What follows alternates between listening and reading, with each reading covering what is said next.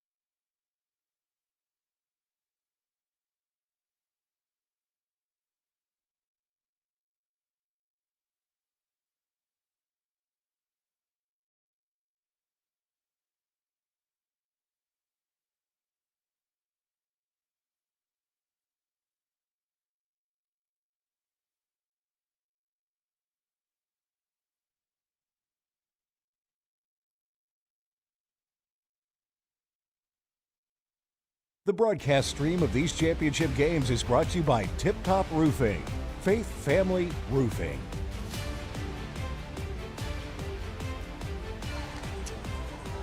Returning champs are here looking for perfection, a first-time attendee and participant with a tremendous tournament run. They're about to go head-to-head, and And we take a look at our starting lineups brought to you by Tatum and Atkinson. Some familiar names from that championship run a year ago, E.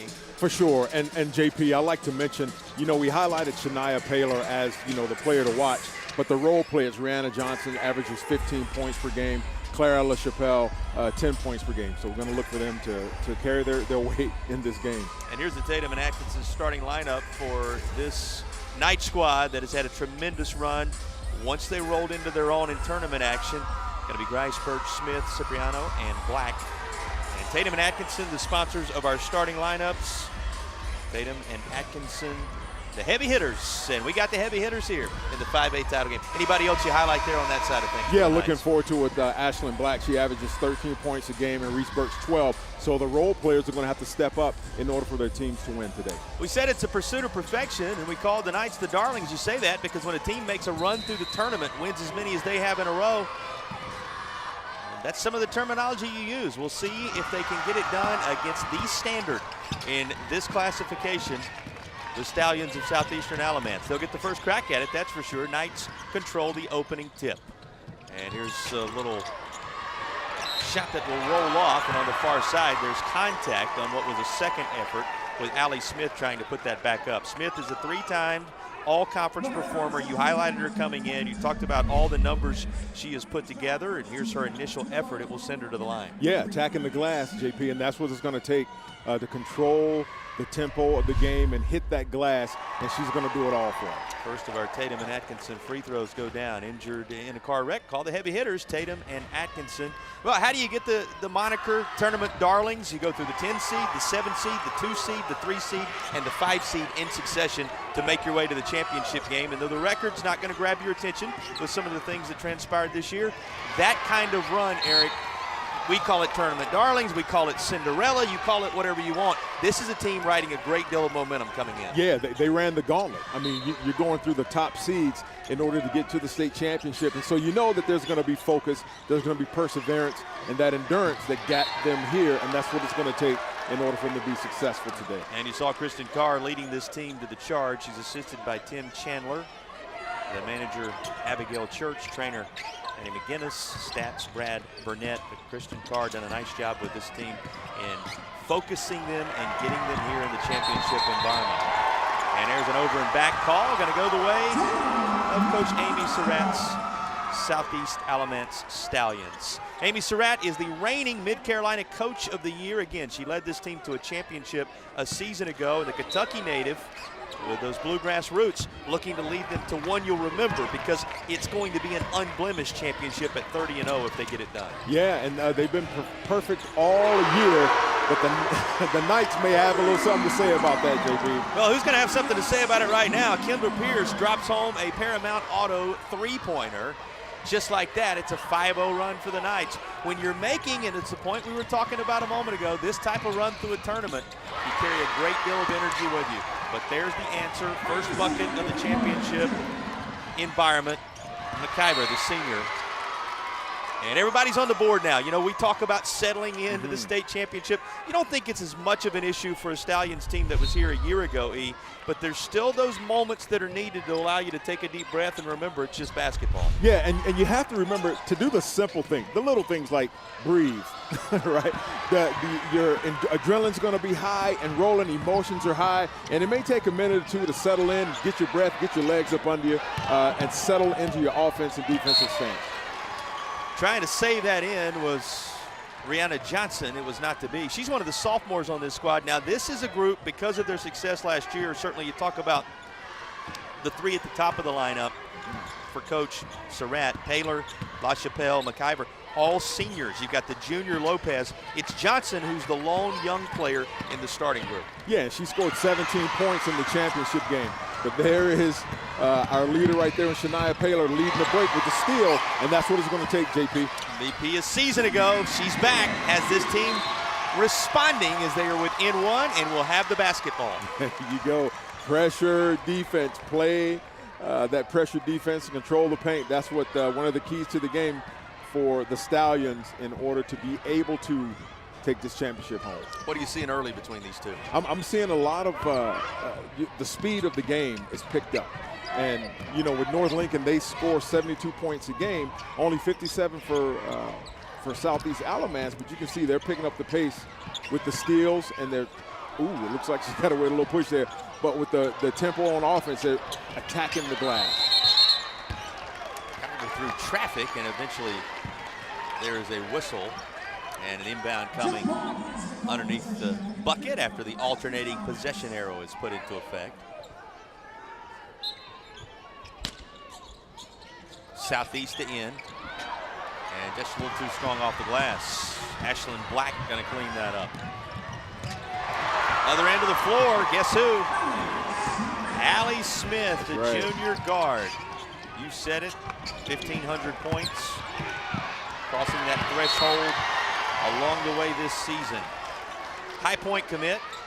Going to be working her way to a place where some of the greatest facilities in the state exist these days, right? That High Point team on the men's side getting ready to head to the NCAA tournament a little bit later this month. Selection Sunday tomorrow, finding out where they head. And that's where she's headed to make her mark at the next level. In her hands now, on cue. Down the lane she goes. Finds an open teammate, although Grice's shot's a little short. Cipriano can't get it to fall. Getting a lot of looks at the basket. Well, down the lane, there was plenty of room initially for Reese Birch, and then she draws the contact. The foul call will put her on the line. Yeah, they're attacking the basket there. Just got the arm just a little bit, but you can see that they're not afraid to attack that rim, JP. Going to have to if you're going to handle this team, that's for sure. Here's the Tatum and Atkinson free throw.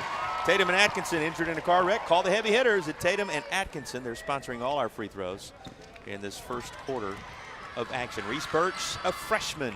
Again, opposite on the North Lincoln Knights side of things, as this is a very young team. You've got just the one senior. A lot of sophomores, juniors, even that freshman Birch in the starting unit for North Lincoln.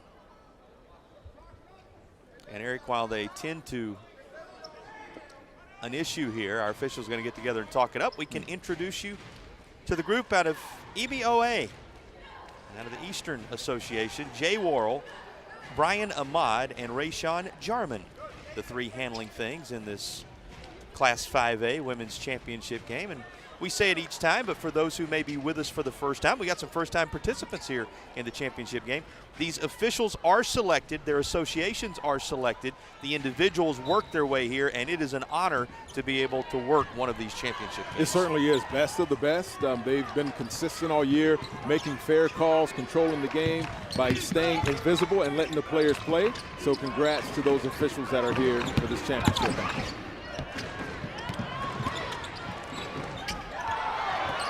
Strong off the glass, and the Knights up the floor with it. Good start for North Lincoln. Cipriano looking for options. There's one. I love it. I love it. Black attacking the basket. Ashlyn Black, she's headed to Pikeville. There's those Kentucky roots on one side, just like the other we talk about with the head coach. Going to be a Pikeville product moving forward, and she's a 1,000-point scorer as well. Hit that milestone this season.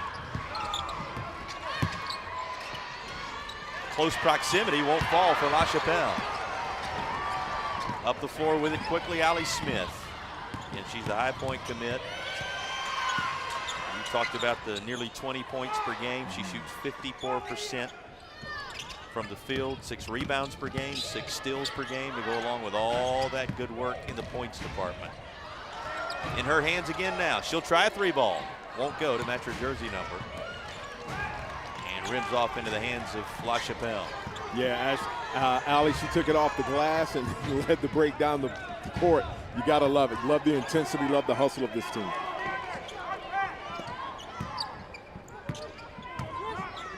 There are a lot of players on the North Lincoln side of things with plenty of offers and plenty of opportunities. Cipriano's another that falls in that category. We get a whistle here. We'll tell you about it as the day goes along, but they've got bright futures in this game. Speaking of Cipriano, she's got offers from Murray State, Wofford, Furman, High Point, Army, Cornell. On down the list goes. App State saw her good work there. She and her teammates out front early.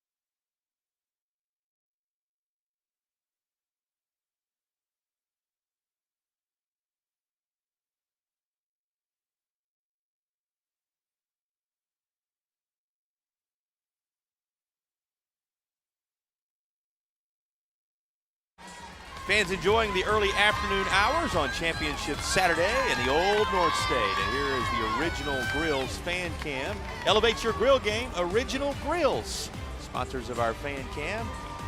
Certainly these two elevated their game across the course of the state tournament. North Lincoln making the 76-mile, 1 hour, 20-minute journey from the Southwest. And those fans you saw from Southeast Alamance, well, it's about an hour even, 58 miles, right at 58 minutes to make the trip from the east. And they meet here for the 5A title. Good start for North Lincoln. You know, this is the first time that a Lincoln County school has been in the state championship environment since the 1980s on the girls basketball side. So yes, it's their first trip, but for that region of the state and that community, this is the first time in a while that a representative has been here. And you imagine what that'll mean for that community, you know, if these young ladies bring home this state championship. And they're out front 11-4 to get things started, and a little bit of trouble as Allie Smith tried to work her way toward the hoop. So there's going to be an inbound for Southeast Alamance. There's Cipriano. We were telling you about her going to break just a moment ago. Whistled here, but you saw her good work in the three-pointer a little bit earlier. College of Charleston, App State, Cornell, Furman, Wofford, High Point, Army, Murray State, all offering the sophomore, and she's got plenty of time to grow into her own. Those offers will keep on rolling in, You better believe it. You can only imagine that Coach Carr is excited about having this young lady on the team. She's controlling the paint. She's long, got those long arms and grabbing stuff off the backboard, and she also hit that three-pointer, so you know she can shoot it from the outside as well. Yeah, she's 42% from three-point land across the course of the year is Cipriano. She and her teammates on the defensive side now. It's into the hands of Paylor again. And trying to make some positive waves in the interior. And looking to go up with it was Nevaeh Faust. You talk about young players. Here's a freshman going to work for the Stallions. Yeah, look at the footwork. I love it. You know, she backs Cipriano down. And keep in mind, that's Cipriano's second foul, JP, and that could come into play as we progress throughout the game. And just picked them both up in the last probably 30 to 45 seconds of basketball action. One on one into the floor, one on the other. She departs on cue, and coming into the contest for North Lincoln is Maddie Black, the junior.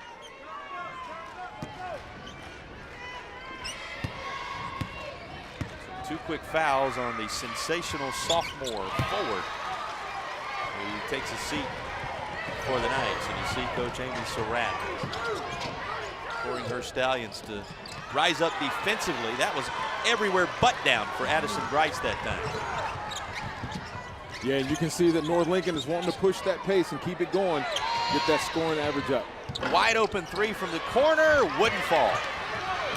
Taken right back away. Good look from the baseline to feed it. Now here's the freshman again, and she'll put it back solidly this time. Nevaeh Faust, an and one coming. I love it. I love seeing the bigs work in the paint, JP, and she's a freshman. Look at her just attacking the basketball. Great footwork, and she throws it up for the and one. She's got a Tatum and Atkinson free throw coming her way. The clock stopped at 1:27 left to play in the opening period. Subbing in, Mariana Johnson coming back into the contest. And nothing but the twine for Nevaeh Faust. 3 points the old-fashioned way, and 11-9 the score. Now that makes it a one-possession game. Only for an instant. How about this slice of the lane by Ashlyn Black? Yeah, nice dish from Allie Smith, and Ashlyn running the floor. Gets the easy two. Remember, she's headed to Pikeville. She's a 13-point per game performer is Ashlyn Black.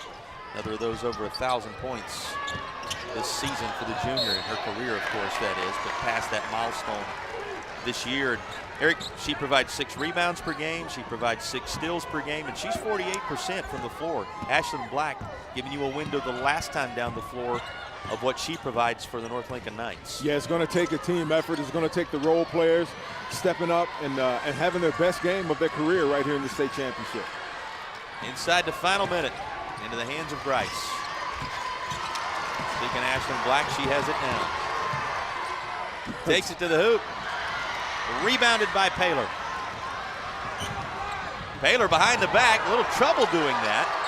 Now just kind of tosses it up. It's into the hands of LaChapelle and back to her. Yeah, controlling the tempo, just backing it out, setting up the offense. Blocked by Grice. Still 16 seconds on the first quarter game clock. It's going to stay on this end of the floor. 16.5. Paylor to trigger.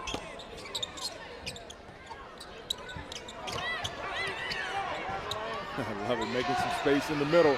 Here's a wide open look from three, and you're not going to leave Edwards that open without seeing that result. The freshman drives one home. Delise Edwards, and just ahead of the horn on the other end, the shot rims off. That pulled the champs to within a single point.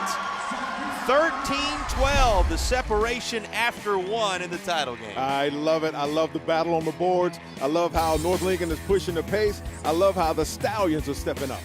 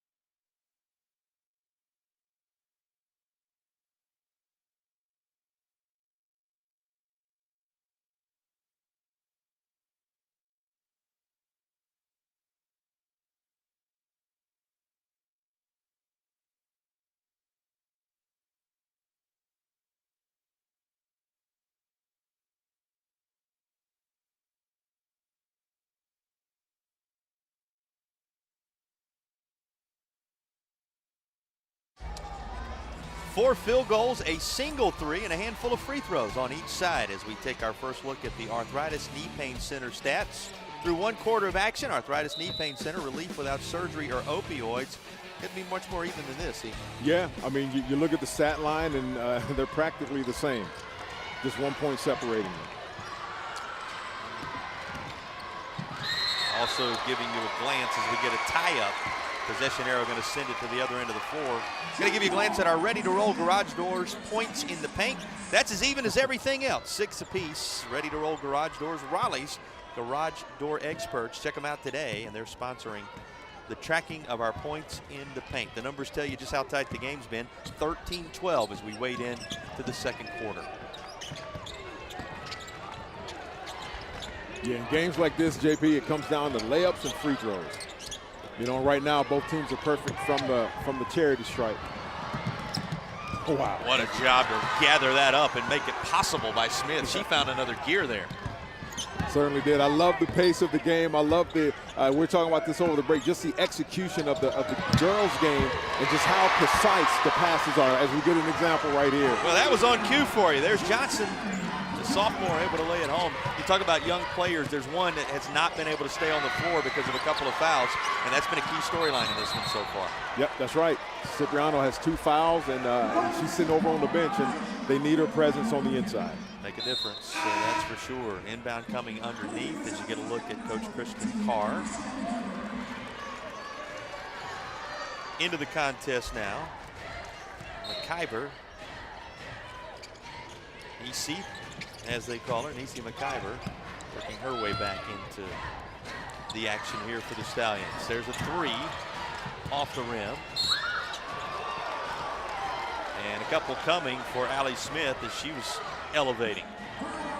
That's going to be a whistle against Nevaeh Faust, the freshman. Yeah, you see Allie on the inside, and you know, not sure if she was, well, obviously she was shooting, sends her to the free throw line. These are first see-through construction free throws of the contest. See-through construction, your contractor of choice on the OBX. That's see-through construction, and she is just as true from that spot as anywhere else on the floor. Yeah, perfect from the free throw line so far. I mean, they're 6 of 6, and if they continue that trend, it's going to be a tight game coming down to the end, JP. It's amazing how two teams can come to this spot, work to this juncture in the season from very different paths with very different narratives, yet they find themselves this tight on the scoreboard and beyond. Trying to create a little bit of separation here is Grice, but what a job to get back defensively. That was awesome. That was an excellent hustle play there from Jalise Edwards. That was fantastic hustle. Going to go out of bounds and will belong to the Knights, but that looked like a sure bucket for Grice, and Edwards said not so fast. Yeah, it was a great hustle play, JP. I mean, you know, she threw it away. She did not give up on it. She chased her down, swiped at the ball. It was a clean break, established her feet inbounds, headed the other way. Yeah, 9 times out of 10 you hesitate because you think, well, if I don't get it just perfectly, a foul could be called, perhaps even a flagrant. Not the case. She was dialed in on one thing, and that was snatching away the basketball. Speaking of foul calls, here's a whistle. One coming your way here. That's going to be a foul on McIver. Her second personal.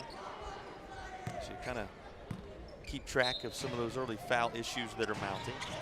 McIver the first for Southeast to pick up a couple. Enough of a window to fire that three. And firing away on it, Maddie Black. Able to drive this home for North Lincoln, and the lead grows on that Paramount Kia of Asheville three-pointer. Stepped right into it like she's been doing it all year, JP. The junior making her presence known in some key minutes in the state championship environment. Now they fight for the rebound underneath. That'll roll off the rim, but a chance to go to the line is coming for La Chapelle. Yeah, great battling on the inside. Gonna have to win the paint. Whoever's gonna win this game is gonna have to win the paint, JP. La Chapelle to the see-through construction free throw line, and she will connect on the first. Reminder, the Air Experts Heating and Cooling halftime report coming your way at the intermission. We'll have a special interview with Hugh Tucker, the commissioner of the North Carolina High School Athletic Association. First half highlights, a whole lot more coming your way. A part of the Air Experts Heating and Cooling halftime report. La Chapelle, good for the first, sees the second rim out. She's a 3-time all-conference, all-district performer and a Converse commit. Converse College or University now. They're in Spartanburg, South Carolina, where she'll be headed. 1,000 career points, 800 career rebounds for La Chapelle. Her teammates on the move now. And that was off the leg of Johnson, it seemed. It'll belong to the Knights. I love the hustle from both teams, JP. They're not giving up on the basketball. And there we see Allie Smith running down and knocking it off of her leg. That's a great hustle from both sides. You heard a cheer a moment ago when we were talking about halftime and walking you through what you're going to see at the intermission. That was because Cipriano came back into the game. Right. 11 is out there in these moments. The super sophomore for North Lincoln into the contest with 5 minutes to play in the first half. Yeah, and if you're the Stallions, you're going to go at her because you know she's going to be protective, trying not to get that third foul. She's going to zip a pass out top to Ashlyn Black.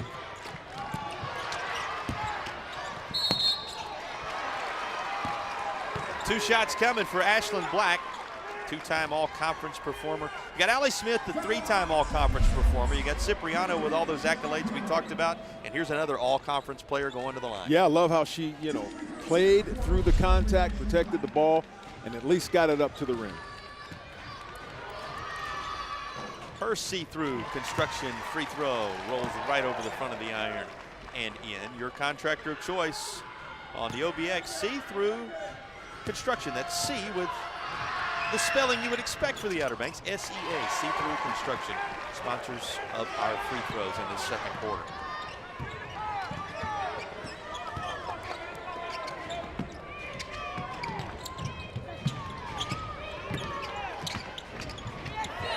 Disrupted.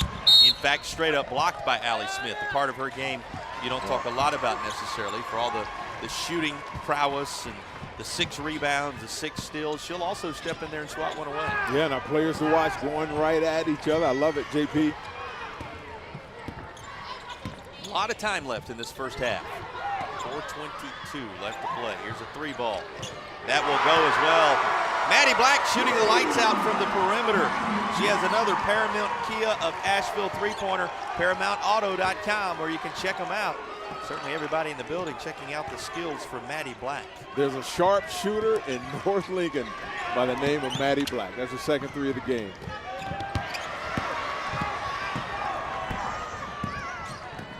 Allie Smith. You know, the other thing you notice, see, there's going to be a reach foul here. Going to go against Paler,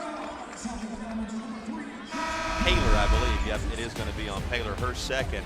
But a comfort level for the North Lincoln Knights as they have pushed out front 23-15 in pursuit of the crown in North Carolina. Our broadcast presented by Riddle & Riddle continues right after these messages.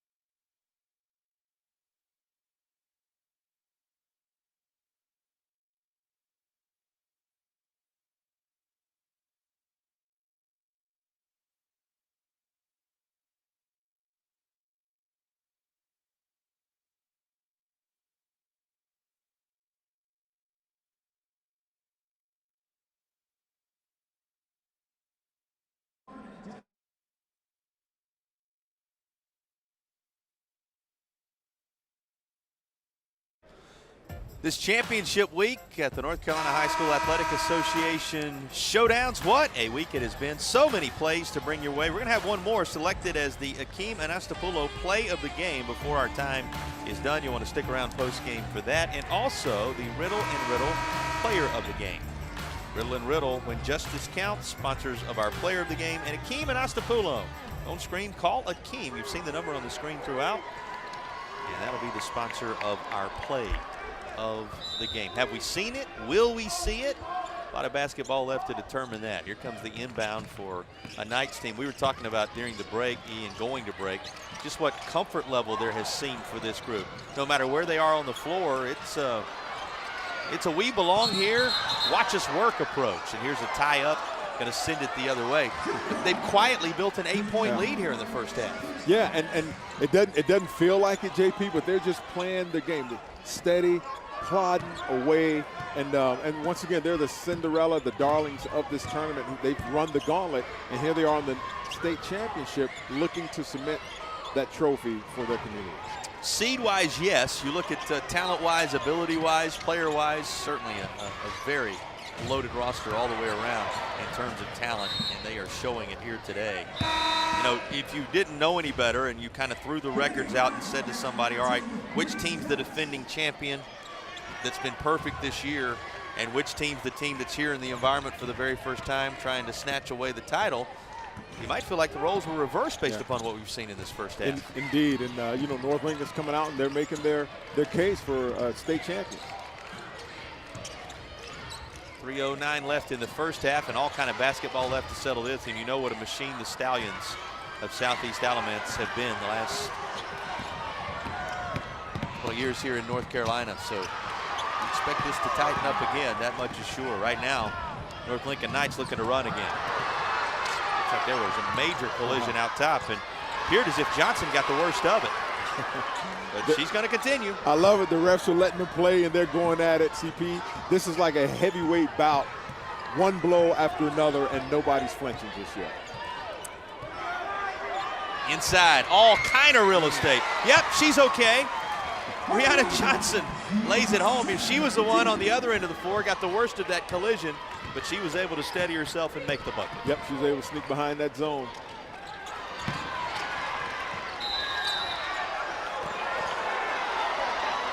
And another tie-up. How many of those have we had? Got a substitution coming as Natalie Lopez, the junior, departs. Also coming into the contest is Nevaeh Faust. She's going to be back. And she's going to come in for La Chapelle, who departs. So 15. McIver out there. Taylor, a breather for La Chapelle. It's Johnson who remains on the floor as well.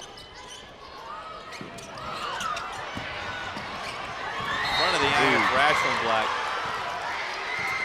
And a foul called on guess who? Cipriano. Remember, she was in there with those two and picked up her third a long way away from the basket. Yeah, it looks like the feet got tangled up, and she took a foul.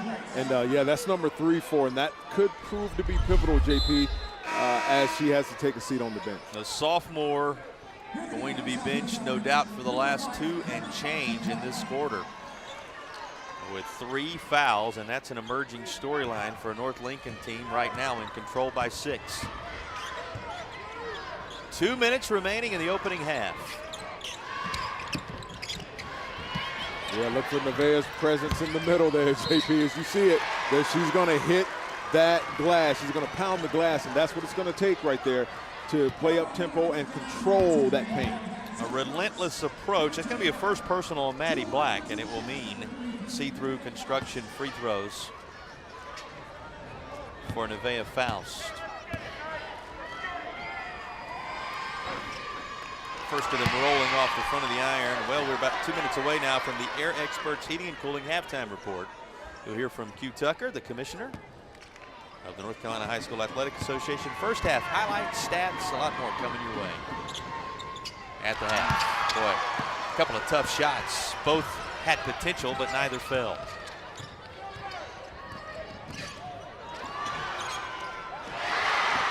Taken away by Paylor, and it looks like Ashlyn Black is going to be whistled for the foul. Yeah, that pressure defense, JP. Paylor's staking her claim, saying, hey, I'm not going to be denied today. Second personal on Ashlyn Black. The North Lincoln team having doubled up Southeast Alamance 10-5 in this quarter. Sees the lead at 6. Yeah, they're going to have to get something going on the offensive side, JP. They're playing that pressure defense like we talked about at the beginning, but they're going to have to see the ball going through the bucket just right on cue. Well, you called for it. Guess who? Shania Paylor getting the job done. It's the senior leader who comes away with a much-needed bucket to cut it to 4. Just over a minute to play in what has been an entertaining first half of action. Indeed.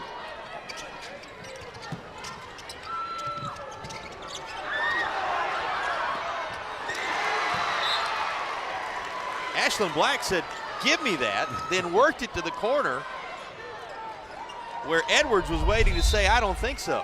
Yeah, perfect timing, and almost was able to get it back a little too far out of bounds for her. It's right into the hands of La Chapelle. She looks out front, McIver. Gonna have to slow it up and reset. In fact, that was nearly straight taken away by Allie Smith. Another tie-up, but the alternating possession arrow is with Southeast Alamance, so it stays with the Stallions. Yeah, we've seen a lot of hustle plays here, JP. That was a great hustle play from Allie Smith there to get back on defense and tie her up. Brianna Johnson back into the game, and Nisi McIver departs.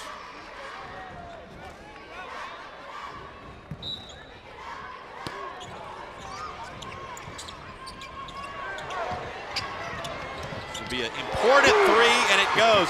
And she's so excited by it, she turns to the bench and says, hey, did you see that? Edwards Rainbows one home for a Paramount Kia of Asheville 3. I love it. They're creating memories, JP, that will last a lifetime. That cuts it to a single point of separation in the final seconds of the half.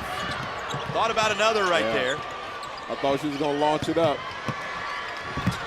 Oh, wow. Nice play to the right. Off the window for Paylor. Look who just went out front. Southeast Alamance with the advantage. And another takeaway. The closing seconds of the half, a championships-type surge for the reigning champions of Southeast Alamance. And they're up 24-23 with the basketball for the final shot. Selling in from Nevaeh. Oh, almost going in. Blocked away by Maddie Black, and it'll be a 1-point separation. Not the way you probably thought. A surge down the stretch in the first from the reigning champs. You gotta love it. They have been taking those body blows, taking those haymakers, but they still are in the game and up one going into the halftime. Air Experts Heating and Cooling halftime report coming your way on the other side of the break.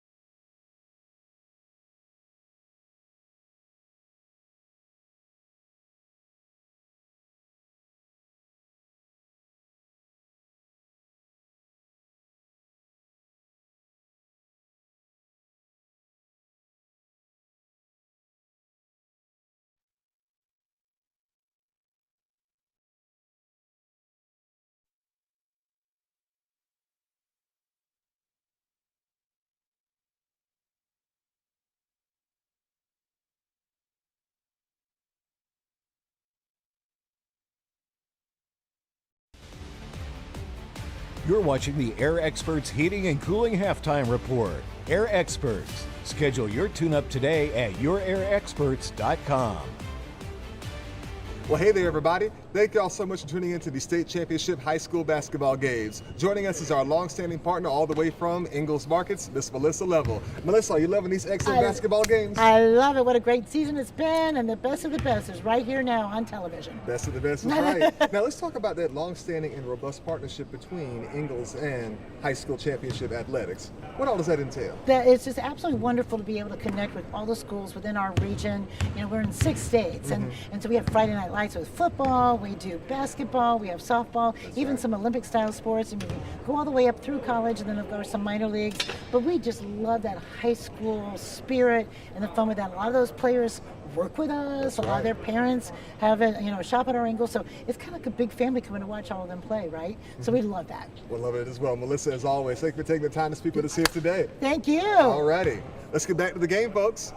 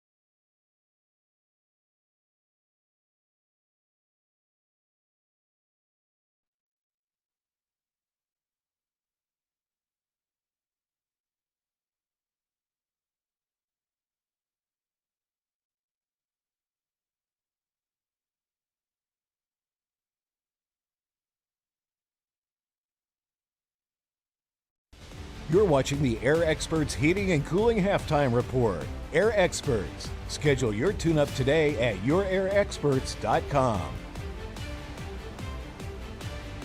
Championship week is always a special time for high school athletics in North Carolina. Joining us now is NCHSAA Commissioner Q Tucker to talk about what this event means for student athletes across the state. Commissioner Tucker, Championship week is finally here. What does this event mean for the student athletes who have worked all season to get to this stage? All of the teams that are playing this week are regional champions. And so they enter this week as already a champion. And now they're trying to, put that cherry on the top, so to speak, and go home with a state championship. This year's championships feature 16 games across 8 classifications for both boys and girls. What went into the decision to structure the championships this way? A couple of years ago, the membership voted to amend our bylaws so that you could have no more than 64 schools in a classification. Now, it would have been very easy to stop at perhaps 6 classes, but at the rate we've been adding new schools, we would very quickly needed the membership to amend the bylaw again so that we could have more than 64 teams in a class, or we'd have to go ahead and have more classes. So the recommendation to our board of directors was that we go ahead and go to 8 classes, and that would give some flexibility in terms of adding new schools. How does that expanded format create more opportunities for schools and student athletes across the state? Because we have more schools that are getting into the playoffs than would have ever been in the playoffs, and they're able to make a deeper run. And that's exciting for those schools as well as for those communities. For many of these athletes, this is the biggest stage they've ever played on. How does the association work with schools to prepare them for moments like this? They needed to know, where your team will unload and how you get into the arena, what your dressing room situation will be like. Lawrence Joel Coliseum will be the largest arena they have been in for some of them. And so we just try to make sure that all the nuts and bolts are in place for the coaches to be able to share with the athletes. When the final buzzer sounds on championship weekend, what do you hope every student athlete walks away remembering about this experience? We want you to play hard. We want you to play to win, but we want you to do that and have fun so that you walk away and you think, we won, it was great, or we were runner-up, but it was great, and I had a great time with my teammates. For some of them, it would be the last time that they put on that high school jersey because they're seniors. So we want them to go away with those memories that will last a lifetime. Commissioner Tucker, thanks for joining us, and congratulations to all the teams competing this week. Thank you very much.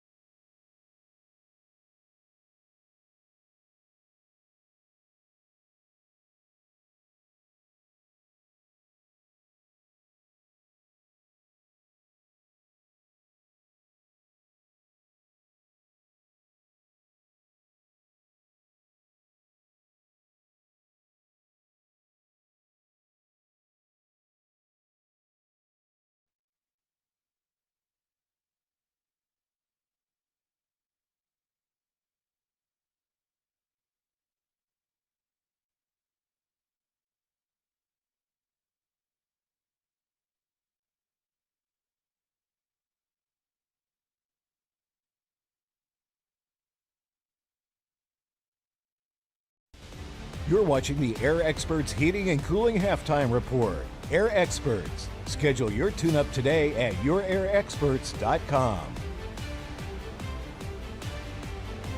Stallions and the Knights, they just go together, right? There you go. Separated by a single point here in Winston-Salem, North Carolina. We welcome you back by taking a look back at this first half of action. And Eric, it was met with a couple of different runs that have these teams right on one another's heels. Yeah, some ebbs and flows. We've seen some high-pressure defense.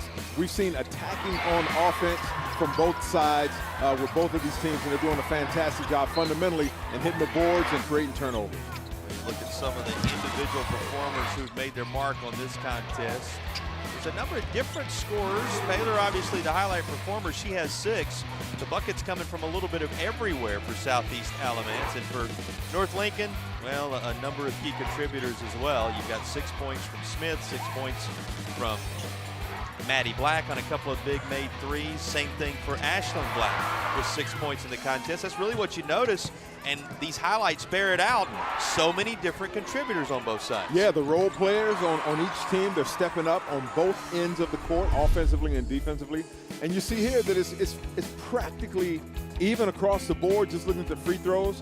Let me see here. The Stallions have missed 3 free throws. North Lincoln is perfect from the charity stripe.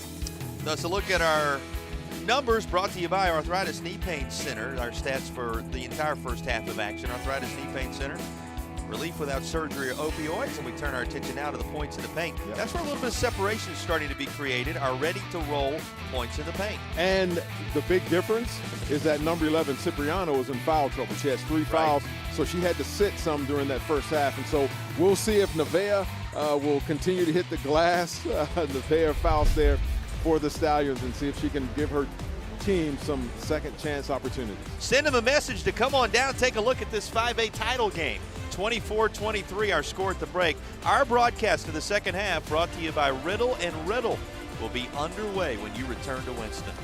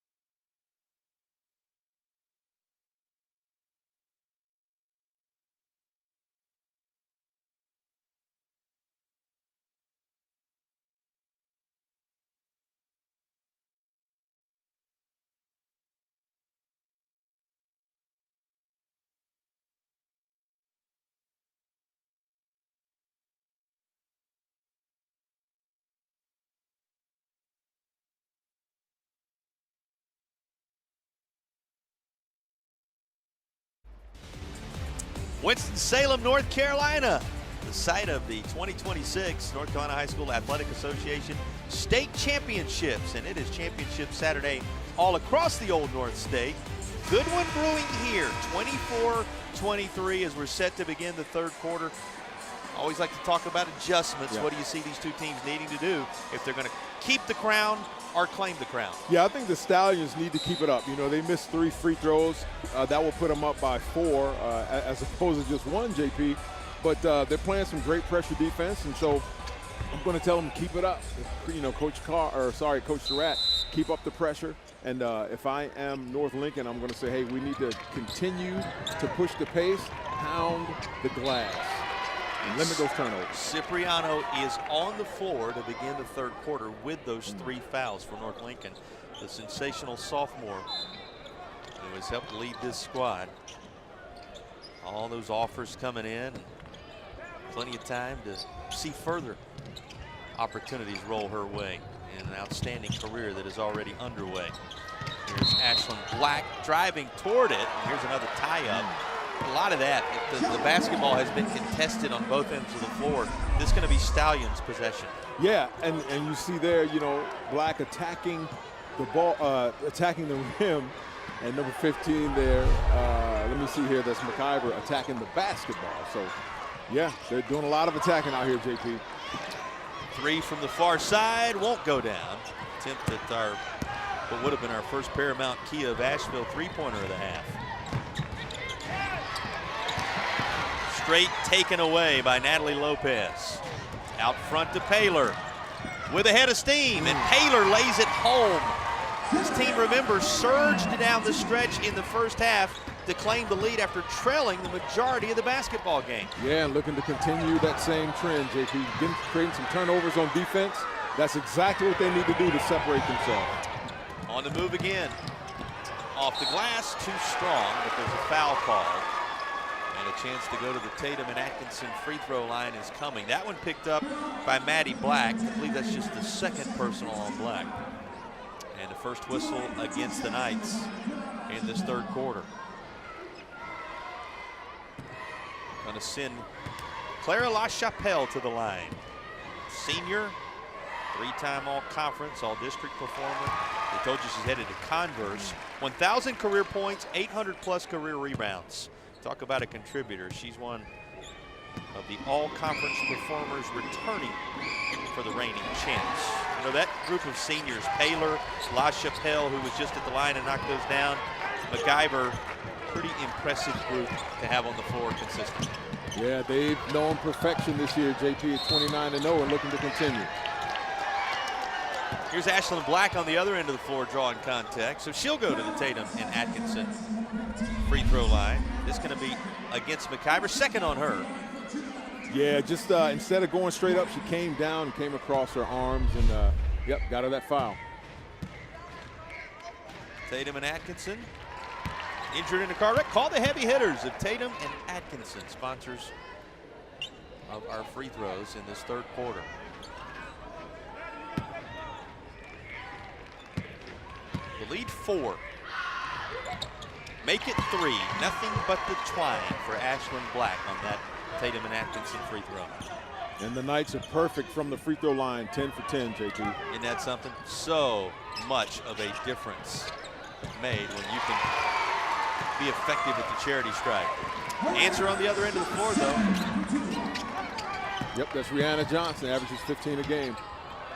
Here's a 3. Won't go. Back into the hands of Black. She puts it back. Rolls it home. Quickly hops up, ready to go play D. Yeah, I love it. Black brought her A game today, JP. Ashlyn Black already in double figures with that bucket. And she's the first person, worth mentioning, she's the first person on either side to reach double figures in the contest. That's how evenly distributed the point scoring has been. And JP, just as important, she just picked up her third foul. Yep.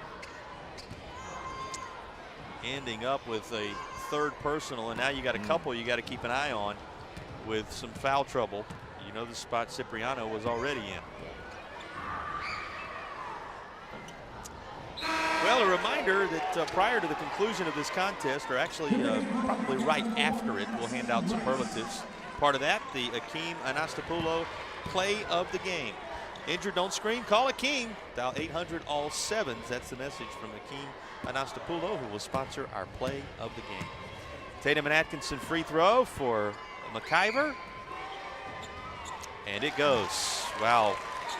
Keep in mind that Christian Carr and company now have to worry about a couple of their key players in some foul trouble after that sequence. Yeah, and Black had to go to the bench. Once again, she has 3 fouls. She has 3. Cipriano has 3. Can't really afford to contest this, and you see the difference right there. You definitely see the difference. The challenge was a little bit different. Oh, we have another turnover here. Right back into the hands of Paylor. She knows what to do with the basketball.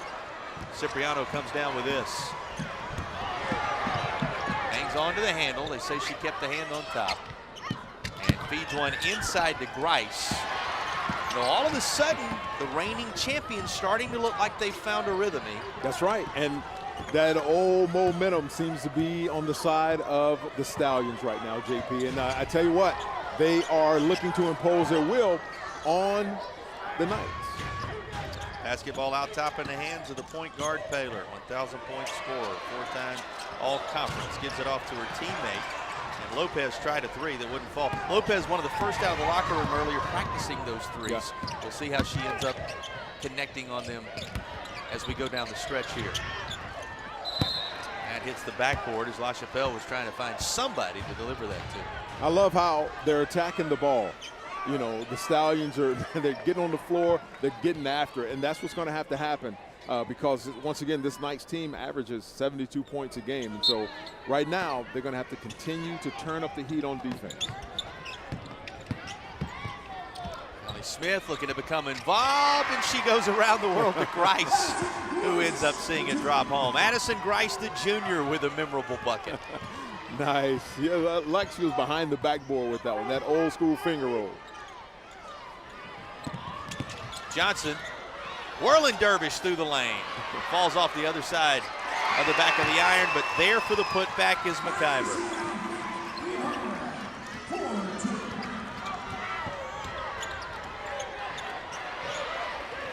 And how about this from the corner? Reese Birch able to knock down a Paramount Kia of Asheville 3. Yeah, Birch averages about 12 points a game. She's going to need to step it up and hit a few more of those, JP, to get them back in it. Keever goes toward the hoop. Won't fall.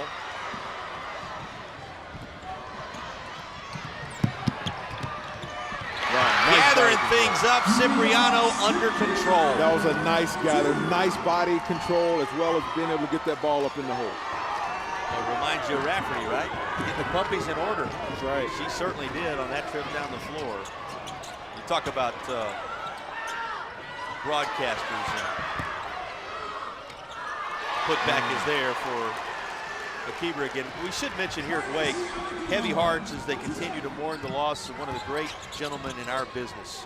Of course, Dinger, who was the long-time analyst for the Demon Deacons, and certainly we think about him on a day like this. Loved good basketball like we're witnessing right now, and gave a good portion of his life to it. Was a long-time analyst for Stan Cotton on the Deacons Radio Network, and they thinking about him here, and we're certainly thinking about him, all of us in this business and those who love this sport.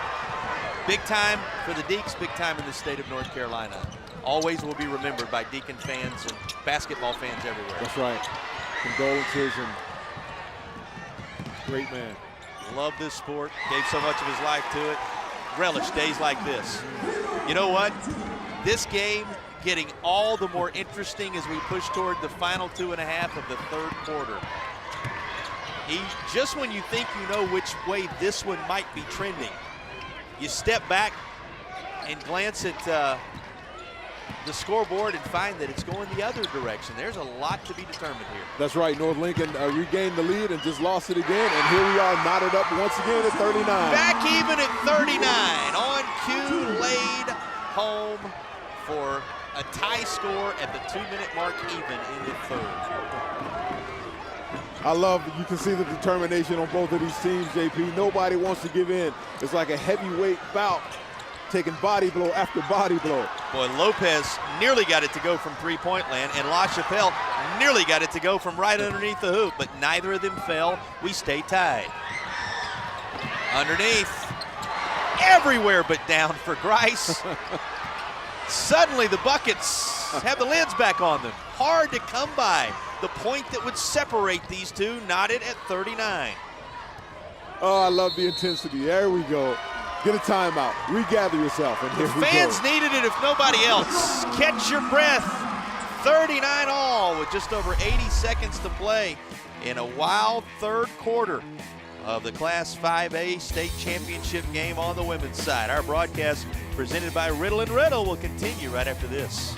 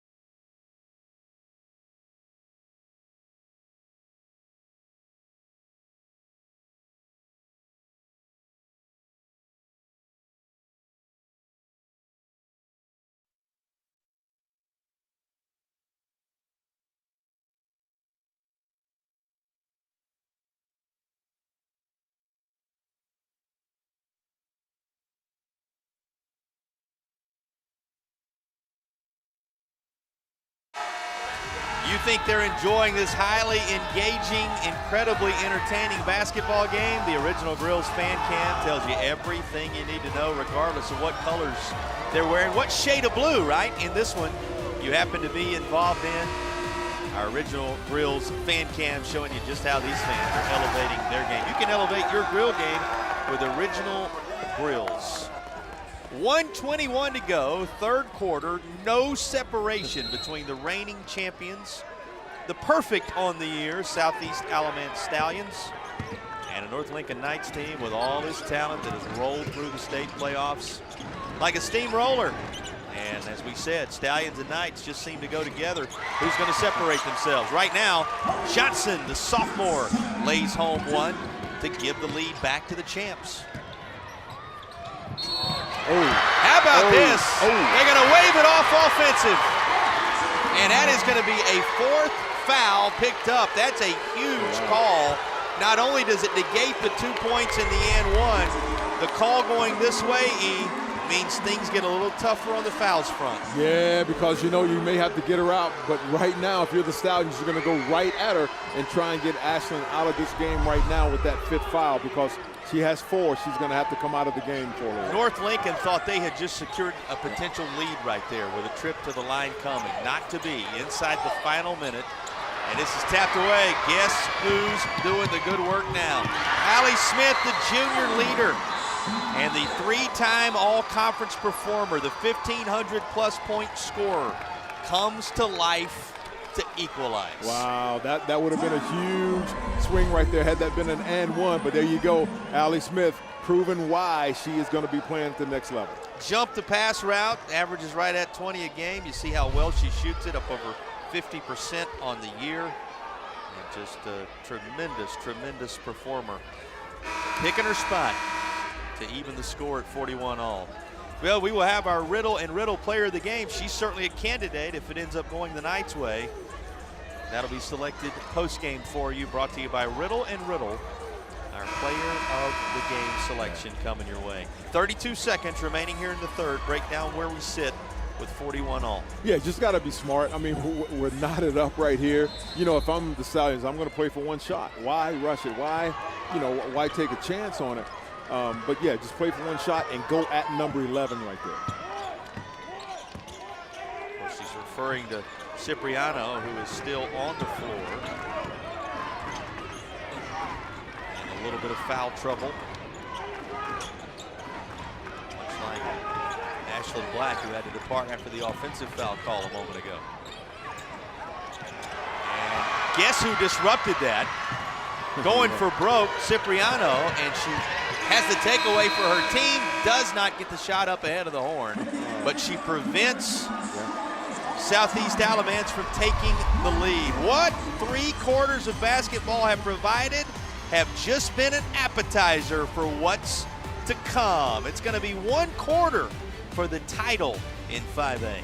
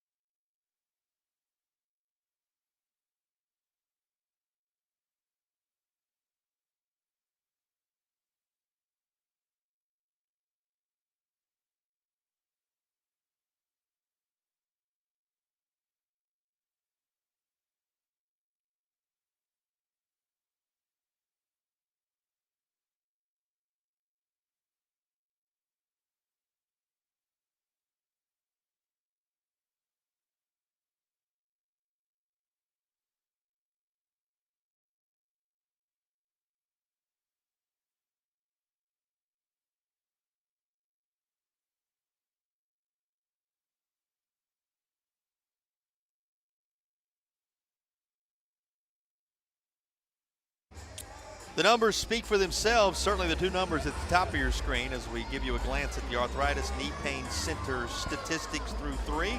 Relief without surgery or opioids, that's Arthritis Knee Pain Center. What a remarkable contest this has been. We show you the points in the paint. These are the ready-to-roll garage doors.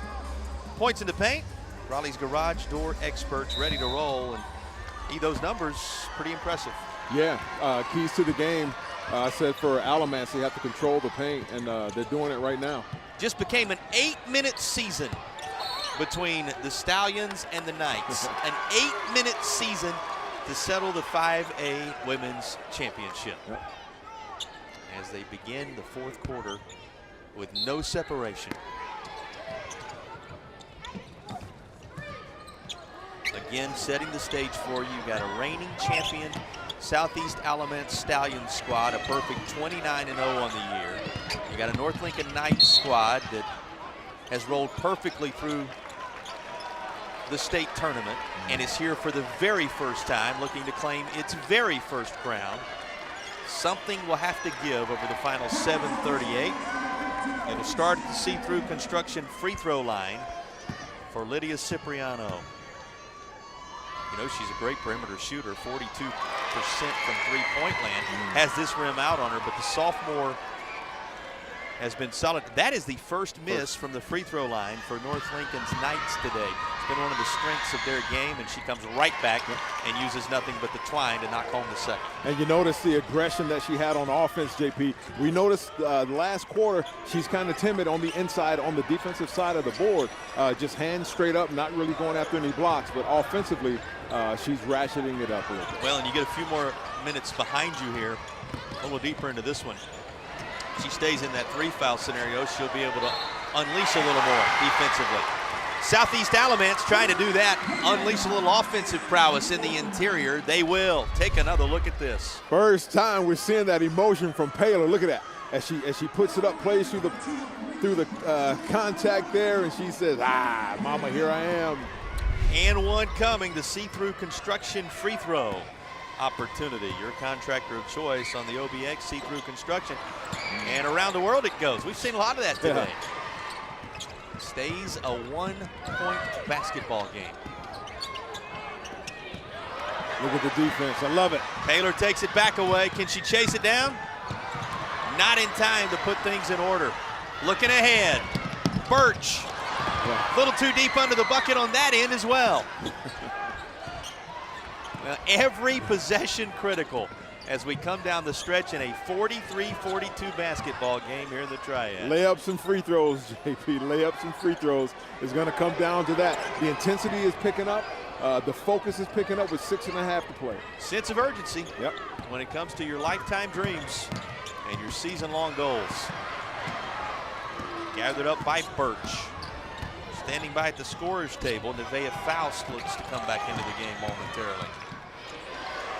Birch will try a three.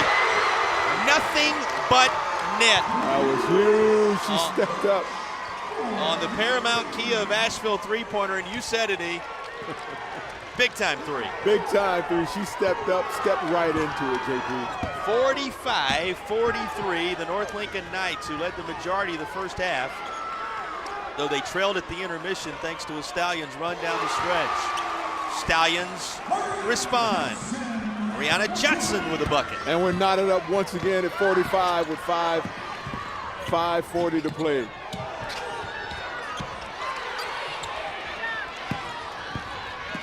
come the champs.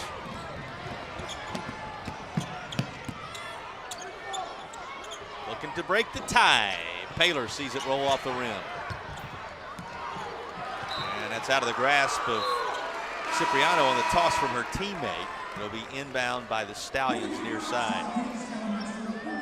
Coming into the contest, Nevaeh Faust. We told you she was standing by. You've been impressed with her good work in the interior today. Certainly have, JP. She's going to have to hit those boards and see if she can get Cipriano into foul trouble once again and get that 4th foul line. Timeout called with 5:26 left to go. Both these teams want to talk it over. Take us inside these two huddles right now. Well, right now, you know, you're knotted up. So if I'm the Stallions, I'm saying, hey, we got to go at Cipriano. We got to get her in trouble, all right? And you're going to tell Paylor, push the pace, go right at her and get Nevaeh, she's going to back you up on the boards there. And if I'm North Lincoln, if I'm Coach Carr there, I'm going to say, hey, girls, we need to settle down, get a shot inside out. You know, so you're going to force it inside. If there's nothing, pop it back out to one of our three-point shooters and see if we can get some momentum going. 5:26 for the season now. Stallion squad coming in 29-0, and Coach Amy Surratt going to challenge them one more time. We talked about the Kentucky roots, the bluegrass roots of the Kentucky native, the work she's done here in the state of North Carolina, well documented, leading this team to a championship a year ago, trying to make it back-to-back and get that perfect season with the finishing touches placed on it. And for North Lincoln, the Knights, they break the huddle from Kristen Carr, having clung to one another in the locker room across the course of this season, and rolling through the North Carolina High School Athletic Association playoff bracket, knocking off 10, 7, 2, 3, and 5 to get here, trying to unseat the champs under the brightest of lights. It'll stay on this end of the floor. You know, you talk about the season runs and beating Eastern Alamance for the conference and the conference tourney for the Stallions standing out, beating that maiden team we saw 86-77 in the regular season for North Lincoln, the team we saw the strength of yesterday, a team that won a crown yesterday, and then that run through the playoffs with everybody in the top 10 that they knocked off along the way. 4 games in 6 days at one point. So what they have to do here today, very much still manageable. How about this relentless effort underneath, and nothing will go. There's a whistle and it'll head to the other end. And they are pounding the ball on the inside. JP going right at Cipriano, trying to get that 4th foul. I love the effort. I love it. Both teams are battling. Both teams are trying to box it out. They realize that their season comes down to this. And the sophomore stayed as straight up as possible underneath to preserve her situation. You know, not becoming as much of a factor now as we close in on 4:42. She's able to kind of turn it loose a bit. Here's a foul as Allie Smith was working through traffic. This going to go against, is that going to be Paylor they're going to whistle here? Let's see. I think it's, it is I not. think it's number 3. I think it's a foul there. Yep, going to end up being Nevaeh Faust. And as you hear the crowd reacting, they don't think it was a foul. the Alamance fans behind us and all throughout the stadium, but we don't have the advantage of instant replay or replay here in high school. The see-through construction free throw goes down for Allie Smith, and Smith able to knock down another. Again, just 1 free throw off the mark today. They have made nearly 15 of them along the way in this contest. She has 14 points to lead her squad. 4.5 to go. The lead 2, and the basketball coming the Knights' direction.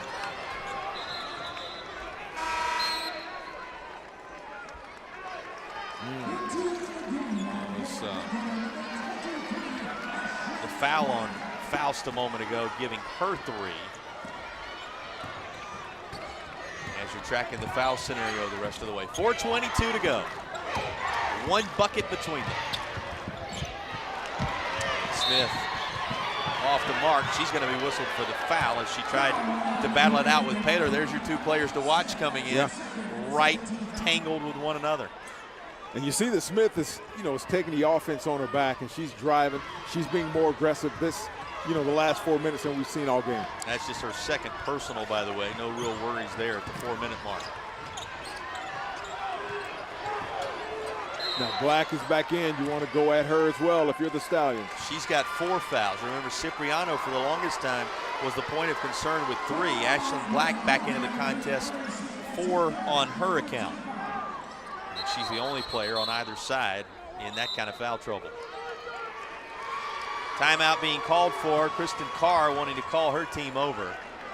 4 minutes even remaining in the basketball game. And just a basket separating them. Well, it looks like Kristen Carr in part called this timeout to have a conversation with our officials. Yeah, it gave Allie Smith her 3rd foul. Yes. Smith's got 3. You've got 3 on Cipriano. You've got the 4 on Ashlyn Black. Now, 4 minutes. It's not like you've got a whole lot of basketball left, but Boy, one tough whistle here could change the personnel grouping for It certainly could. the Knights.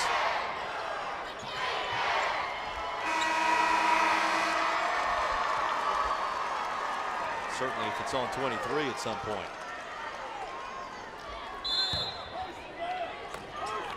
Stallions to inbound.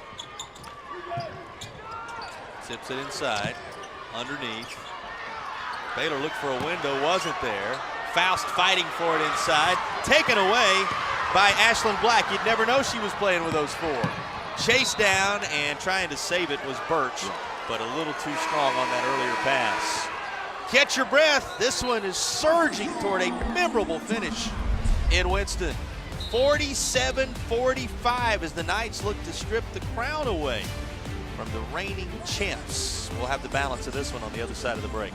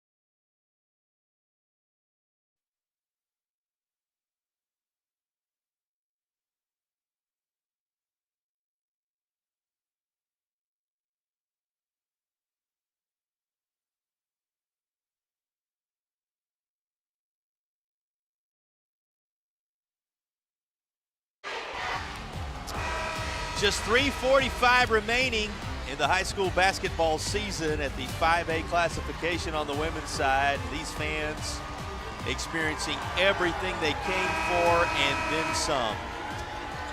The North Lincoln Knights and the Southeast Alamance Stallions. Stallions looking for a perfect campaign. A 30-0 crown, back-to-back titles here in North Carolina. And the Knights looking to snatch away a title in their first ever trip.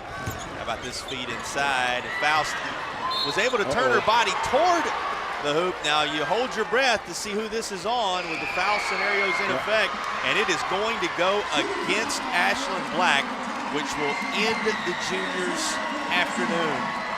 So Ashlyn Black picks up her 5th foul. What has been a tremendous effort for her today will come to a halt at the 3:32 mark. Yeah, that was huge, JP, with 4 fouls. You know they're going to attack her and go right at her. And I would imagine they're going to do the same thing for Cipriano, only that she has 3, right? And but they're going to attack her, try and get her out of the game as well.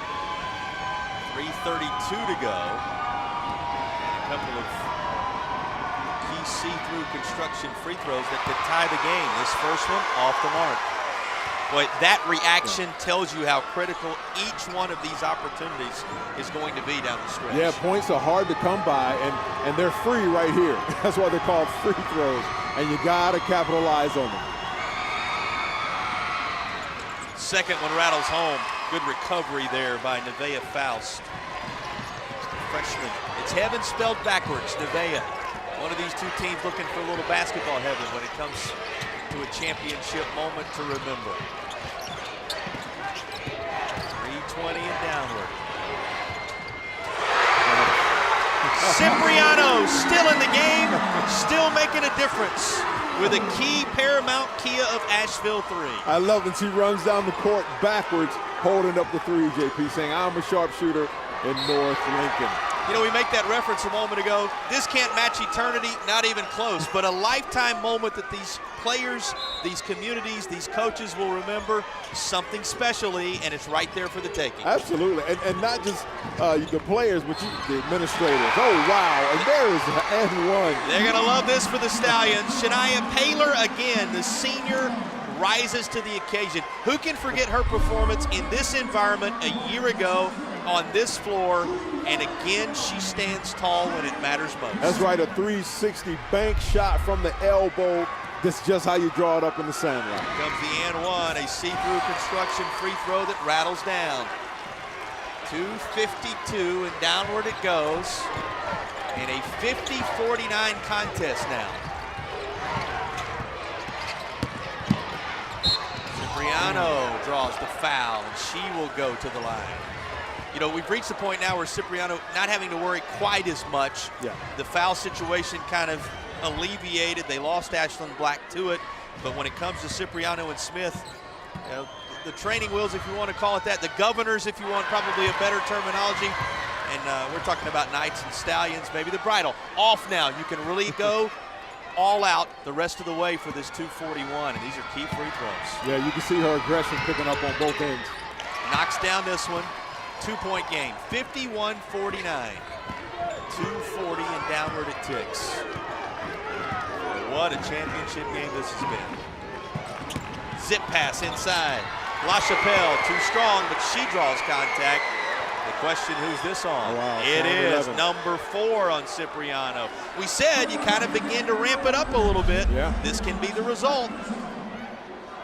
Yeah, and she looks, and she's kind of holding up her hands like, hey, what happened? It wasn't me, didn't touch her. She thinks, I didn't even make contact with the basketball.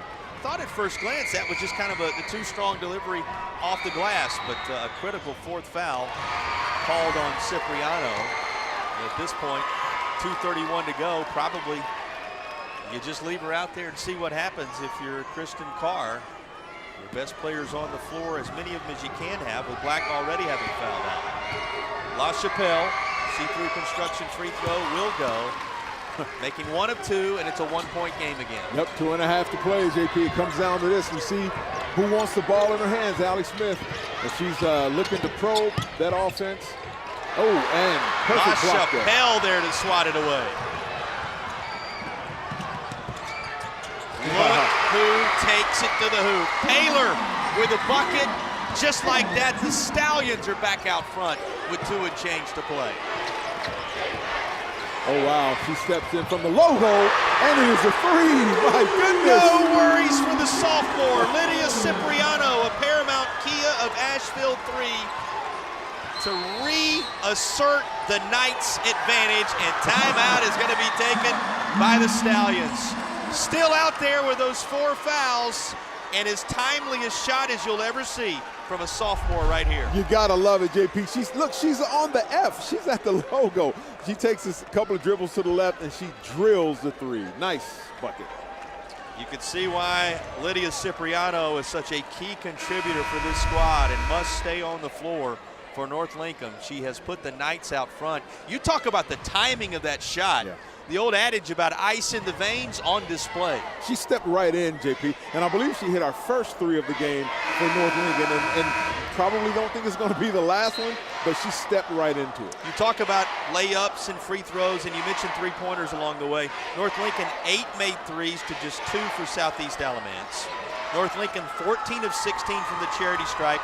If it comes down to that, now that they hold the lead, and this team here for the first time ever representing Lincoln County, first time Lincoln County's been represented since the 1980s, we were told, coming into today.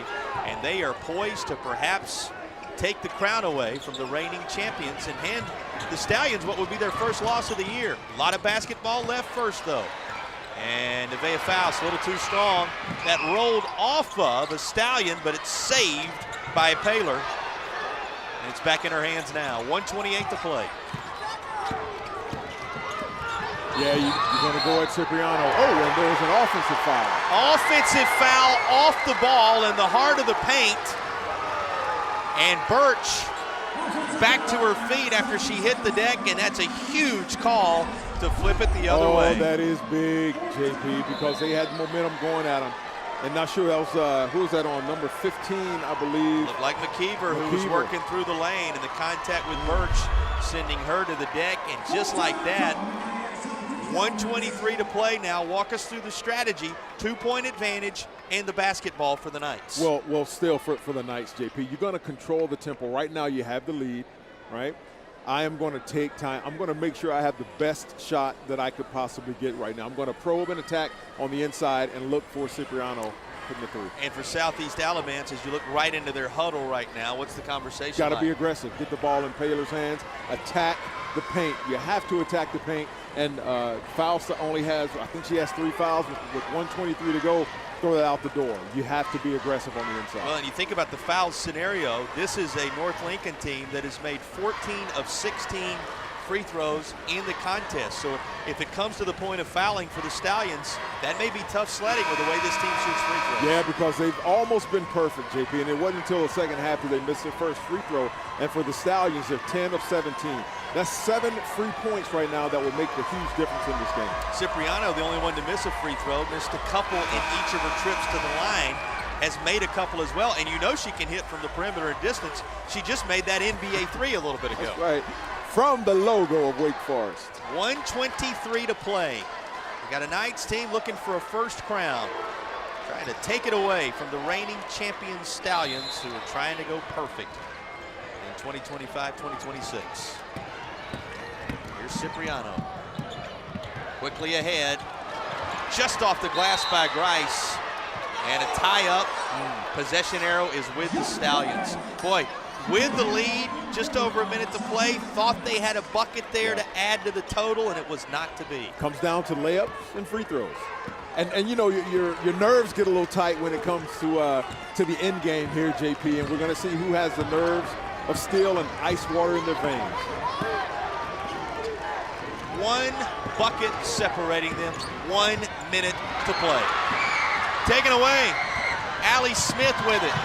Disrupted, back in her hands. This would be huge. And the junior guard knocks it home. The 3-time all-conference performer, Allie Smith, pushes the lead to 4. Down to 40 seconds, JP, with a 4-point lead. You're going to have to force the issue right now if you're the Stallions. Whirling dervish through the lane. It goes. And 1 coming for Rihanna Johnson. What a bucket for the sophomore. Fouls on number 2, Reese Birch, but she was not to be denied. Averages 15 points a game, going right at them in the paint. And that was a had-to-have-it moment for the unblemished Stallions. Unbeaten on the year at 29-0, but perfection in jeopardy. And the see-through construction free-through off the mark. 2-point game. Cipriano, half minute to go. Out of her hands. Into the grasp of the Stallions. Paler. And high off the glass, and we're tied with 20 seconds to play. My, you gotta love it, JP. This is what these moments are made of. Somebody is gonna remember this for the rest of their lives and the big plays that they made. Great defense there by number 23, Rihanna Johnson, who is a 15-point average player, and she comes down right through the middle of the defense. Shania Paler making her presence felt and known in this championship game. 56 all. It was a very good year. And there are 19 seconds remaining, 19.7 to settle this one in Winston. What a championship contest this has been. Let's reset it for you. Southeast Alamance won the title on this floor a year ago. They rolled through this campaign 29-0. These young ladies on your screen right now, under the direction of Coach Amy Surratt, came into today looking for a perfect campaign. For North Lincoln's Knights, Kristen Carr's team, 8-21 on the year. Rolling through all the powers, the 10 seed, the 7 seed, the 2 seed, the 3 seed, the 5 seed in the state tournament to get here. And they're trying for a first ever crown. And there's a look at the reigning coach of the year in Mid-Carolina. And you see her counterpart, Kristen Carr, trying to put together a memorable championship run and bring a first title back to the land of the Knights. 19 seconds. Pressure defense right now. Got to get it across. 10 seconds. You got to cross the time marker. She's all the way to the bucket and missed it. But you see here that the big-time players step up in big-time opportunities to make big-time plays. Contact, whistle, and Cipriano to the line. Lydia Cipriano, who hit the big 3 moments ago to put her team out front, will go to the charity stripe in an effort to forge the Knights out front again. Whew. You see both teams bonus, so anything that you get whistle-wise The possession arrow is with the Knights, so should there be a tie-up, it would stay with North Lincoln if we reset with 9 seconds to play. And you got 2 from the charity stripe. You got to hit these, and you have to get back on defense. You know that Paylor is going to get that ball. Either it's going to be off the glass or it's going to be from the baseline, and she is going to press the issue. So you got to hit these 2 free throws right now. They've only missed 2 all night. Got to hit these 2 free throws, JP, and then get back on defense and force them into a ridiculously long shot. Is it going to be a perfect season for the Stallions or a playoff run to remember for the Knights? Southeast Alamance and North Lincoln entertaining the fans here at Lawrence Joel Veterans Memorial Coliseum on this championship Saturday in the Old North State, right down to the wire. It comes down to 9.4 seconds. 2 free throws and a possession to see if you can win the state championship. As we said, 56 on the scoreboard both ways. It was a very good year. For which of these 2 teams will it be? A year to remember for a lifetime. Cipriano with the see-through construction free throws. Nothing but the twine for Lydia Cipriano. Nothing to it. She steps right up and sinks it. That gives the lead to the Knights of North Lincoln. Knocks them both through. On target, 9 seconds for the Stallions. Tapped away and out of bounds. Wow. Grice jumped the pass, and that might have been the ball game if she'd just been able to reel it in. What a job defensively for Addison Grice. Yeah, great defense, and you see that she just ran through the passing lane, almost able to grab it. But they're going to try and keep the ball out of Taylor's hands because she is the playmaker. 6 seconds and timeout being called for. As Kristen Carr wants to give her team one final challenge about what they must do in order to make this lead stick. Walk us through the scenario with 6.1 to play. Yeah, you got to be playing for overtime, JP. I mean, you know, you want to force the ball inside. You want to dribble drive if you can. Have the ball in Taylor's hands. If you got nothing there, you have your best three-point shooter standing on that line with your hands ready to take that shot. Knights are going to break the huddle with 6.1 to go now. Knights are going to break the huddle, looking for a first championship in school history.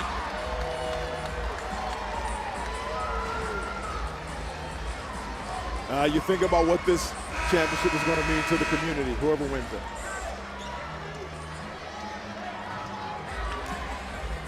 Stallions to inbound, 1 possession to preserve perfection. Guess who's going to get this one? You're going to try and get it to Paylor. Oh boy. Tossed aside, gathered up by Allie Smith, and she slams the basketball down with time remaining. A whistle perhaps before that took place. Wow. I thought for a moment that she thought time had ran out. I think she did. And slammed the basketball down, but simultaneously the foul was called because contact was there. Maybe she heard the whistle in all the chaos of the moment, because watch her reaction. Yep, she's fouled. Oh, she's fouled, and she knows it. Bingo. So okay. She heard the whistle, though nobody else in Lawrence Joel could. Right. And a trip to the line. You saw that uh-oh moment on her face, though, Bingo. Immediately after she turned loose of the basketball. Oh, wow. That's She's huge. trying to salt it away from the line. That will give the Stallions a chance now for a heave, as it can only be a 3-point lead. Here's the critical second see-through construction free throw. She got it. Lead is 3. 1 heave to preserve perfection. And that's it. North Lincoln's Knights, on an inaugural trip to the state championship environment, will unseat the champs on a memorable playoff run in which they welcomed all comers and became 5A women's basketball champions in North Carolina. Fantastic. Congratulations to North Lincoln Knights. What this means for all the moms, the dads, the teachers, that whole community, the trainers, the assistant coaches, everybody in there that got these young ladies to this position. It's going to be an hour and 20-minute journey to remember, that 76 miles southwest between here and North Lincoln. Kristen Carr's squad, they led early. They withstood the challenge from the unbeaten Stallions, the defending champions, at the intermission throughout the third. and they outscored them 18-15 in the fourth quarter for a 59-56 win. We'll be back with a trophy presentation, all the superlatives after a classic in Winston-Salem that sees the Knights of North Lincoln claim the crown.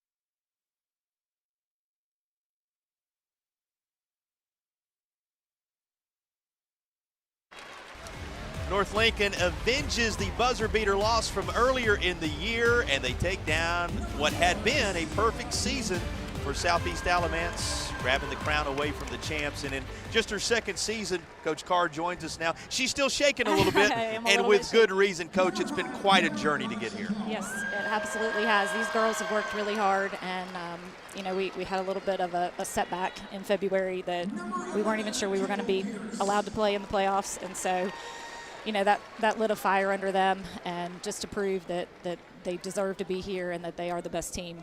It's been amazing. Well, you proved it in this run through the tournament. At some point, you'll be able to step back and take a look at all the teams you rolled through to get here, and then the champions on this day in an absolute classic. It was a memorable run. Coach, congratulations. And I have to ask you, what's been your message to your team throughout the entire year? Throughout the year, I mean, these girls work day in and day out. They love basketball, and they love each other, and the chemistry that they play with is, you know, phenomenal. They believe in each other, and throughout this season, you know, we were rolling through teams and getting the wins that we needed, but when the going got tough, and it did, you know, there were a couple of emotional weeks, these girls pulled together and decided that they still wanted to stay on this journey, and they continue to work hard, and they've proven that they deserve to be here. Well, congratulations. And what does this championship mean for your school and for your community? This is the first girls basketball championship in 50 years in Lincoln County. So it's huge. And, you know, we're going to return most of our team. So we're hoping to continue the run and just build the program. You took the words right out of our mouth. That was our next statement, is you've got so many young players who are going to be back that this may be the beginning of things to come. We hope it certainly is the Congratulations, beginning. Coach. Thank you so much. What a tremendous run through the state tournament, and a classic here today that her team wins 59-56. Perfect. We'll let you go, Coach. You've Thank got you so plenty of much. work to do and gathering up trophies and banners and everything to take back home. I appreciate it. Thank you. Congrats. And that is Coach Kristen Carr, who leads her team to a title. And you could hear in her voice and certainly see in her demeanor just how much this meant personally to these girls, to that community. with everything that transpired this year, somehow they hung together, stayed focused, and turned it into a championship campaign. Yeah, you talk about facing adversity, and she said they faced some adversity in February, and JP, it just speaks to the character of that community. It speaks to the character of the coaches, the teachers, the athletic trainers, the moms and dads that carried them to and from practice starting back over the summer. All the hard work, it pays off right here. Well, for our Akeem and Ostapulo play of the game, we're going to show you a couple plays. They have something in common. They're both 3 balls. They're both from Cipriano. The late one, the difference maker in many ways in this contest. And she did good work at the line when it mattered most, and that's our Akeem and Ostapulo play of the game. Injured, don't scream. Call Akeem. Dial 800 all 7s. That's the play of the game. Cipriano. Remember, she weathered that foul trouble early, hung around, and made the key buckets late for this squad.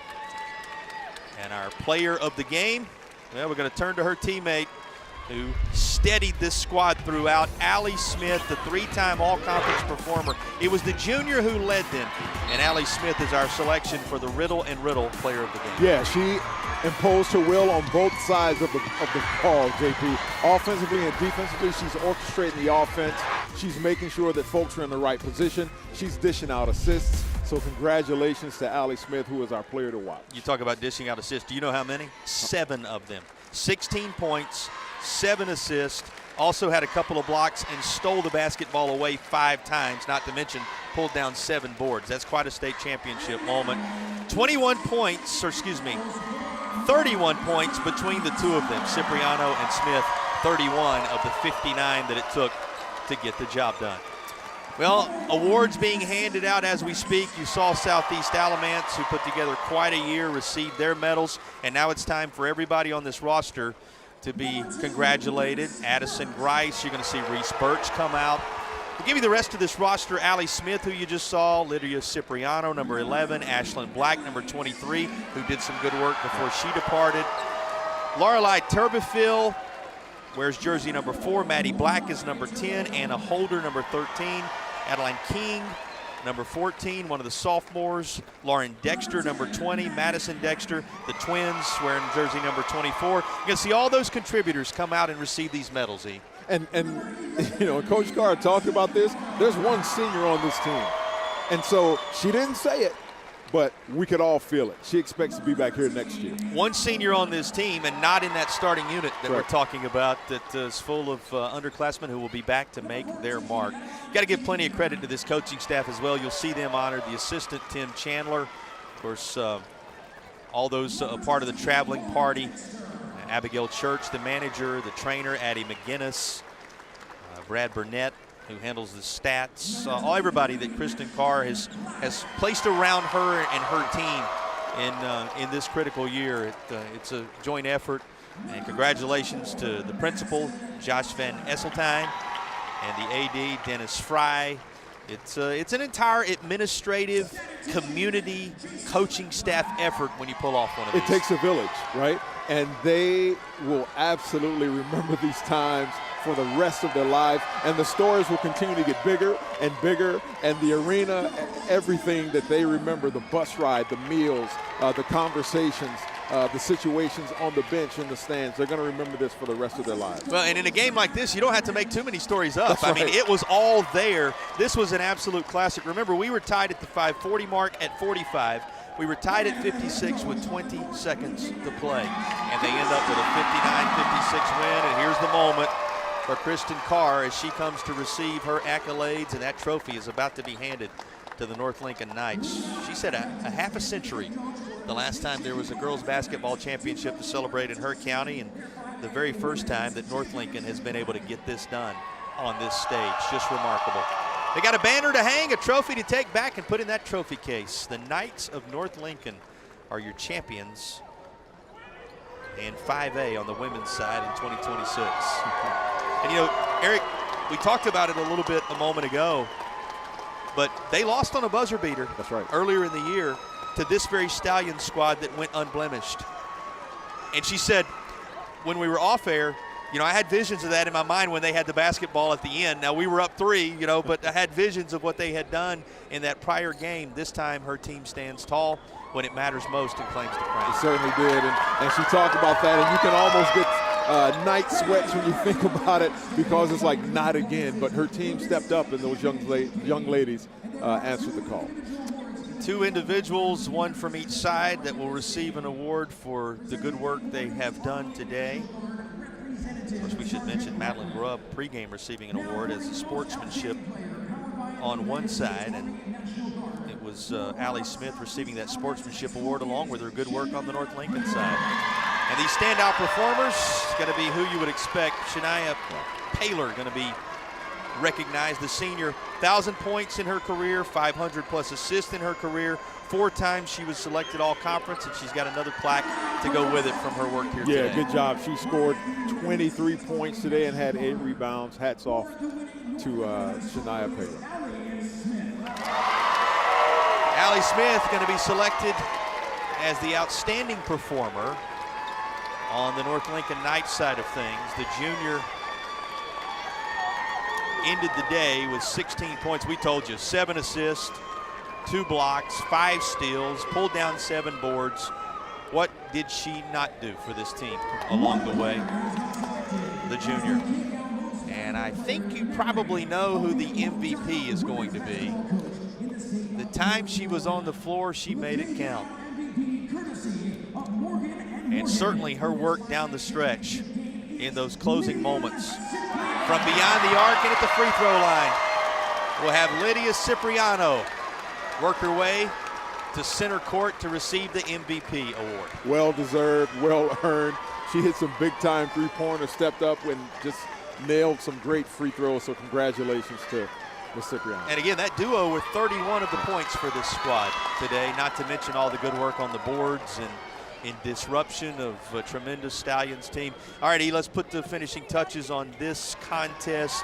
First for the Stallions, a tremendous year.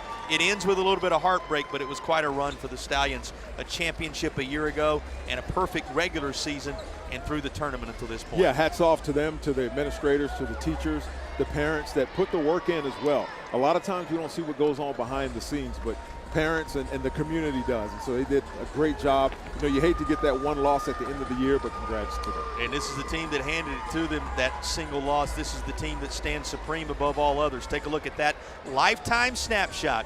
The one finger in the air, it means we're champions in 2026. That's a celebration for the North Lincoln Knights. Boy, that's an image that'll last for generations in that community. All right, let's look at the final numbers brought to you by Arthritis Knee Pain Centers. Arthritis Knee Pain Centers, relief without surgery or opioids. You were tracking the free throws. You're tracking the overall number of 59, and those are the final numbers for the day. That's exactly right. That's the number that matters the most, that final score. Congrats to the North Lincoln Knights as they get back home and celebrate this victory. Points in the paint. Brought to you by Ready to Roll Garage Doors, Raleigh's garage door experts. The Ready to Roll points in the paint, 36-16 in the Southeast Alamance direction. But you know that perimeter shooting and that free throw shooting made the difference in the end for this squad. Your final thoughts on what we witnessed in this 5A title game? We started this championship Saturday off with a bang. This was a great game played by 2 awesome teams. They did a fantastic job, great communities, and they have nothing to hang their head about being Alamance. They played an outstanding game, 29-1 on the season, and North Lincoln takes home the trophy, the Cinderella of the tournament. That's why we play on championship Saturdays like this. Big thank you to all of our sponsors, Riddle & Riddle Injury Lawyers, Air Experts Heating and Cooling, Tatum and Atkinson, See-Through Construction, Ready to Roll Garage Doors, Arthritis Knee Pain Centers, Akeem and Astapulo Law Firm, Paramount Auto, Tip Top Roofing, Original Grills, and Ingalls Markets. This is, in fact, the big time.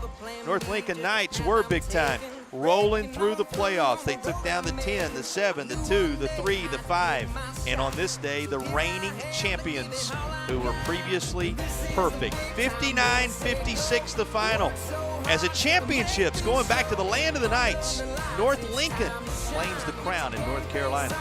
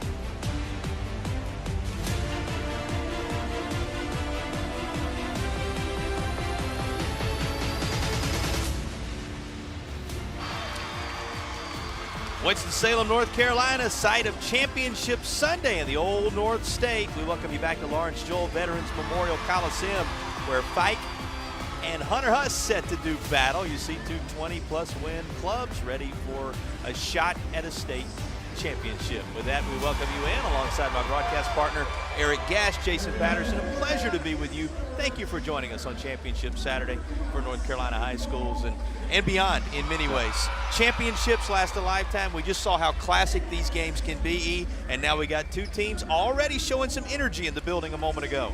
No place I'd rather be. Championship Saturday right now with Husk and Fike. We are set for an epic battle here in this 5A men's championship game. Yeah, right around the corner is the basketball. First, let's look at some of the individuals we're keeping an eye on, and then the keys to the game. Who do you highlight initially here as our players to rely on, brought to you by Riddle and Riddle? Well, you look at DeQuavis Green. This young man averages a double-double per game, 16 points, 12 rebounds. He had 20 points in the championship game, so we look for big things out of this man. 6'10" he stands. Say it again. He stands at 6 feet, 10 inches. You're going to know it when you see him on the floor. His counterpart, the guy we're highlighting on the other side for the Huskies, is Jaleel Smith. Yeah, Jaleel Smith, 30 points a game, 7 rebounds. He hits the boards as well. This young man is just a sophomore, so we expect some big things out of him, not only today, but in the next couple of years to come. Again, those are our Riddle and Riddle players to rely upon. Now let's turn our attention to the Ingles food for thought. These stand as your keys to the contest. Fike, you're going to have to control the paint and limit the second chance points. That means you're going to hit the glass hard, control the basketball. And for Husk, you got to push the pace and ramp up that defensive pressure. Only room for one atop the 5A classification on the men's side in the state of North Carolina. You'll find out which one, as we got Fike and Huss coming up next for a state championship.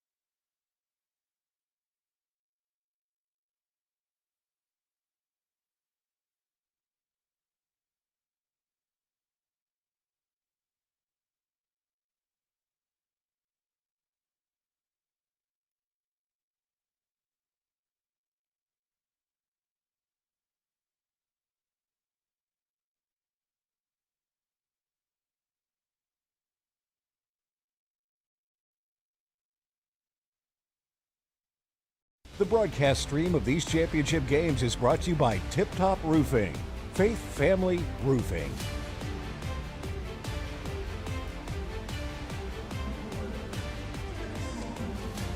Gastonia, North Carolina out of the west, colliding with Wilson, North Carolina out of the east. It is the Golden Demons and the Huskies moments away from doing battle. The teams have been announced. There are some awards being handed out for sportsmanship across the course of the season.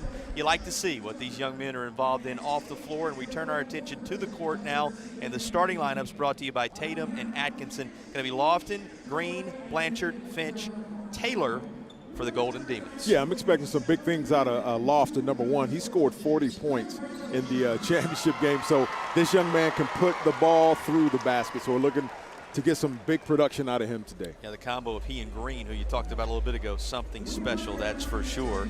And if the name sounds familiar, it should. There is Roland Lofton, the head coach of this Fike squad, getting ready to lead his team to the charge. Yeah, here we are in the biggest game of his career right now, playing in the state championship. You know that they're dialed in and ready to roll. Now Huss gathering up just in front of their bench, going to be led to the charge by Lockhart, Anderson, Smith, McCoy, and Phillips. That's the starting five, brought to you by Tatum and Atkinson when you look at the Huskies. Yeah, this is the supporting cast. You look at number 55, Z. Phillips. He averages 16 points a game. And in games like this, the supporting cast really has to step up because a lot of the pressure is on the leaders and the players that we highlighted there. These young men are going to have to step up and make their presence felt here today. Of course, Hunter Huss under the direction of Coach Phillips. Coach Phillips gathering everybody up for one more piece of conversation before it becomes time to tip it off in the 5A men's title game. So that's an introduction to the Fike Golden Demons, 23-5 coming in. The Hunter Huss Huskies, 25-2 coming in. We want you to know how much we appreciate you joining us on Championship Saturday from the home of the Wake Forest Demon Deacons, Lawrence Joel Veterans Memorial Coliseum, the site of all 16 games of the 2026. And you're talking about 2025, 2026 athletic years. We've said a few times, 2026 Madness of March championship games in the state of North Carolina. Well, there's the whistle. They're calling for him to take the floor, and we have that long-awaited moment in which the final game of 5A season is before us. Yeah, it's about to get rolling, JP. We had some little bit of fireworks before. I think it's just the intensity of the game. These young men are looking to get after it and ready to do so, and so here we go. Their fans have filled the building, and now the ball is in the air. We are underway in the 5A title game, and the first possession going to belong to the Golden Demons of Fike. Again, out of Wilson, North Carolina. They made the journey of right at 150 miles. Takes about 2.5 hours, and guess what?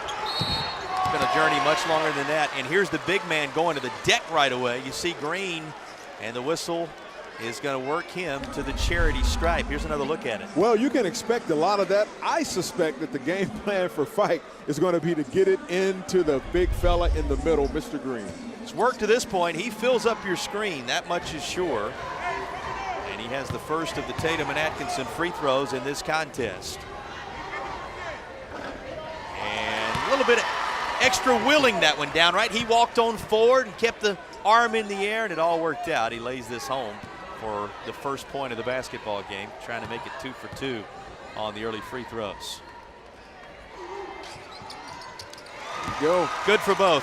Had a quick whistle right away. Gives us a chance to tell you Carter Pounders, Anthony Freeman, Sam Galloway, our officials in this one. We have a standby official, Samuel Smith, if needed.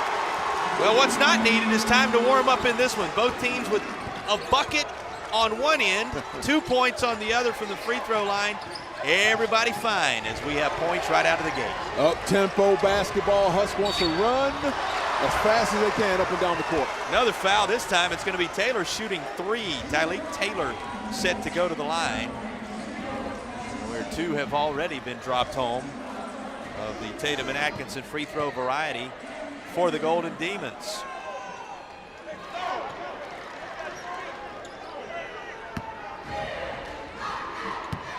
Taylor, one of the freshmen on this roster. The freshman guard. Back of the iron, and it bounces out on him. Yeah, he averages 10 points a game, JP, and we want to see how, what impact he's going to have on the game. You know, freshmen, sometimes this can be a big moment for them, but I'm sure that this young man has played in some big moments before, and he's stepping up to the challenge. Rattles the second of three down. Remember, he was shooting from beyond the arc, so he'll get one more. Tatum and Atkinson free throw. 4 free throws made on this end. The Zy Phillips jumper on the other end. And it's a 4-2 start. Here come the Huskies in the direction of Jaleel Smith. Smith puts it on the floor, and he'll be fouled going to the hoop. Our officials out of the Western North Carolina Officials Association. And Eric, before we see a chance at the line for Smith, a little personal connection on the officials front today. Yeah, when I first started coaching many, many years ago, these were some of the officials there. Anthony, I know him well, Sam. They do a good job, and that's why they're here, right? They're at the top of their craft, and kudos and congrats to them. Yeah, it is an honor when you are selected to work one of these state championship games. We always like to make sure we take a moment, tip our cap to a great season. These games can't happen without the officials, exactly. And those who are willing to do that difficult work, we have much appreciation for. All right, 4 apiece, just inside 7 minutes to play, just wading into this one. Here's a little floater, and he gets the roll. Nicely done by bringing that one home. I love seeing the battle in the middle, JP, with the big men. They're going to go at it all night. Quick the other way, and here's a foul. And we're going to watch how many are accumulated by Green along the way. We'll see who this goes against as there's a whistle underneath. Take another look at the contact. Yeah, they're going in, and there's it looks like that's going to be on, couldn't see right there. It might be on Green, I'm not sure, but you can be rest assured they're going to go at him all night. Try and get him into foul trouble, because we saw in the previous game, in the girls' game, when you get in foul trouble, you have to be on the bench, and that's where you want the big fella. Well, I'm with you. I was blocked off as well. And if Green's got his back turned to you this direction, you're going to have that from time to time, that's right? So we'll see, waiting for it to go into the scorebook officially, is exactly who that foul was on. But the first of the free throws knocked down. The Tatum and Atkinson free throw is good. And McCoy looking for another. He won't have it, and it is off into the hands of Taylor. Taken right back away. Following his own shot, Jaleel Smith looking really sharp. I love it. Young man's a sophomore, and it's interesting at the beginning of these games, within the first couple of minutes, you got to be able to control your breathing, just that adrenaline that's pumping through your veins right now, and he's doing a great job of doing that. Going to be hard to control much of anything with this pace. There's Lofton with a bucket on the other end. He comes away with the rebound here, and a foul on the floor before Demetrius McCoy can put it back up for Hunter Huss. Bucket for Lofton, bucket for Taylor, bucket for Green on one side. Here's the good work on this end for Hunter Huss just a moment ago. Yeah, I love the pace. Huss is trying to up the pace. They average 77 points per game, JP, and so they want to push the pace on this fight defense. Smith, Phillips already involved. Anderson tried one, won't work. Stop at the top of the key, and that's just short off the front of the iron. Weaving through off the baseline. Right back his direction, but won't go in the paint for Bowser. Dyke is getting a lot of looks at the second chance points. Phillips looked ahead. He found Jaleel Smith. He found a Paramount Auto 3. Letting everybody know in the house I'm here to stay. Mr. Jaleel Smith, I love it. 30 points a game, and there's 3 of them. Just gave his team the lead with that shot, the sharpshooter. Got Green working through. And a blocking foul is called, so that's going to go against Hunter Huss, and it looked like it was on Anderson. You talk about being brave, JP, stepping in and take a charge from a 6'10 fella. He did it. Stood in there and got his feet, almost got his feet set, but it's going to be a block.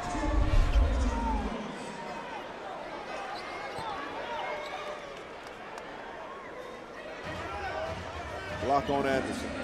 Yeah, it was on Anderson, as we mentioned. By the way, cleaning that up on the other end from a bit ago, Finch was whistled for the foul on the other end of the floor when we were blocked off a bit. That now updating in the stat program. So if you're keeping track, just the first on Anderson there on the Huss side of things, but a couple picked up by Finch already, so keep that in mind for the Golden Demons. And there's the initial of the Tatum and Atkinson free throws. Falling through for Green. He's making a habit of this already, and if he can get to the line regular today, early and often, would be a big factor for the Golden Demons. Here's a 3, won't go. Guess who's there? Green jams it back home. Yeah, big fella. I was waiting on that. The 6'10 fella rattling the rim, JP. I love it. Whole building was waiting on it. as he stands on the other end, said, yeah, I'm here. We look at the big fella catching it off the rim. He makes some space, and he goes up not to be denied. I love it. Talk about bringing Lawrence Joel Veterans Memorial Coliseum to life. Sound like a college basketball Saturday with that slam. I love it. Here we go, JP. Here we go. 11-9 the advantage that the Golden Demons hold with force. Going to be Hunter Huss basketball. Blanchard to inbound, or excuse me, check that. Going to be Jalil Smith to inbound. Hunter Huss does have the basketball. Now, the first real introduction to the rest of the building by DeQuavius Green a moment ago. Nice pick set up top by McCoy. Creates some space. Yeah. JP, you can feel the intensity in the room. You see a battle going on down on the block with the big men, and they are letting them play. After Phillips' 3 on one end, a whistle as Lofton was moving toward the bucket on the other. You know, we call the name Lofton over and over again. The Lofton brothers prominent in this group. And he will go to the line. Here's another look at Phillips. You love the intensity, JP. Steps up. Everybody's talking. The fans are talking. The players are talking to the fans. They're talking to each other. We're in for a great game today. That was a good-looking Paramount Auto three-pointer, and now back to the Tatum and Atkinson free throw line, where Lofton is good for it. The junior, as Roland Lofton looks on. Second Tatum and Atkinson free throw coming your way. Tie game. A lot of action both directions. As we often say, from without and from within. That's right. In this one thus far. Under 5 to go in the opening stanza. Smith calling for a little help. He'll stop and fire away. Green with the rebound. Boy, in one motion he gets it to his teammate. Lofton for 3. Green looked to have the rebound, but it's away to Smith. Oh, wow, that's a big 3. Tried it from this side. He had just connected from the other side. That one not so kind. Look who's out front. And one coming. And Phillips just kept running right on up the tunnel. That's right. Might not be a bad idea with the way Green performs on this one. It's hard to stop the big man when he's got a head of steam going, but playing through the contact, still able to put it up in the bucket. Big fella rumble. He's living at the charity stripe right now. This is a third opportunity to go to the free throw line in the game already for DeQuavius Green. Big East Conference Player of the Year. I think you know why. The guy, as you said, who averages a double-double each time out. Working on that same thing again today, JP. Went for the putback in the lane, but it wouldn't go for Taylor. The lead 3. Threw out of Gastonia, slowing things up just a little bit. Smith weaves through. And a nice toss underneath. The finish just as true. That was a nice drive by Smith there, and he's a facilitator as well.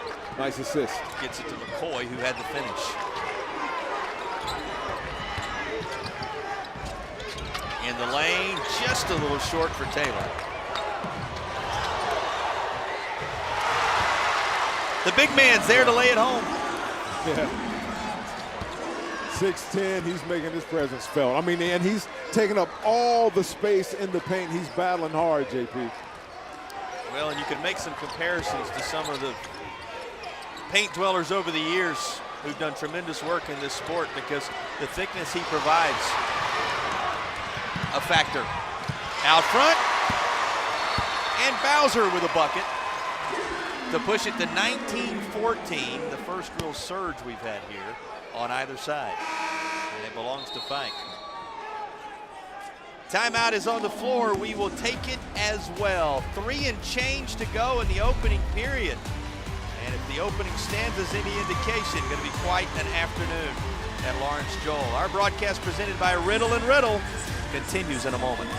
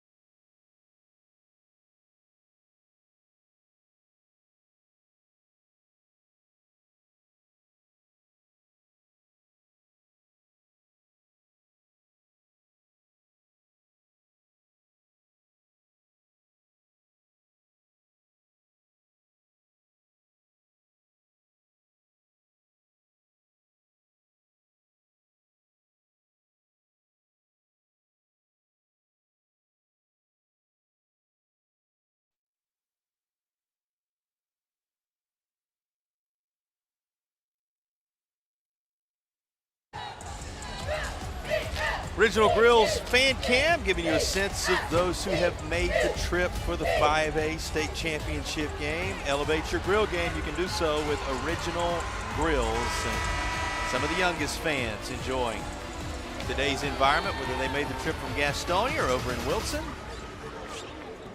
Just what they bargained for. Welcome back to the track meet. I mean, it is the 5A basketball championship game. Up and down the floor in this one thus far, just as you would expect.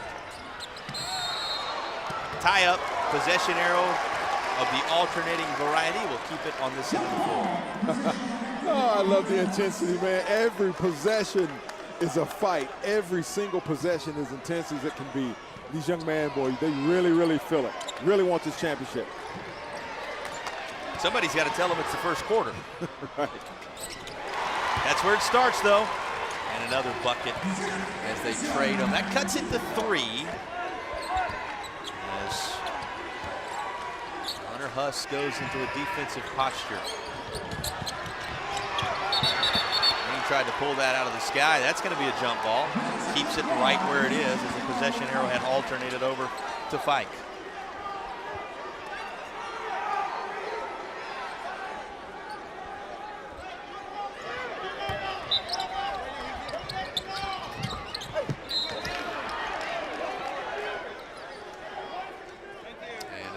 Coming from the baseline.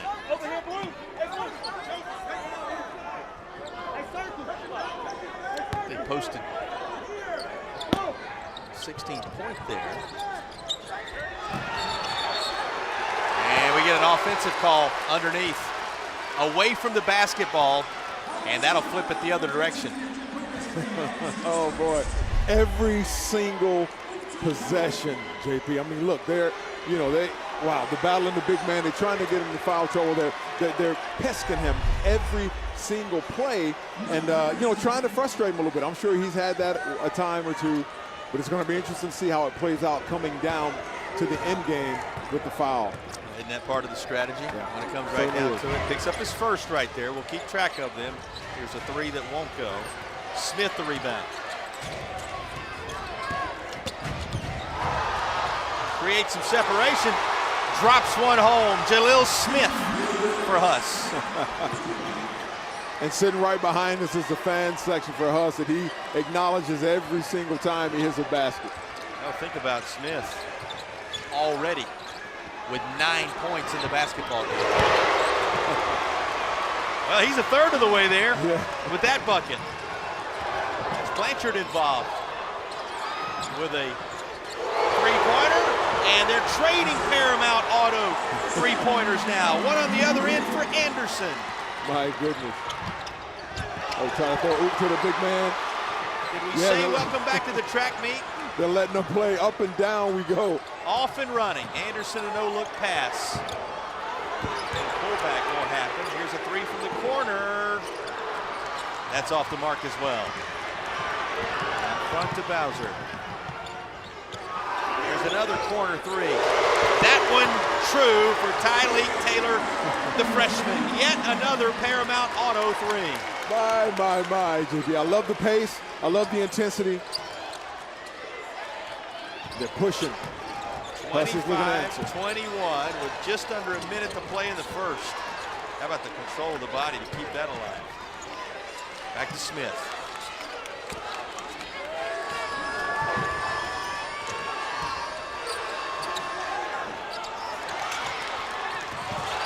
Moments like that, you see the length of green, and they battle for it. Wow. As a whistle puts a halt to this scramble. You talk about up-tempo, man. These kids want it. Each one of them want it, and they're going at it. That was a foul on Obi Lockhart. Now, that's going to be a second personal picked up by Lockhart already. So the foul's starting to mount a little bit on given sides, particularly when you've picked up a couple in the first quarter individually. Yeah, and everybody's lobbying the refs, from both sides.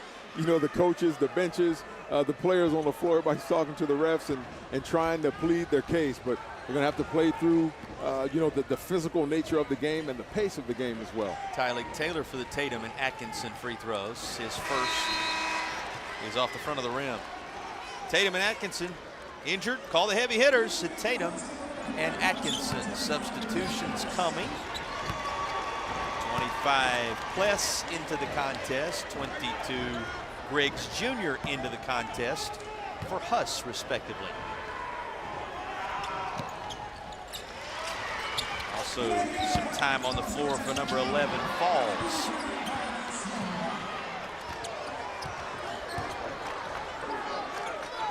Every possession is a battle. Every possession is a struggle.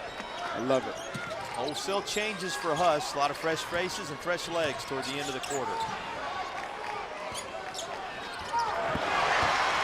Stopped by Lofton. Doesn't have numbers, but he's got skills. And Jameer Lofton lays it home.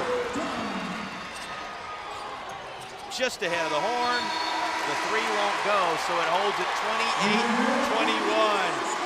The Golden Demons surge down the stretch in the first. Yeah, they are going at it, JB. And let me tell you something. We are in for a showdown this day. Separation 7 after 1. Our broadcast brought to you by Riddle & Riddle continues with the second quarter after the break.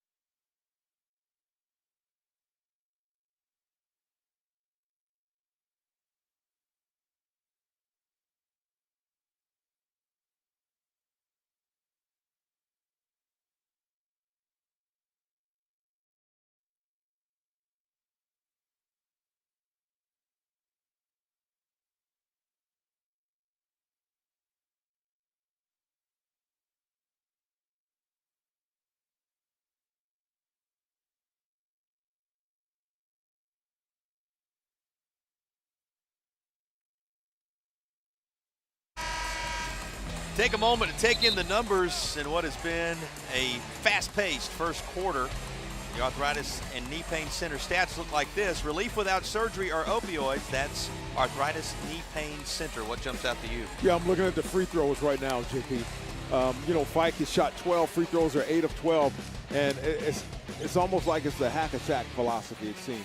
Go at Green and just be as physical as you can with them and throw as many bodies as you can and make them beat you from the free throw line. You also saw the ready-to-roll garage doors points in the paint there. Raleigh's garage door experts. Call them today, ready to roll, tracking our points in the paint in this one. Yeah, Green has shot nearly half those free throws you're talking about. That's the work he's done today. He tried to swat at this, won't happen, and Huss has it. With 7:44 to go, freshly underway in the second, and high off the glass it goes for Jaleel Smith. He's been an impressive player already. He certainly has, and as a sophomore, this young man is fearless. He went right at the 6'10" Green. He went right into his chest. He's the first to double figures in the game. He has 11.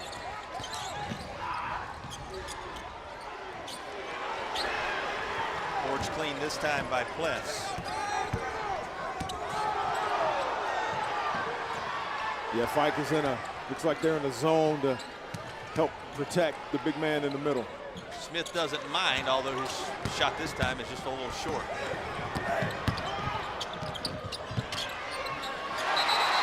Laid home. That was Tyleek Neal, the senior. who received the pass and appeared to secure the bucket. And a substitution coming for Fike as well. Lofton's going to come off and into the personnel grouping. Cordell Bowser. Bowser eating up some minutes here, the junior, in this first half for the Golden Demons. The lead 7 for the Golden Demons.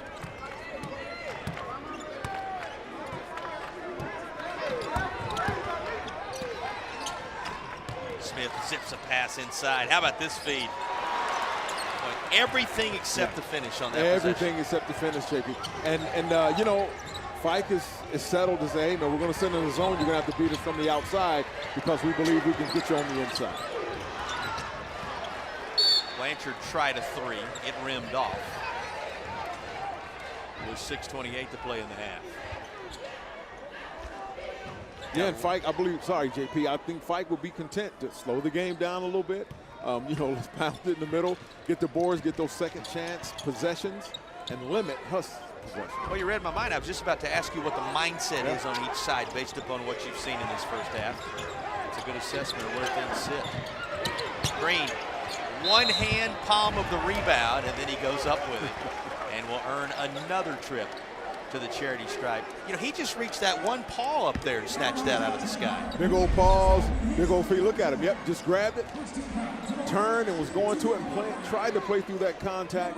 And it's funny, when he was on the ground and his foot was sticking up in the air, he was almost as tall as what is one of the refs, JP. He was a big old foot. And I got a big foot, but this young man here has a big one. The all-conference performance. That's high praise coming from my broadcast partner here, who ate up some space as a linebacker for the North Carolina Tar Heels. I mean, he's got that kind of size and then some, right? Indeed he does. Put that big man in the middle and let him run. 6:14 on the game clock as it is stopped for another see-through construction free throw. Lofts that one up a little too deep. Rebound away to Anderson.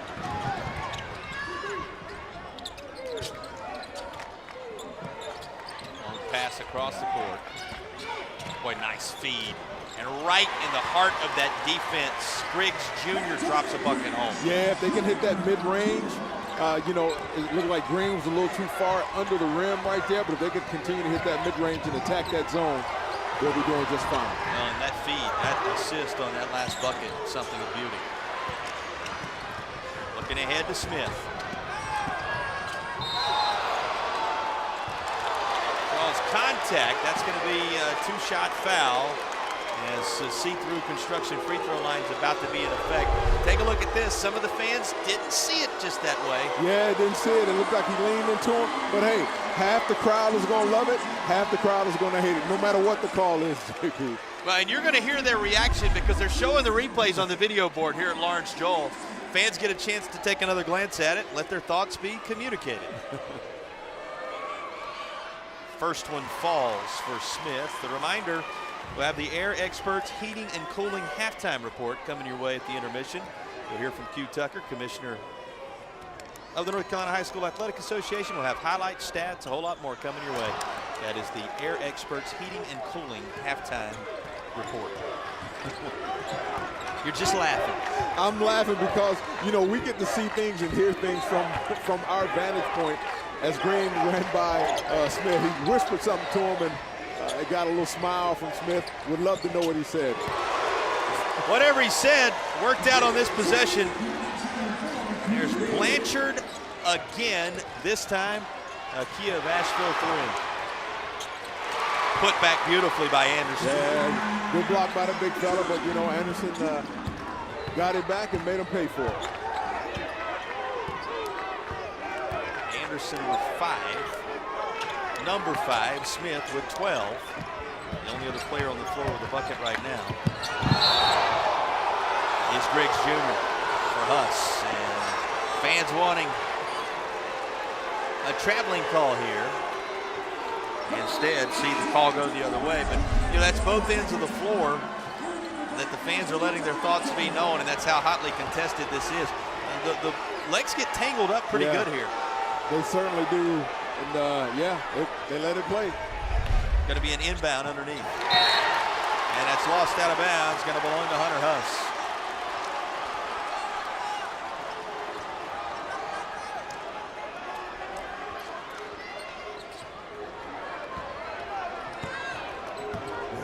Inside 5 minutes in the opening half of action. Smith directing a little traffic.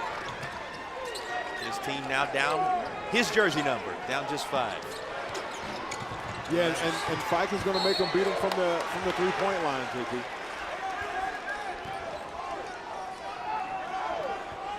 You're saying those outside shots have got to fall. They're going to have to start falling because, you know, Fike is just packing it in, you know, keeping Green in the middle at 6'10", hands up and just grabbing everything coming off of the rim and protecting it as they come in. And they're okay with playing at this pace. Both teams with 3 trays apiece to this point, as we've had 6 total Paramount Kia of Asheville threes.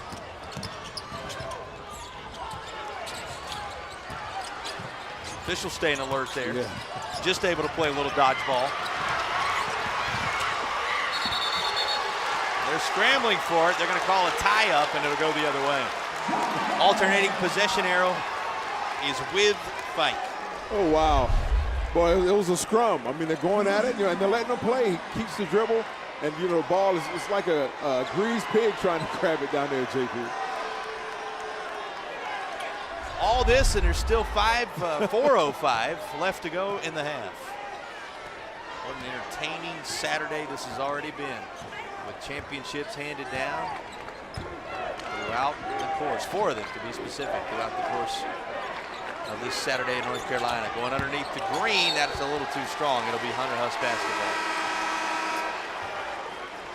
Timeout on the floor with 3:50 to play in the half. Catch your breath and hurry back. Much more coming your way between the Golden Demons and the Huskies. Our broadcast presented by Riddle & Riddle continues after these messages from our sponsors.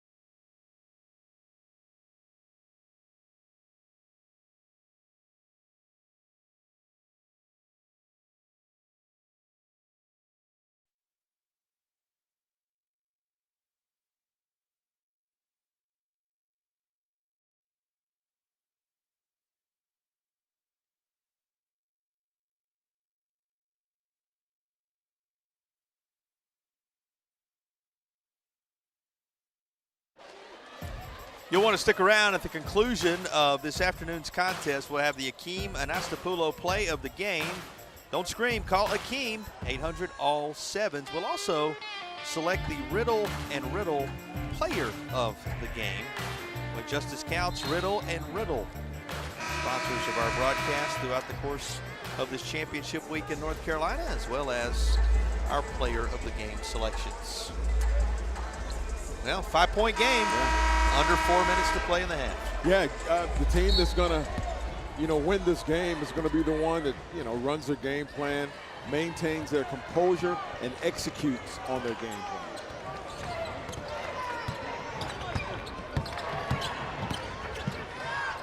He certainly executed today. How about rising tall above? Already in double figures, Smith adds to his total, give him 14. Yeah, if that young man gets going, Fight could be in trouble. Not if they keep doing that, though. Answer on the other end of the floor in the form of a Paramount Kia of Asheville 3. By the way, you want to find out a little more about Paramount Kia, ParamountAuto.com. You're going to need to. The threes keep on coming. There's one for Huss from Griggs Jr. I love the expressions. I love the emotions of the game, and these young men are just every point, every possession, they're giving it their all. That one stripped away. The follow, absolutely true. There's a bucket for Falls, his first of the contest.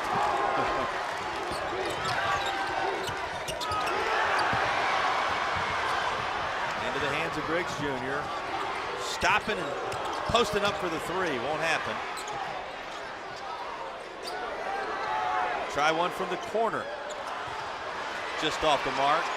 Boy, talk about a perfect place to grab a rebound. Back-to-back buckets for Falls, and Huss surges back out front. 37-36. Falls is feeling it, baby. Look at him. This young man is fired up. He is excited, and he's saying, look here, mama, I'm going to get mine today. Love it. And there we go, just off the rebound there. He gets that little mid-range. And once again, if they can hit these mid-ranges and stay out from under that basket, they're going to have a good chance of winning this game. Hard for Mr. Green to contest a shot like that, yes, certainly right. when it's in your hands that quickly. And it is 37-36 in favor of the crew out of Gastonia, North Carolina. Huss has surged out front with that last spurt. And you can feel the intensity of the fans in this place, JP. All around, it's electric. It's rocking in this place from both of these high schools. The cheerleaders are rocking. The fans, mamas and daddies are rocking. And let me tell you something, the excitement is palpable in this place. Don't you love it when they bring the pep band with them? Yeah. Just adds that extra bit of pageantry to a state championship moment. This has everything you would want. Just like our first game earlier today, and the majority of these games have been across the course of championship week, a hotly contested affair between the Golden Demons and the Huskies. 2:17 left in the first half. How do you approach these final 2:17? Yeah, you know, Fight is playing their game. They're slowing it down. You know, I'm looking here on defense and their face guard Green. They're playing maybe a jump defense. And just they'll have somebody specifically designed to make his life miserable and keeping him out of the paint. But you keep doing that, and life will be good for you if you fight. Yeah, nobody to keep this guy out of the paint. How about that job? Blanchard able to drive to the hoop.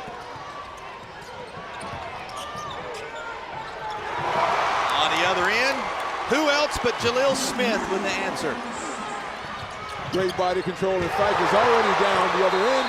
Great defense by Mr. Falls there, who hit the big elbow shot and is getting back on defense. Look at the intensity at him. I love it. He brings plenty of energy to the floor. Take a look at Falls. He certainly does. He hustles back, gets a block. He'll remember that for the rest of his life. Only the story may be that he put the ball in the third row. Falls with offensive and defensive contributions, and the lead still at a single point with 1:45 to play in the half. They are on their feet behind that Huss bench after that defensive stand, and it stays with Fife. Not for long. Out front. Slowing it up and laying it home is Smith. Making sure he gets the deuce. That was a good layup there. And this young man, 18 points for Jaleel Smith. Already 18. We are in the first half, right? Yes, we are so far. Green underneath, and he's fouled. Well, just a little for good measure. Play had already stopped. Now, I'm not sure that DeQuavis Green understood that play wasn't going on. He never throttled back in that sequence. That's right. He kept it going because, you know, he's used to playing through contact all the time, JP. Maybe he didn't hear the whistle, you know, with all the fanfare going on. Well, you saw his reaction as if to say, wasn't there a foul there? He kept playing, he jammed it home, and somebody had to tell him, big fella, you're going to the line, where he is effective on the first of these see-through construction free throws. See-through construction, your construction contractor of choice on the OBX. I love it. They'll make the first, and the takeaway for Huss. A reminder, Air Experts Heating and Cooling halftime report coming your way soon. Gonna have stats, highlights, message from Q Tucker, the commissioner of the North Carolina High School Athletic Association, a whole lot more. That's the Air Experts halftime report. Foul whistled on Blanchard. That's his second. You know, Blanchard has 8 points in the game already, wearing jersey number 34 for Fike, and picks up his second foul here. He's been quite a contributor for this squad already. He certainly has, JP. I'm smiling and giggling to myself because, you know, Green and 34, they've got a little conversation going on, and Green's like, yeah, he can't guard me. And he's talking to the stands, he's talking to the players, and apparently he can guard him, but I love it. I love the intensity I love the subplots that's going on during the game. Inside the final minute, out front, here he is again. Just mentioned what a contributor he's been. Couldn't finish the bucket here, but it was there for Blanchard one more time. Boy, these fans are hanging on every movement across the course of this first half, and there are 38 ticks remaining in a 41-39 game. Huss leading it with the basketball. Every point is important, and you know, you see Smith at the top there. He's orchestrating that offense. He's saying, hey, y'all, clear out. I got this guy. Hunter Huss, timeout. Huskies want to talk it over. They have the ball, 28.7, so you would think they're going to do something, knowing they're going to carry the lead into the locker room either way to try to extend it here. Yeah, you may look for one shot, you know, and go in with the momentum, go in with the lead. And it's been ebbs and flows in this game. It's been bobs and weaves, man. It's been peaks and valleys. And if you can go in with the 1, 2, 3, 4-point lead, I think that's a victory, especially from this first half with the intensity that's in this play. One thing we can say about this game, it requires a halftime. Everybody's going to need a pause and a reset before you come back for the balance of what is going to be a 5A championship game, hotly contested. 28.7 on the clock. Walk us through the Huss possession from your mind. Yeah, I'm going to slow it down. I'm going to get a good shot. I'm going to eat up as much of that clock as I can. If Fike sits back in the zone, it looks like they're coming out and they're going to face guard at least, they're going to face guard Jaleel Smith here and try and frustrate him as much as they can, but try and settle down and get a good look at the basket and don't give Fike that double possession. Huskies to inbound. Yeah, take your time. Love that awareness from Smith. He made sure where he was on the floor mattered. Remember, this is a little different length of the court than you usually have in a high school basketball regular season. There's a window to shoot. There you go. Oh, you can do that. He will. Driven home by Phillips again. With the latest of the Paramount Kia of Asheville threes. 3, 2 seconds. Ball on the floor. Time's going to expire in the first half. 44-39 will be the score. Hunter Huss will carry the advantage into the locker room. Wow, you think this game doesn't mean a lot to these young men? They're diving on the floor. They're excited. They're getting after it. Man, I love the intensity. I love the focus of this game right here so far. 9 combined threes between them. A little bit of everything in the first half of basketball, and nothing yet settled in the 5A title bout. They are separated by just that at the break.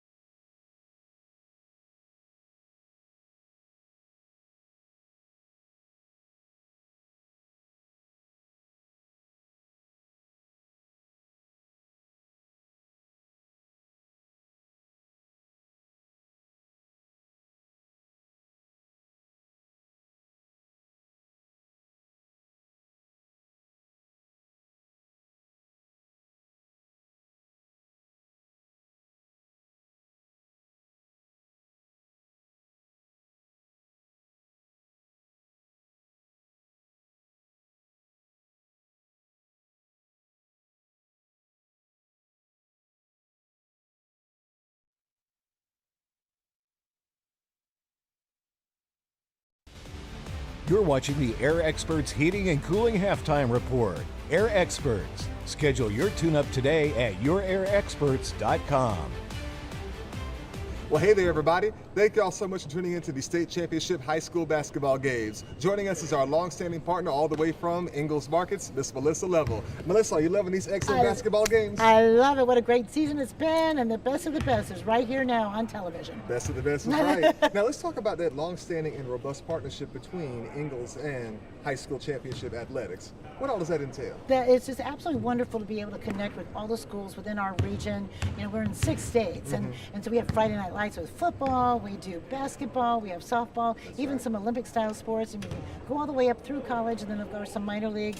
But we just love that high school spirit and the fun with that. A lot of those players work with us. A lot of their parents have a shop at our Ingalls, so it's kind of like a big family coming to watch all of them play, right? So we love that. We'll love it as well. Melissa, as always, thank you for taking the time to speak with us here today. Thank you. All righty.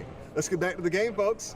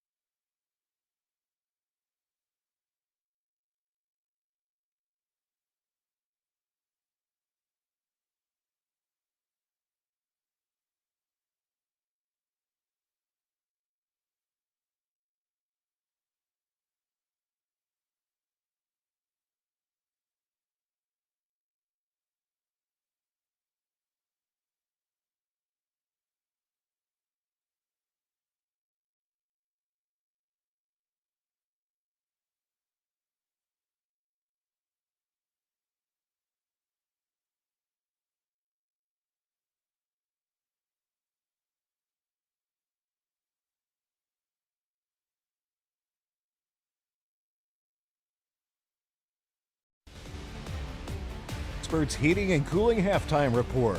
Air Experts. Schedule your tune-up today at yourairexperts.com.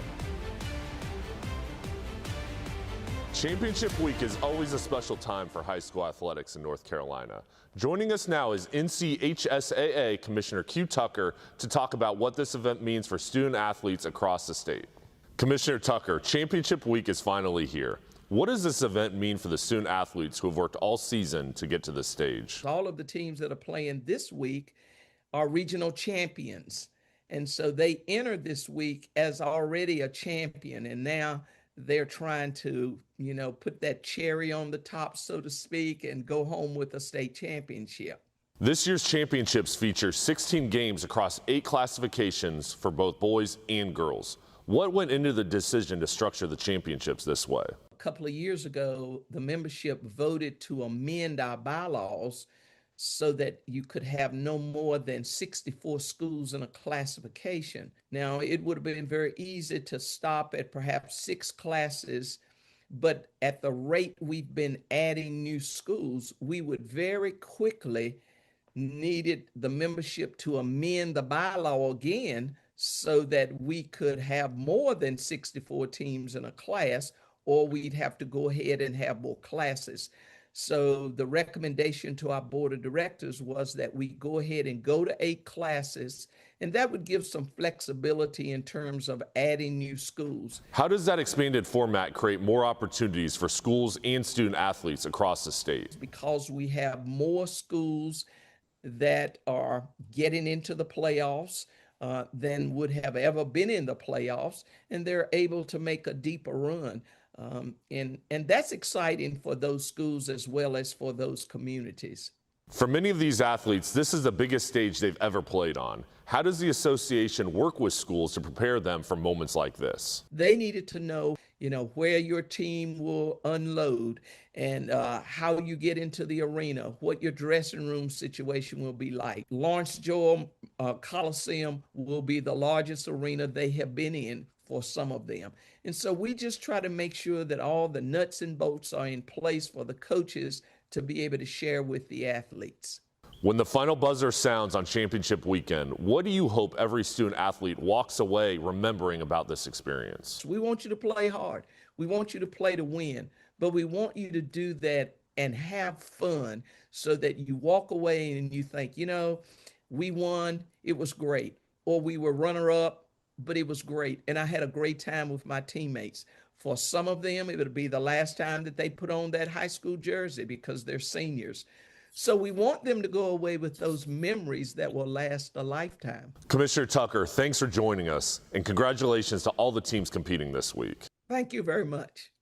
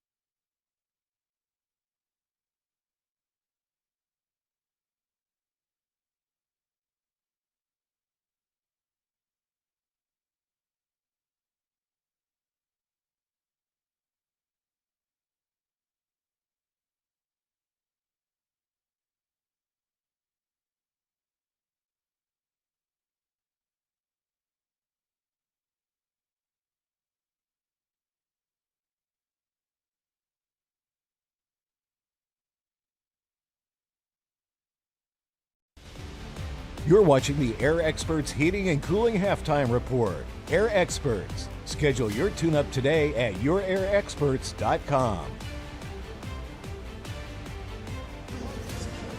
Halftime in the 5A title game, 5 separating them on the scoreboard as we close in on the third quarter. And Eric, first let's take a look back at some of the wild moments we saw in this first half of action. It was a highly entertaining first half of basketball. Yeah, it's like we went to a track meet and a basketball game broke out, JP. But yeah, here we have it. Huss really, hitting the outside shots, dialing it in early on. And you see there number 5, Jaleel Smith making his presence known. I think he may be the leading scorer in the game. He's just taking his time and laying it up. You think he may be the leading scorer? 18 will do that for you in the first half. Most people will take that for a game in its entirety. Here's some of the responses, though, as the crew from Fike made their presence known. Yeah, Fike has stayed in there. They've hit the boards hard with the big fella Green in the middle and, playing through the contact there. And he actually rattled the rim one time, the big fella right there hanging on the rim, getting the crowd into it. I love seeing the big fellas get up like that. Crowd didn't need much help, but moments like that certainly provided it for them. Here is the Arthritis Knee Pain Center's statistical look at the first half. What jumps out at you? Yeah, you look at the field goal percentage, 18 of 39 for Huss, only 13 of 28 for Fike. But the big thing that sticks out to me here for Fike is they've shot 16 free throws. They're 9 of 16. And if they level this out, then this game is a different story. And so it comes down to layups and free throws at every level of the game, but especially here at high school. Relief without surgery or opioids. Stats Arthritis Knee Pain Center. They're providing those overall stats. And now we turn our attention to the ready-to-roll garage doors points in the paint. Pretty even. Well, dead even in that category. Yeah, and once again, you know, Fike has the big fella with Green in the middle. And Huss has done a good job of kind of isolating him. You see sometimes the junk defense where they're just going to face guard him and not let the ball get anywhere in there. You hold your own in the paint for Huss, you got to be pretty happy with what you're dealing with there. Halftime is wrapping up, and you know what that means. The final half of basketball in the 5A ranks for 2025-2026 is right around the corner. Our broadcast brought to you by Riddle & Riddle continues right after this break.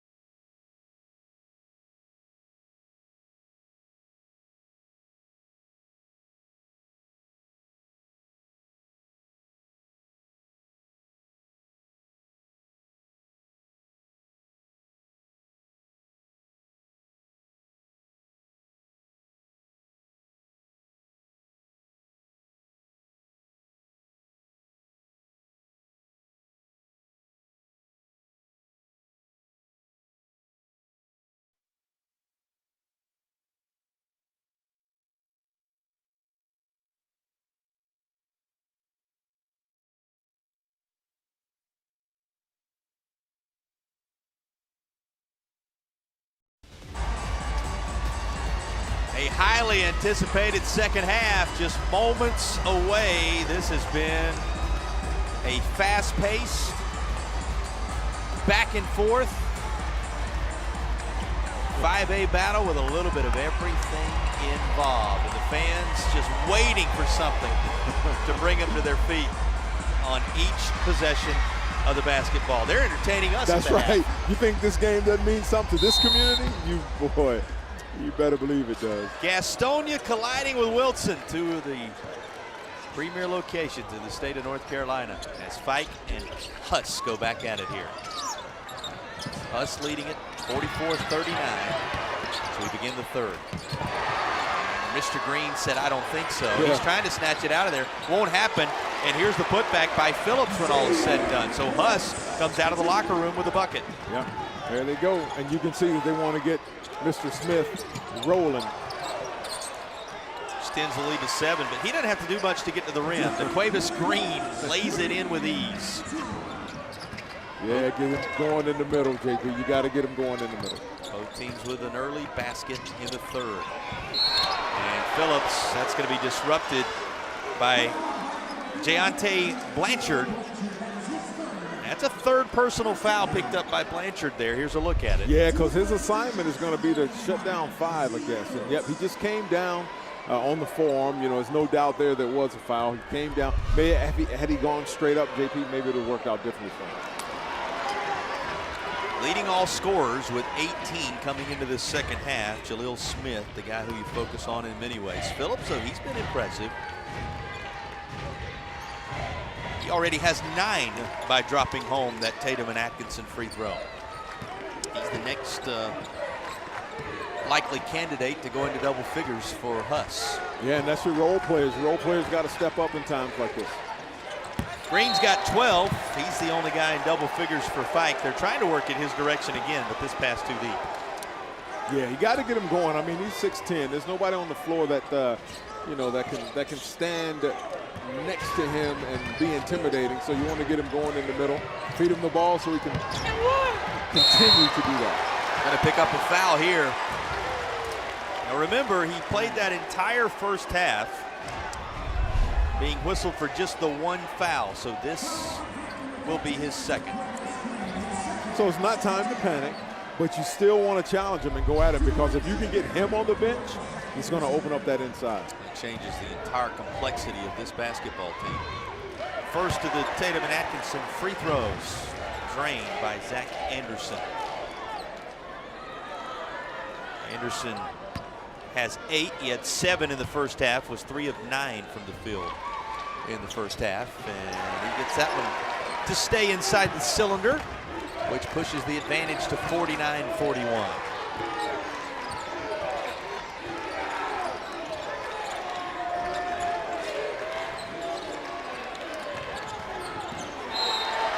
Yeah, they're not giving Green an opportunity. They're collapsing on him as soon as the guard looks at him. They're collapsing 2 on him. They already have 1 face guard him, and they're getting somebody on him all the time. Lead of 8 with the basketball for the Huskies. Crew out of Gastonia looking sharp here in the third.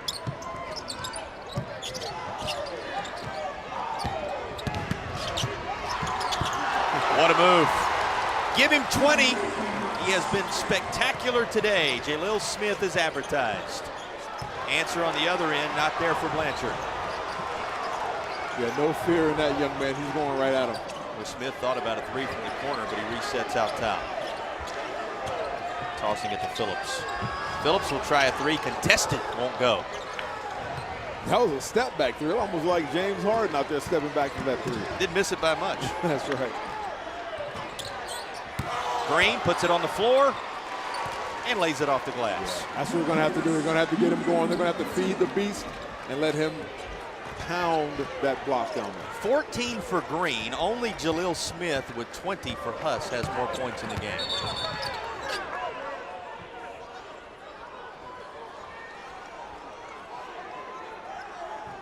Looks like they're going to call a double foul, it looks like.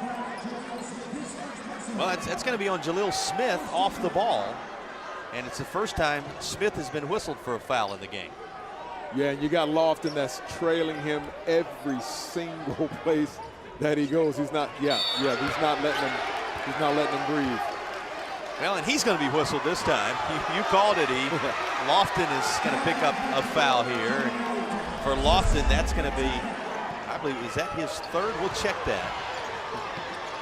Yeah, they got a battle going on, that's for sure. Lofton picking up his 2nd, so 2nd personal foul on Lofton. 5:20. And 55 with a Paramount Kia of Asheville 3. That's Phillips again. He has double figures as well. Yeah, he's saying, hey, throw my name in the hat. That player of the game, I love it. He's meeting that intensity. 12 for Phillips. Now he's playing with 3 fouls, remember.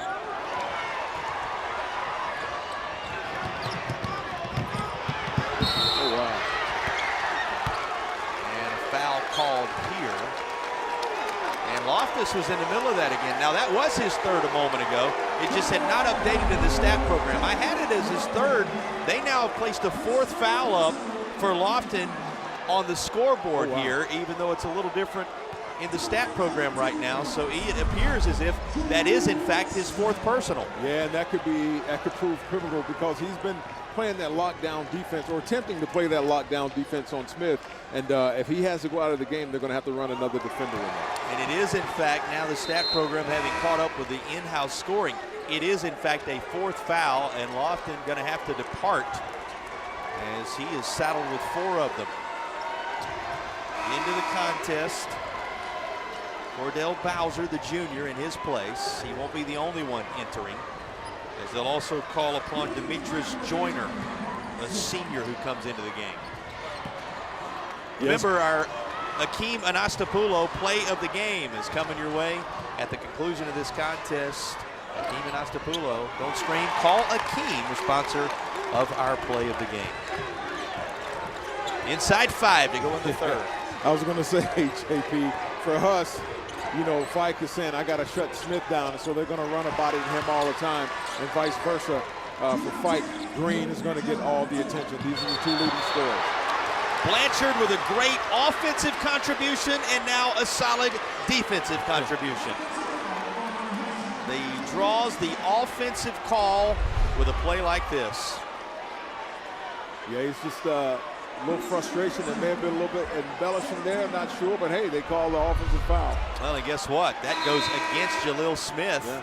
All of a sudden, you glance up there, Smith having picked up a couple of fouls. So give Blanchard credit in the last couple of moments. The combo of he and Lofton, even though it cost Lofton a couple of fouls in his fourth, have put a couple of fouls on Smith here. And Jalil comes back in the game. Sorry, number 1. Jameer Lofton's back in. Lofton back in there with those 4 fouls. And a nice move to lay it off the window. Great body control by the. He's only a sophomore, JP. And you look up at the scoreboard, all of a sudden this thing's stretching out a little bit for the Huskies.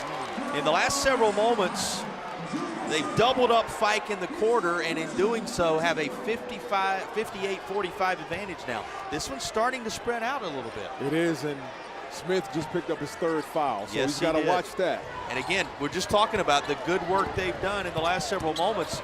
He had no fouls at the intermission, and he's picked up all 3 here in the third.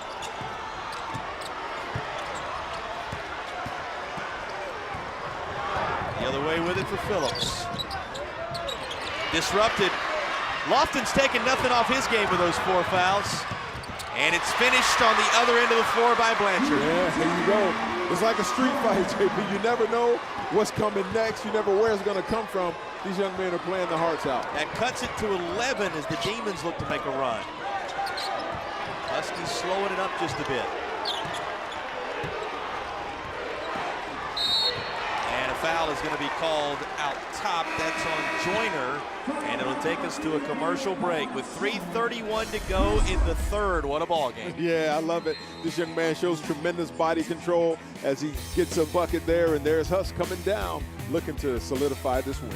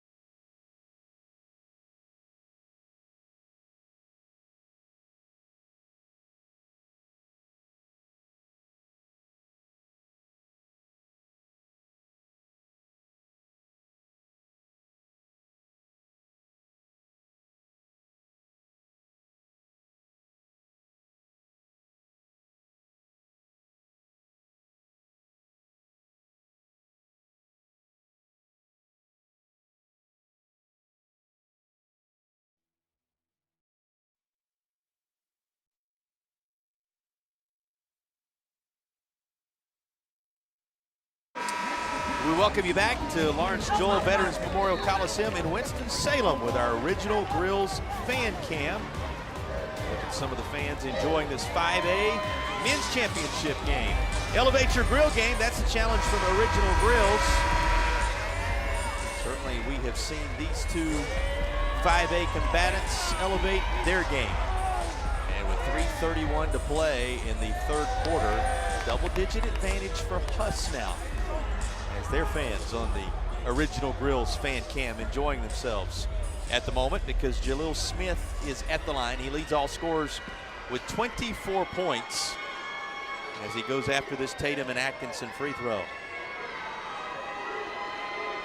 Worth noting, we got some foul trouble beginning to mount here. A couple of guys on both sides you really have to watch now. You certainly do, and you know it's going to come down to free throws. It's going to come down to layups, but who is going to be in the game come the end game time, the last 3-4 minutes of the game? Who can you count on? Who can you rely on? And fouls have a whole lot to do with that, because if you're looking at 4 3 or 4 fouls and you get into that foul trouble, you have to tailor the way you play. And the guy who just brought it up the floor, Jameer Lofton, is playing with 4 fouls. The guy who just hit the free throws, Smith, playing with 3. And the bucket will count, and 1 coming for Green. Big fella, he got up there. He falls gracefully, though. You know what I mean? He didn't hit as hard as I thought he would have. But watch this. Nice little alley-oop there. I thought he was going to hang on the rim for a little bit, but he's giving it his all. And I love seeing the big fella, his team rallying around, helping him up. He's going to win from the charity stripe right there, JP, and he's going to have to start hitting these free throws because I can imagine they're still going to go at it. I thought he was going to touch the shot clock. Really up there that time, as you said. The free throw, the Tatum and Atkinson free throw, just off the mark. It stays at 60-49. The lead has been in double figures for Huss as they have doubled up Fike in this quarter, 16-8 in overall points. That just rattles out on Phillips, but the putback is true.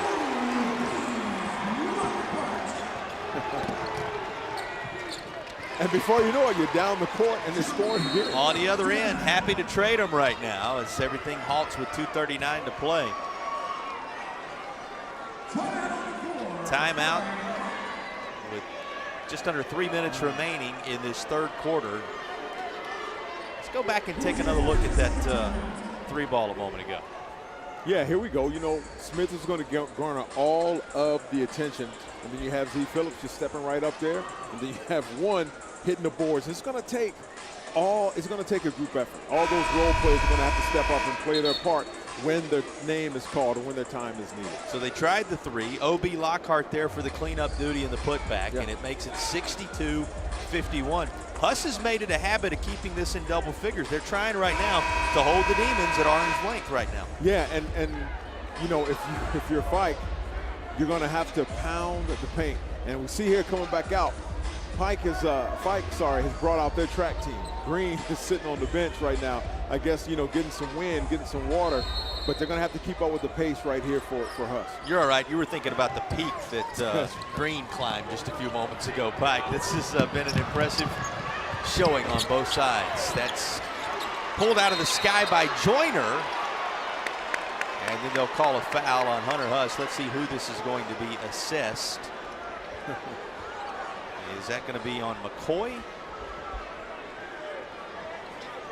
I think it's McCoy that they end up getting for the foul there, which is just going to be his first personal, it would seem. Yeah, you talk about securing the basketball. He didn't want anybody to get those hands on there, and he's swinging and making sure that that they're going to steer clear of that. You don't want to get caught by one of those elbows. Yeah, trio of Huskies there. It was the foul, that is, on McCoy, and it is just his first.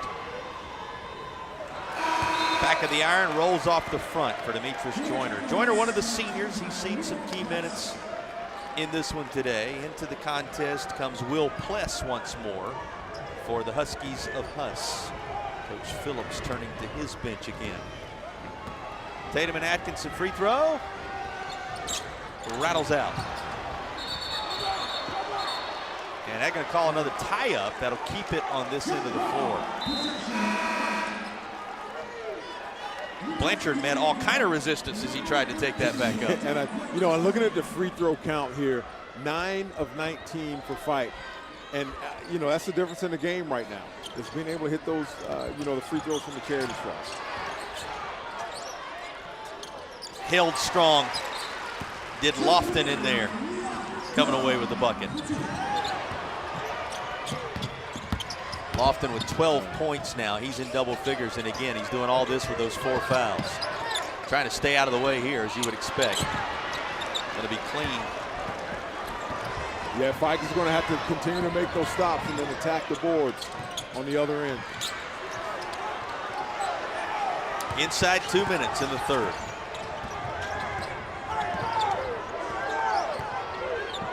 Got it inside single digits now. But Huss with the basketball. Oh, good look. Boy, how about Phillips? Hard to the hoop. I love it. And you see Jaleel Smith running down with the binoculars like, yeah, I see him. I got it. Look at this shot. That was a circus move. That was a great ball control, man. These young men are going at it. I love it's like a street fight, like I said earlier, JP. Nobody's going to flinch. Memorable possession after memorable possession in this one. Here's Phillips with the left hand. Press the rebound. He tried to take that one away from Green, but it was not to be. Blanchard with a minute to go in the third, and Blanchard again with a nice move in the paint. He's making it a habit making these circus shots. These Michael Jordan-esque shots. He's got 16 in the contest. He just pulled even with Mr. Green atop the team slate. That's the kind of day that Deontay Blanchard has put together. Major contact underneath at 36 seconds in the third. Boy, when you're young, you don't care where you fall, how you fall, but I love it. You got Smith attacking the rim there with his own rendition of a circus shot. Tried to get it up there, but he's going to the line for two. Smith with 26 to lead all scorers in this one. And he is going to connect on the first Tatum and Atkinson free throw. You want to stick around, we'll have the Riddle and Riddle player of the game. He may be standing at the charity stripe right now. 27 are now credited to his account. That's the Riddle and Riddle player of the game at the conclusion of this contest. 28 points for Jaleel Smith, and you said it, not just the 28 points, Eric, but all the other things he's done in addition to that. You saw the big assist a moment ago, 1 of 5 today. He has a steal. He has pulled down 5 boards in this one. A little bit of everything for Jaleel Smith. Yeah. And he looks good in that Carolina blue and white there. Oh, here we go. I'm just saying, hey, I'm just saying. I saw you with your suit on, but you still got those blue shoes underneath it all. That's exactly right. He is just a sophomore. He will look good playing down in the Dean Dome. And I think everybody of every flavor, all across the state, of every flavor of fan and variety says, nope, we like him in our colors. He's one you would take anywhere.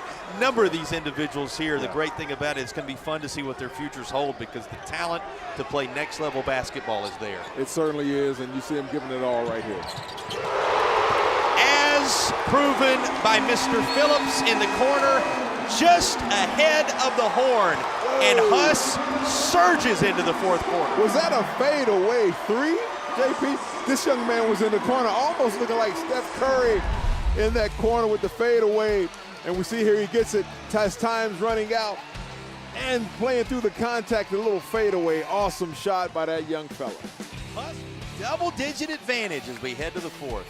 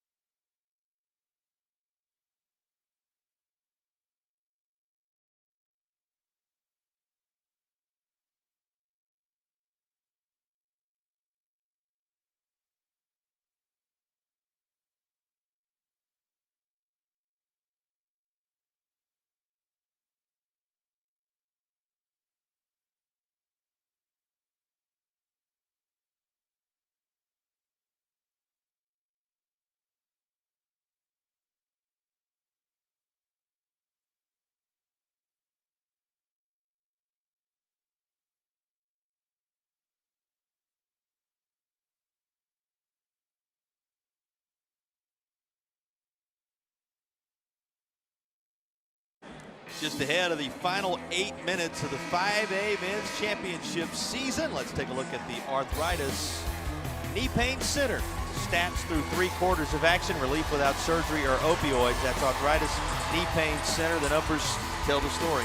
Yeah, JP, I'm looking at the free throws. You know, and Fike has left 10 points out there, and that makes a difference in this game. If they're hitting that, it's only a 2-point difference. But instead, you're looking at a 12-point difference. Also keeping track of the ready-to-roll garage doors points in the paint. Call Raleigh's garage door experts today. Ready-to-roll garage doors, 36-28. Fike pulling away a little bit there, but we've seen Huss pull away a little bit on the scoreboard. They carry a 12-point advantage into the fourth. Yeah, they're getting those 3-pointers to fall for them. Heads up play to save possession right there by Antonio Griggs Jr. And that will send Jaleel Smith. He's been the leader, 28 points through 3 periods to pace the crew out of Gastonia. Yep, really high IQ play there. Will stay on this end of the floor. Us looking to build on the advantage to open the fourth. Now, the Cuevas Green thought it was going to be Fike basketball. He was already trotting down to the other end. He was ready to roll. Instead, he's got to defend this. He will.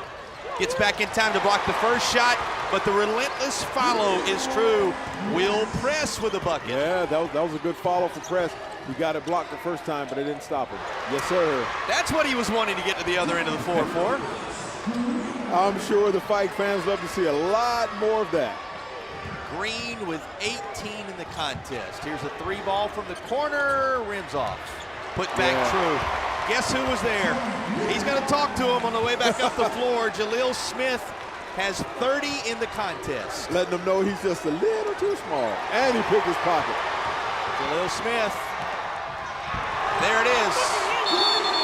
That's the 30-point moment. He works together with Zach Anderson the last trip down. You can officially post him up as Huss is pulling away in the fourth. Yeah, he's starting to feel it a little bit there, JP. Picked his pocket right there. Didn't hesitate going to the other end. I thought he was going to flush it, but instead he just takes an easy old school finger roll too. Just an impressive afternoon for Jaleel Smith and the Huskies of Hunter Huss. Starting to pull away a little bit here. They have created some separation on that scoreboard. Yeah, letting everybody know whose house it is, and he's making this case for player of the game as a sophomore point guard. He's doing an outstanding job for Huss. Securing 30 points in the contest.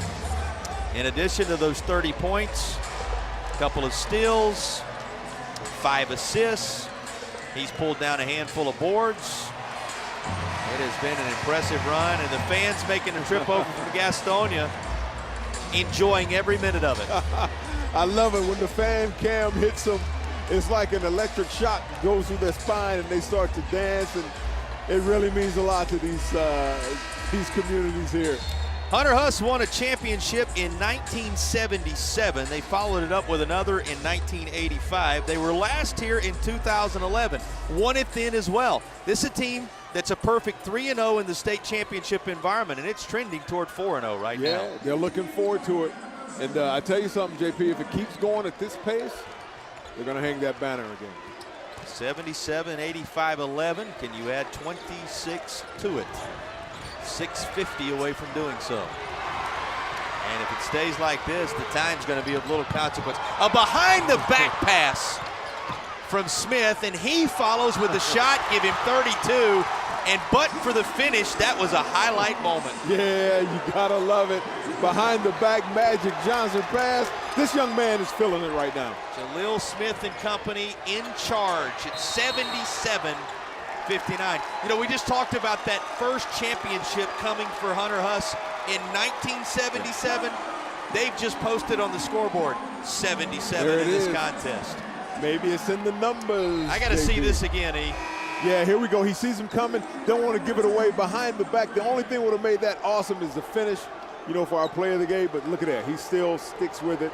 Jaleel Smith for another 2. Gave him 2 more points instead of the assist. It was a thing of beauty. Right in the heart of that Golden Demons D. Huss fans starting to feel it here in Winston. 77, a special number to the Hunter Huss faithful on the board. They wouldn't mind to add to it, but this is taken away. And the scramble for it. They get a foul call as they were heading for the basketball on the far side. It's going to go against Antonio Griggs Jr., the foul on 22, Griggs Jr. And that's just that's a third personal on Griggs. Yeah, they're getting after it. And Lofton, number one, for Fike continues to play with 4 fouls, still giving it his all. That's a great point. He's been doing that for a while. Baseline drive into the hands of Anderson. Out front. What control to slow it all up and lay it home for Will Press. Great control, caught it over his shoulder, almost like Jerry Rice there. Touchdown pass over shoulder, great body control to lay it up for 2. Everything falling the Huskies' way now. Yeah, in the hands of Smith, and he's going to be fouled from behind. That was Blanchard, who is going to be whistled for his 4th. Yeah, Huss is feeling that you have Smith getting the outlet pass to the big fella down bottom, Will Pless for the lay-in. Great control, and you can sense it in the air that Huss right now is feeling that state championship starting to sink in. The fans are feeling it. The players on the stands or on the bench as well as on the court, they're starting to feel it as well, JP. It's about to be a 26-win campaign. They're 25-2 coming in. 26 wins in 26. It's going to be a championship year. At least it's trending that way. Up 22 now with Phillips' bucket. Yeah, it's starting to get out of hand a little bit. They're still playing hard, but you can almost feel it. The body language you can see as well. Anderson decided it's go time. He'll actually get it to Press far side, who slows it a bit. And there's Griggs Jr. Stop, pop, elbow. Why not? Everything is dropping right now, JP. It's like throwing it into a swimming pool. Bucket and the foul for Blanchard as he tries to retaliate somehow. Yeah. This push from Hunter Huss. And he'll go to the line. You got a see-through construction free throw coming on the backside, but the numbers beginning to make it very difficult now. The math becoming tougher and tougher in these moments. Breather for Tyleek Neal, who comes off. Tyleek Taylor into the contest. One Tyleek replacing another, and also taking a seat on the far side is Bowser. Yeah, Huss has been pushing the pace, and it's finally starting to pay off. Hunter Huss outscoring Fike 25-18 in the third quarter after things were tied at the intermission. I didn't say tied, I said tight at the intermission, just to be specific. And then 14-4, they've outscored them here in the fourth quarter. So it has been a second half to remember for the Huskies of Huss, as they are poised to carry a championship banner back to Gastonia, North Carolina. Timeout being called here with 4.5 to play, and it's beginning to seem inevitable. A lot of basketball left. Stranger things have happened, but Hunter Huss has taken command of this game in the second half. Yeah, and that's a huge hill to climb. Looking at 21 points, as you mentioned, the math is starting to be against Fike. I shouldn't say starting. It's against them with 21 points and 4.5 to play. And Huss, you know, Huss is happy to just continue to trade buckets. But Fike has got to start making some stops and see if they can cut into this lead. Huss has outscored them 39-24 in the second half of action. And that's a split that they're enjoying in many ways in this contest. Got to remember, it started in that second quarter after they were outscored by 7 in the first by Fike. The split was 23-11 to take command at the intermission, and they have not looked back. That's right. Starting to sink in. Jaleel Smith getting his last bit of instruction. This young man, I remind you, is only a sophomore, and he is leading all scorers with 32. And He's got 2 more years, man. You can be rest assured you'll see this young man again. Not too many people believe what you're selling based upon the eye test today. Think on it. He is handling the basketball with 32 points to his credit and 8 rebounds. He's likely to finish with a double-double, and that doesn't mention what he's done in the assists and steals department today. It's been something special for sure. As well as the emotional lift that Yes. he's given not just his team, but the fans all around.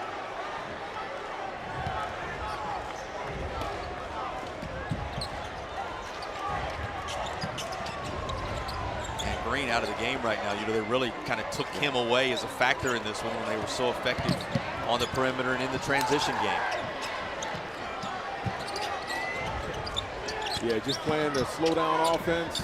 Oh, wow. Finger roll.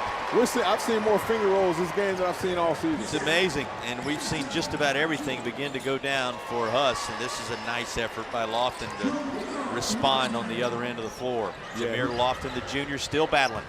Who's playing with 4 fouls? Yeah. Rolls off. Guess who's there to put it back? Will Press on more than one occasion has been right there. Will Press impressive in this one. Yeah, and Huss is happy to continue to trade buckets with him. All day long. Yep. Into the hands of Anderson. Smith stops, and he'll go to the line. When you return to Winston-Salem, North Carolina, the premier player in the state championship contest is going to be at the charity stripe. He and Huss surging to the tune of an 87-64 advantage down the stretch.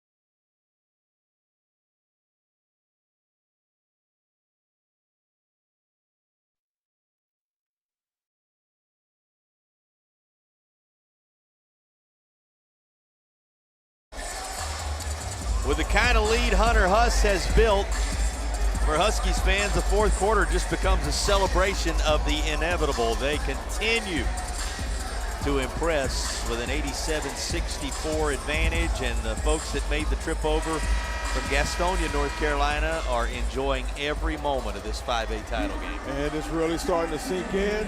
They're starting to feel it. Every song has a little more bass in it. Every single timeout, every possession is a little sweeter as those seconds continue to click off the clock. They're getting closer to a championship. The vendors in Gastonia starting to print 2026 alongside 77, 85, 2011, which was the last time this team made a trip to the state championship environment. They're going to be 4-0 in state championship contests. Due in large part to this young man. Yep. Sophomore drops home another see-through construction free throw to make it 88-64. And he, Eric, has notched, with that one right there, 34 points in the basketball game to lead everybody. And I'm sure they'd love to get 100. They're close to it. If they keep playing like they are, they may get there, JP. Here's a long three. Boards cleared by Pless here. Ahead to him. They scramble for it, and it's last touched by Huss. Going to be Golden Demons basketball. Yep, still playing hard, still getting after it. You know, 34 points for Smith, 19 points for Phillips, 11 points for Anderson. That trio all in double figures for Huss in the basketball game. And Anderson, by the way, has pulled down 9 boards. He's one shy of a double-double. Still fighting in there. The Cuevas Green, he has been a force in North Carolina basketball this season, and the junior is still the Conference Player of the Year. Still providing a moment here and there for Golden Demon fans to enjoy. Yeah, you can see, just the frustration, on the Fike players. They played so hard and worked so hard to get to this point, and falling just a little bit short. Phillips has 22 of his own, and there are 92 on the board with his Paramount Kia of Asheville 3. And there he is. Rising above everyone else, Jaleel Smith jams it home. As to say, earlier in the game, he had a couple of finger rolls, some layups. As to say, no, I can get up there. Anderson off the backboard, and there's Smith again trailing. He has exploded for 38 points in this contest. And the celebration is on for the Huskies. Well, the question about get to 100, JP, they're 4 points away. 2 minutes and 16 seconds to go, and the celebration has already started. Seems the century mark is on the horizon. Leading them with 38, Jaleel Smith has ignited the fire of a championship party here in Winston-Salem. Yeah, those T-shirts that are being printed, I'm sure is going to have a number 5 smack dab in the middle of it.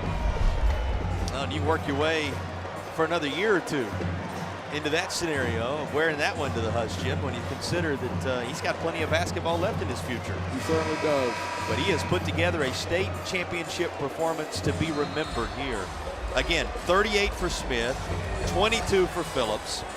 Anderson has pitched in with 11. All the leaders on this Hus roster doing just what you would expect in the championship environment. And you hear the fans chanting, "We want 100." I think there's a pretty good chance that they'll get there.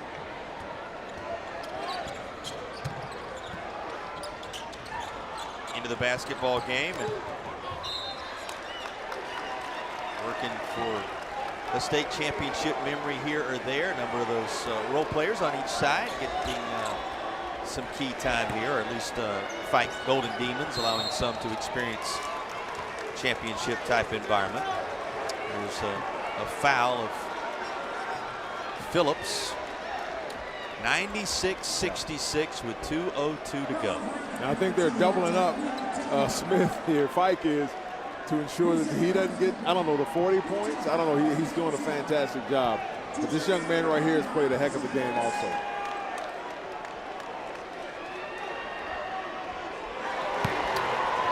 Dropped home by Phillips. See-Through Construction free throw. See-Through Construction, your contractor of choice on the OBX. See-Through Construction. And Phillips, 24 points for him, as he is true on both of those. And we think about Huss in all categories today, including from the free throw line, where they are now 17 of 21. Just an impressive effort. 2 points away from 100. That disrupted and lost out of bounds at the 148 mark.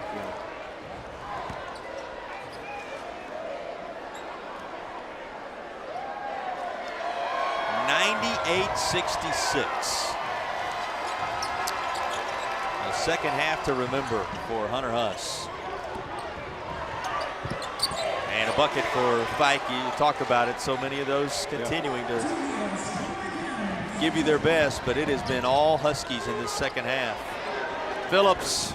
If that had gone down, I think the roof would have flown off of this place. He was looking for 101 instead of the century mark. Tried to go for the Paramount Kia of Asheville 3.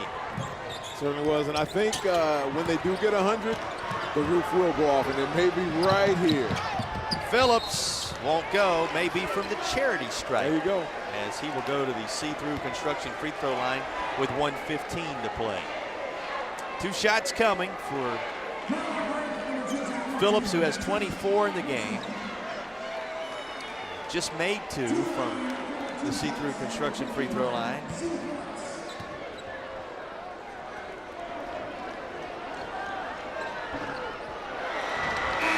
Rims off left side. That 100 point hard to come by. Yeah, I'm sure he wanted to be the one to kick him to 100, but Just one more, and it'll be 99, and somebody's going to get an opportunity. Nice hand for some of these golden demons of Fike that are being called to the bench now for the effort they put forth across the course of the year. It's been a tremendous season for the crew out of Wilson, North Carolina.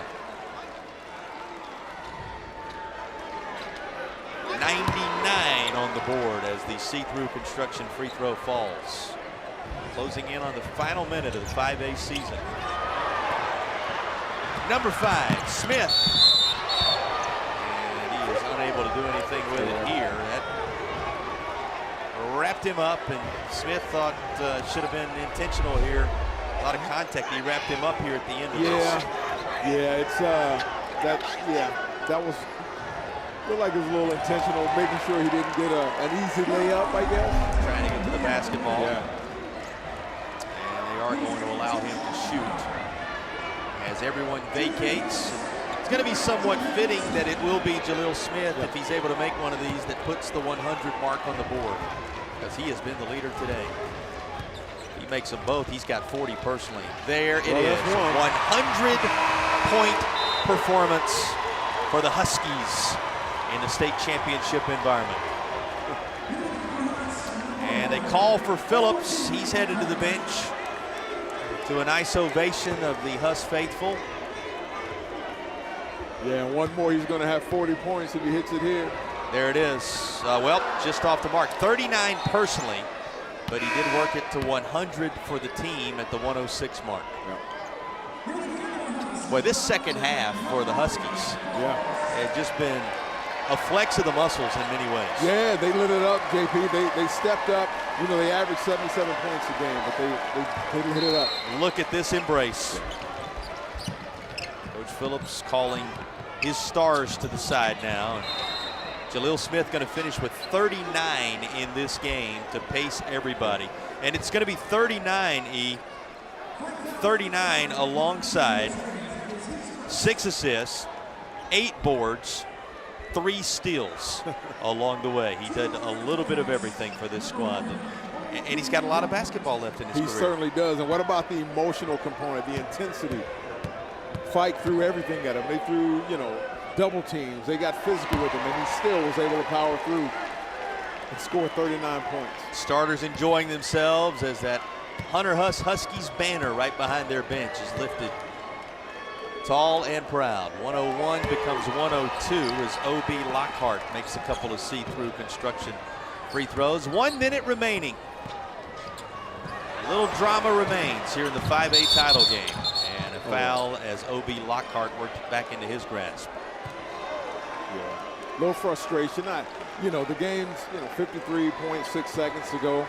Yeah, you can see now Coach Phillips is going to empty out his bench and let some of these young men build some memories of this state championship game here for Huss. Everybody's coming. Walk us through these individuals working into the contest here. Let me see here, JP. I see number. As we hit that, we have number 3. That's Jaden Moore coming in. We have number 33. That's Dankarian Sanders. We have number 0, which is Raymond Hodge, and number 40, I believe that's Will Coleman. These young men are going to get an opportunity to have their names cemented in the folklore and history of Huss High School. Think about the championship moment that abounds when you get a chance to be a part of a moment like this. And still in the contest, Antonio Griggs Jr. with those 4 you named. He's at the stripe and will knock home the free throw. And now that final substitution, 4-0 in there. And boy, this is a lifetime memory that those final members of the Hunter Huss roster to see the floor on this championship Saturday are enjoying. Yep, and these young men for Fike as well. You know, they get an opportunity to play at the biggest stage here in 5A basketball, the state championship.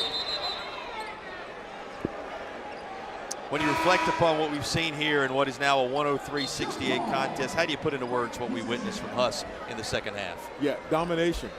They came out, they imposed their will on Fike. They played their game plan. They attacked the basket, on both ends. They defended well. And what can you say about Jaleel Smith? 39 points in 103 so far point game here in the state championship. The big players make big plays on the biggest stage. Yeah, responsible for a third of the offense. You're right. Sophomore was something else. How about this move? Nicely done to slice toward the bucket. There's a look at Braylon Boykin, one of the seniors. And he did draw contact and will go to the line. And you said it, regardless of which side of this you're on, you played on a college basketball floor in a state championship environment. And if you etch your name in the scorebook, that's something to talk about for generations. It certainly is, and they're going to remember. It takes so much work in the offseason, so much work during the season to get to this game. And these young men have all put it in. And congrats to Hunter Husk in being the state 5A men's basketball champion. Well, he did get to notch a point, did Boykin, but the running clock went into effect with the separation on the scoreboard. And the running clock rolls down as Husk gets ready to celebrate this championship. 103-69 is our score. There's some question about whether or not they're going to have Boykin shoot the other free throw since time expired during his time at the line. And it looks as if they're going to bring Boykin back out to shoot the other free throw. And now the official's going to talk it over.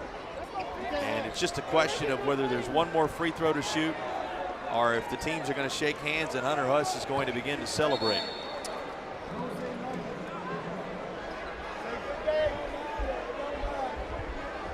And it appears as if now, after the discussion, they've decided the game is over. Time ran out. Your final, 103-69. Might have muted the celebration just a little bit the way the clock ran down, but I'm going to tell you, E, they've been celebrating for the entirety of the fourth quarter, and Husk deservedly so, because they put together an impressive championship Saturday performance. They certainly have. That second half, they just opened up the lead on them and just impose their will on them. So congratulations to the Hunter Huskies, and hats off to Fike as well. We'll be back with the trophy presentation, so much more. Husk breaks the century mark, goes to 4-0 all-time in championship moments. They add 26 to 77, 85 and 11 with another crown. Going back to Gastonia.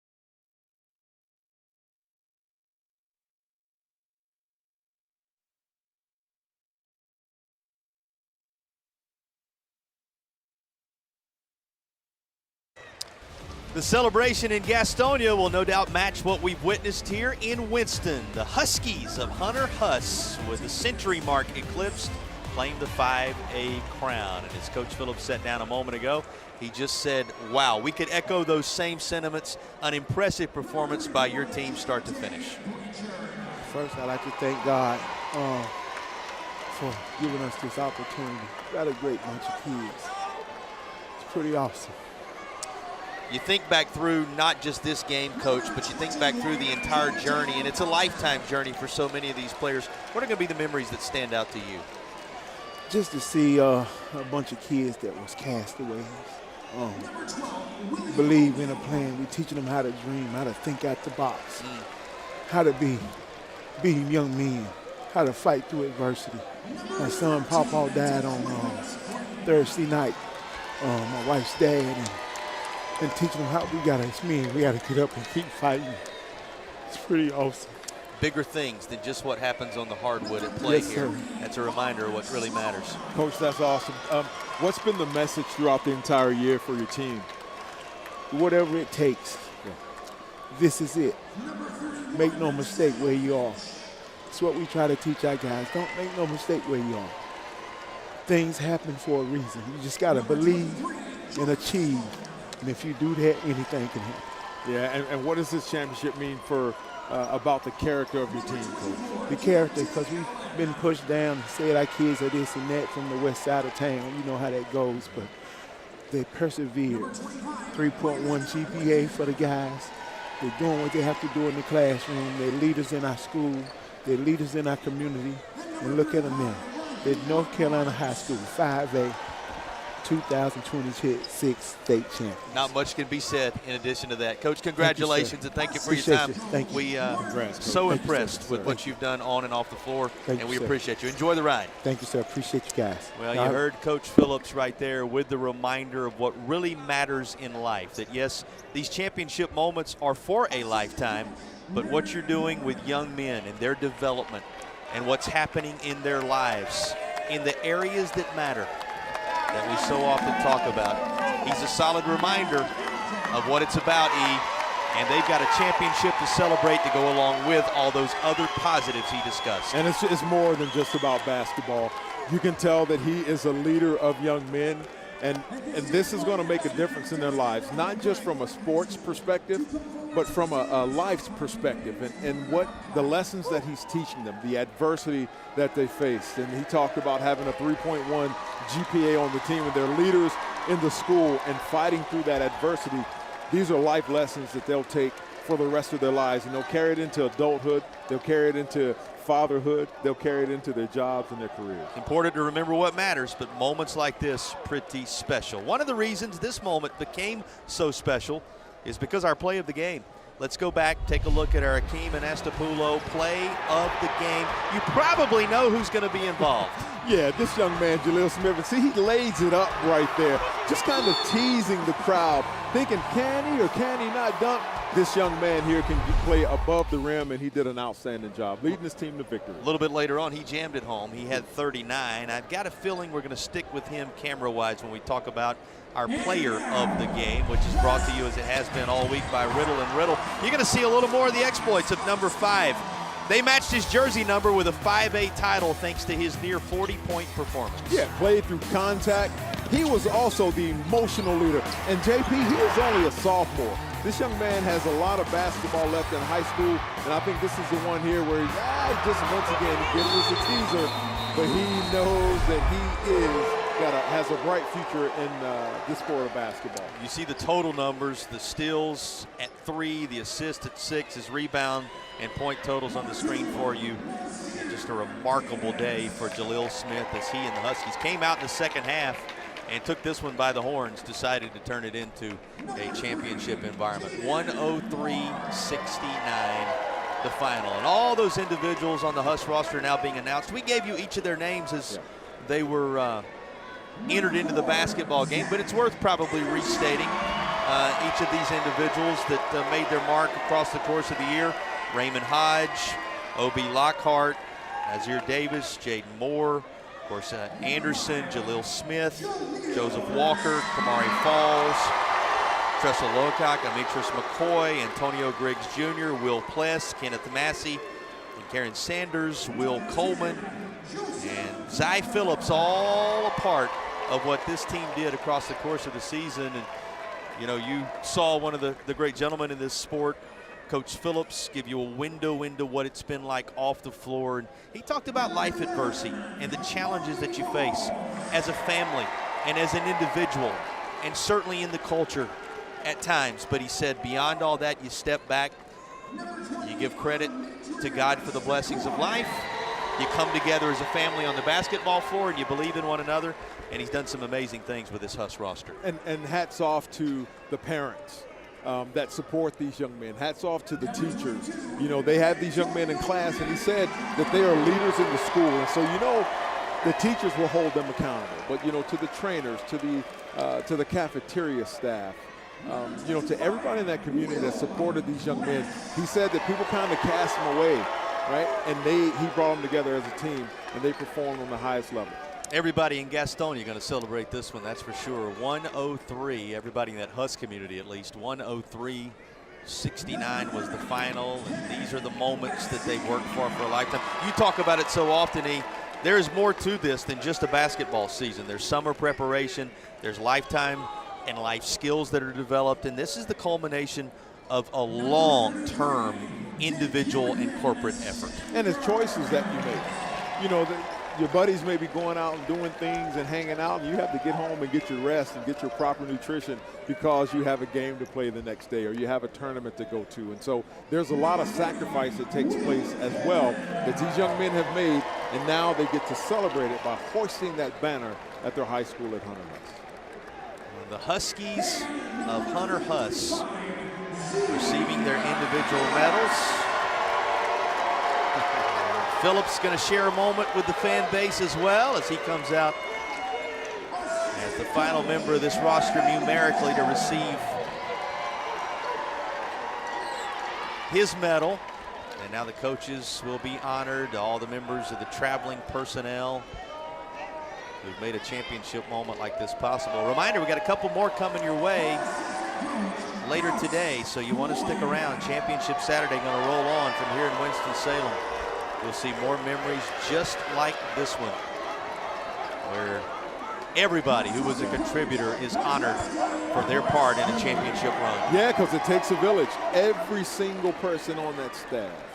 Once again, the hours that you spend in the gym, the hours that you spend not just teaching basketball lessons, but life lessons, as Coach Phillips talked about. So kudos to them. Hats off. There's that idea of family. You see it prevalent on the shirt.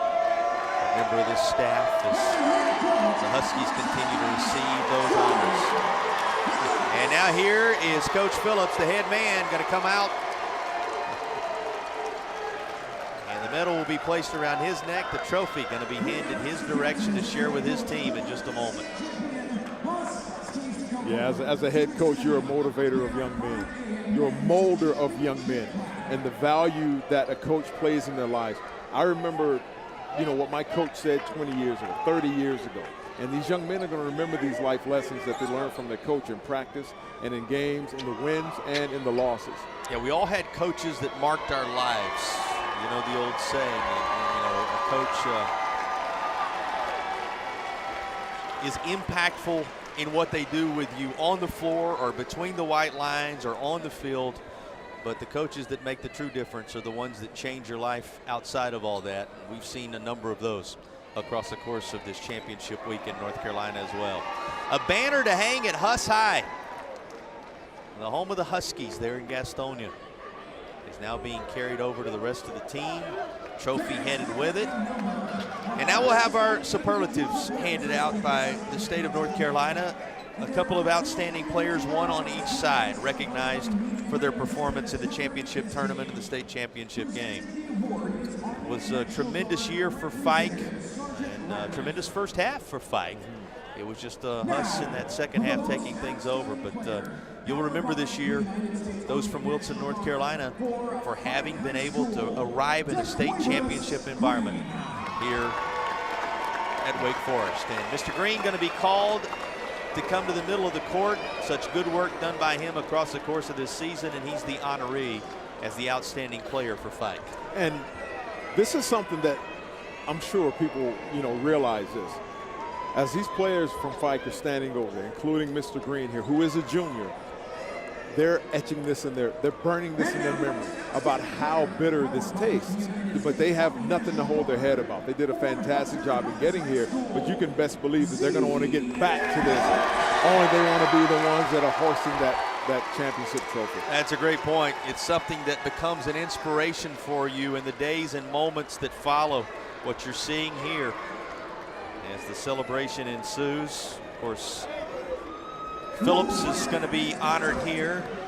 See Phillips announced as the individual, as the standout performer in this contest, and now the overall MVP set to be announced. And we'll give you 3 guesses. The first 2 don't count. The first 2 don't count. Agreed. Maybe he had 39 points. A sophomore with 39 points to pace everybody. His leadership evident on the floor from the very beginning stages of this one. And the most valuable player of this 5A championship contest, the guy who wears number 5, Smith, who was right at 40 points in the contest. Just a stellar effort all the way around. I keep saying that. They had him on the scoreboard as 39. There was one bucket that wasn't credited to him at one point late. It'll be interesting to see where he lands. He's right around 40, going to either end with 39 or 41, depending upon how it all shakes out with the final scoring as they check that with the scores. Whatever the case, he tinkered right around 40 points, and this team eclipsed 100 for a championship. Yep, first time in a while we've seen 100 points in a state championship, but congratulations to Hunter Huss and to Coach Phillips for hoisting that trophy. Hats off. And kudos to Fike as well for the tremendous effort that they had. Take a picture, Gastonia, North Carolina. That's the snapshot that will live for generations. This group adding its name to the 3 prior champions in that locale. Here's one final look at the numbers. Our Arthritis Knee Pain Center statistics. Now final, the relief without surgery and opioids that Arthritis Knee Pain Center provides brings them to your attention as they sponsor our stats. Any final thoughts on the numbers in this? That final number right there, 103 to 69, is the only one that really counts and it really matters. Now, you're going to build on it if you fight and hope to get back here next year. One final glance at our ready-to-roll garage doors points in the paint. Raleigh's Garage Door experts. Check them out today. 46-50 the split. Huss +4 in that category when all was said and done.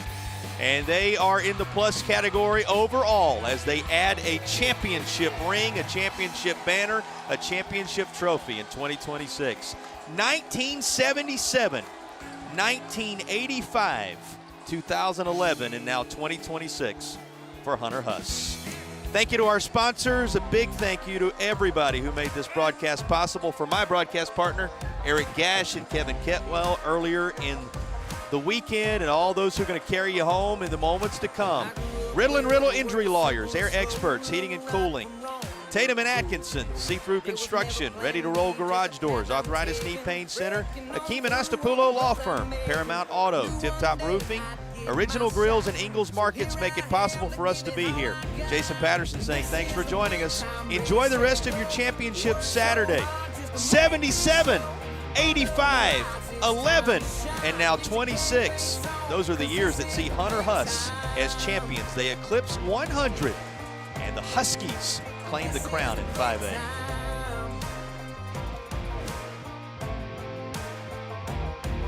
Ever since my boots first hit these streets, had to scratch and claw, made me hard to beat. They were real early mornings and late nights.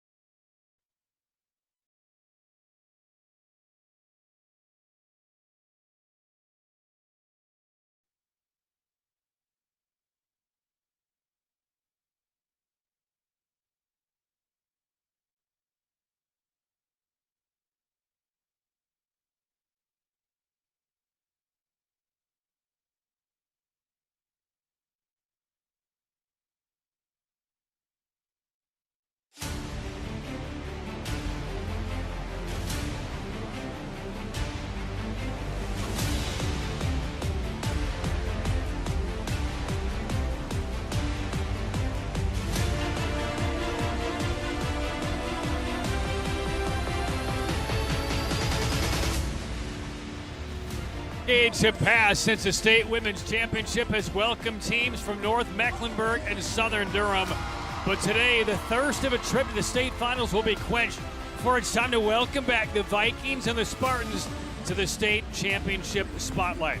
The 2026 NCHSAA Basketball State Championships presented by Riddle & Riddle Injury Lawyers. The 3 seed from the West for the first time since 1986. The North Mecklenburg Vikings, and the top seed from the East, first time since 2004, 22 years since the Southern School of Energy and Sustainability Spartans have vied for a state title. Welcome everybody to Winston-Salem, North Carolina. Patrick Keenis, Jay Sohnhalter. That's generations, Jay, since these schools have been represented.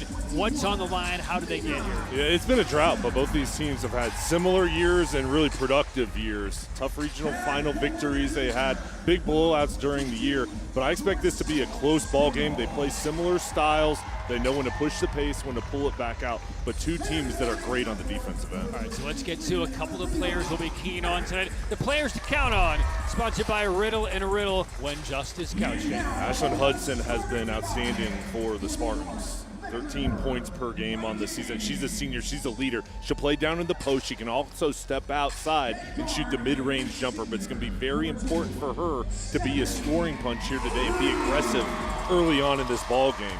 For North Mech, Lanice Joseph has been great. She averages a double-double on the year, 18.8 points per game, almost 11 boards. She's a force down on the low block, in the paint area. She just dominates on offense. On defense, she patrols the area as a defensive enforcer. She has over 38 college offers. She was a conference player of the year. She's the #1 option for North Met. Southern has to find a way to get the ball out of her hands, double team her, and limit her touches. All right, North Met got to the championship by knocking off the top seed, Lake Norman. The top seed, Southern Durham, has pretty much rolled. Tight win over South Gardner. Now let's get to the keys. Presented by Ingles Food for Thought. Low prices, love the savings. Who wins the title and how? Well, for the Spartans, they win it with their balance on offense and offensive execution. Everybody's got to be involved and contribute, and then slowing down Joseph on defense. They've got to do a good job communicating and limiting her opportunities. For North Mech, winning on the boards, crashing the glass, that's their strength. They want to box out and be physical and then get to the paint. Give the ball to your best player. Let her go to work here in the state championship. Generations have been waiting for this moment. It is the Women's 7A State Basketball Championship. Southern Durham, North Mecklenburg. Tip-off from the Joel Coliseum is next.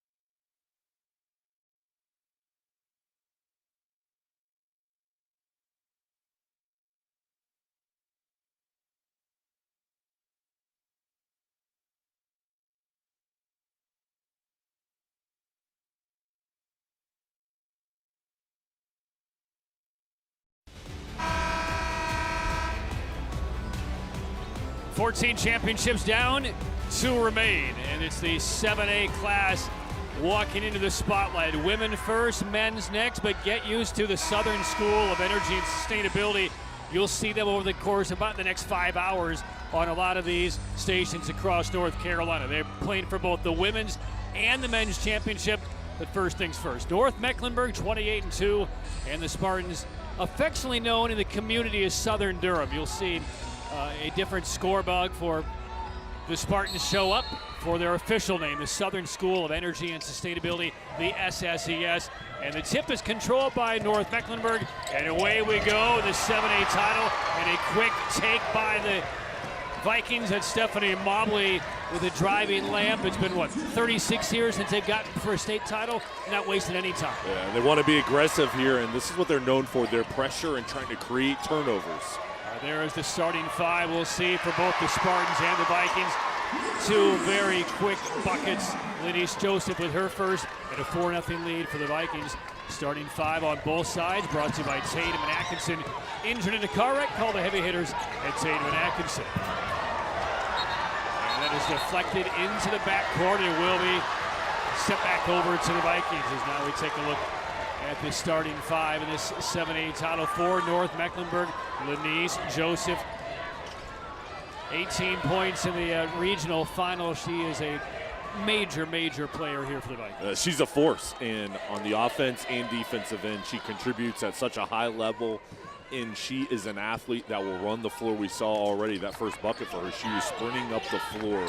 She does it all. She has great size on the interior. This is Morgan Knox driving down the paint, missed it, but the old board by Joseph, and she will head to the free throw line. And again, our starters presented by Tatum and Atkinson. If you're injured in a car wreck, call the heavy hitters at Tatum and Atkinson. And for Joseph, crashing the glass there, you've got to put a body on her, box her out, and know where she is at all times. Even if she's off ball, she finds ways to contribute. And nobody on this Vikings team has attempted more free throws this year than Joseph. The first from the Tatum and Atkinson free throw line. Again, injured in a car wreck, call the heavy hitters at Tatum and Atkinson. North Meck, the 3 seed out of the West, had a bye in the opening round. Double-digit win over Weddington, 30-point win over the 6 seed McDowell, and then took down the top 2 seeds in succession. Marvin Ridge by 20, and then a 16-point win over Lake Norman. And there is Teddy McCoy, 12th year head coach for the Spartans. They won 20+ in 6 of his last 7 years, but they have not played for a state championship since 2004 when they were beaten in the 3A finals by Asheville.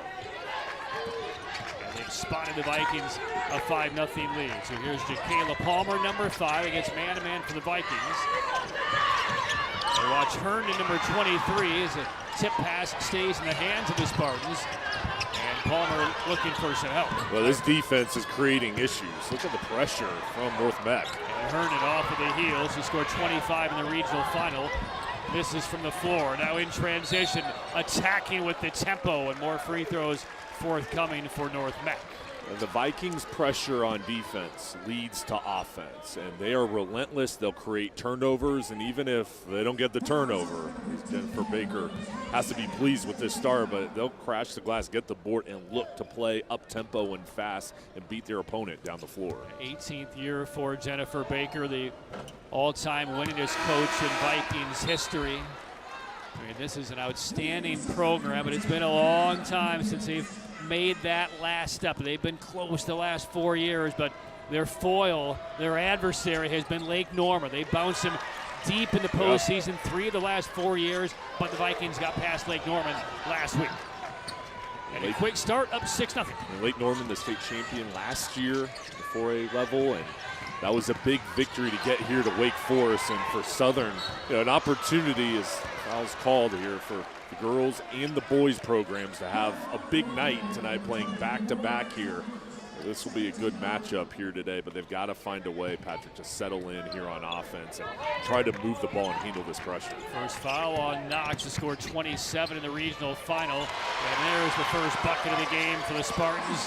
Ashlyn Hudson, the 5'8" senior who averages 13 a game, is the top scorer on this team. But quickly the other way, and there is Lenise Joseph. She is so smooth, and they're just winning again with her speed, getting all the way to the hoop. Early 8-2 lead, but they're harassing with on-the-ball pressure. Now settling into a tight pressure man-to-man. Around the perimeter, Herndon, yes. Booked the three for Aaliyah Herndon. Paramount Auto three-pointer. Visit ParamountAuto.com. That might settle in the Spartans. It's an 8-5 early advantage for the Vikings. So they need Herndon to have the big day. She had 25 points in their regional final victory. They've got to look to her for scoring production. Now the Spartans are settling in, forcing a turnover, but then an illegal screen right at midcourt set by Hudson. That's 2 quick fouls on the senior for the Spartans. One of their best players. She's just trying to set a pick here. You see that right leg goes out away from her body and just clips Blake. She'll have to be careful here with the 2 fouls. So North Mech basketball out of Huntersville, North Carolina. Tied for first in the Mech Power 6 conference. To the inside, bounce pass got to Joseph. Good handle on the left post. The assist from Morgan Knox. They've been doing it all year for the Vikings. She's got such good hands. Just gets that ball and nobody can take it away from her. Knows how to finish there at the hoop. And the pressure there by Blake forces the double dribble against Snipes Drain. And another early first quarter turnover by the Spartans. And Blake is such a good defender. The junior moving her feet. Quick hands there, just making it difficult. She has such good body position, one of the leaders of their defensive effort. Okay, that is 4 turnovers already committed by Southern Durham. A little more than 3 minutes gone by in the opening quarter. And that's the challenge for opponents going against this defense. And now Southern switching up to zone pressure here, trying to throw a different wrinkle at the Vikings. Into the corner, open 3, Newton, front rim. Weak side board to Snipes Drain. Up ahead, dangerous passes against this Vikings defense. Then the pocket picked and diving forward into the sideline was definitely Mobley, but on the sideline it'll stay with Southern Durham. This is pressure and quickness, hard to simulate in practice, and you rarely see a team in the regular season or the playoffs, so you can understand if there's a bit of calibration needed here for the Spartans. They turned over again, and the driving layup from Morgan Knox. And a quick timeout taken by Teddy McCoy. 5 turnovers forced by North Mech already, and a couple of these are live ball turnovers. And it's Knox and Joseph leading the way for North Mech, playing for a title for the first time in 36 years, and they are off and running with a 12-5 lead. And North Met coming out here and instilling their defensive pressure just at the highest level. I mean, when you come out here in this atmosphere, you've got to lead with your defense. That's what you're known for. And they've come out here, done the job, and really made Southern look flustered on the offensive end and get them out of a rhythm. Now let's take a look at some of our fans for the 7A Women's Championship on our Original Grills fan cam. Elevate your grill game. Elevate your sippy cup game. Big crowds all throughout the 4 days. There we go. Great to have everybody with us. There's another turnover, stripped in the backcourt. And here come the Vikings again. The pull-up this time by Knox. Buries it home. And it's a 9-point lead, not even 4 minutes into the opening quarter for North Mech. Morgan Knox is a really good outside shooter, all-conference performer. She's at 11 points per game, and she's that scoring threat from the outside with Joseph on the inside. So Knox has 5 points, Joseph has 7, and Mobley the other 2. 14-5 North Mech. Herndon being harassed. And now it's Trice, number 30 on the floor, and in the corner, the lefty 3 by Nickens is flat, and over the top goes Hudson. So Hudson picks up her second foul. Williams is already on the Spartans bench with 2 fouls. 14-5 North Mech. 3:51 left in the opening quarter for the 7A title.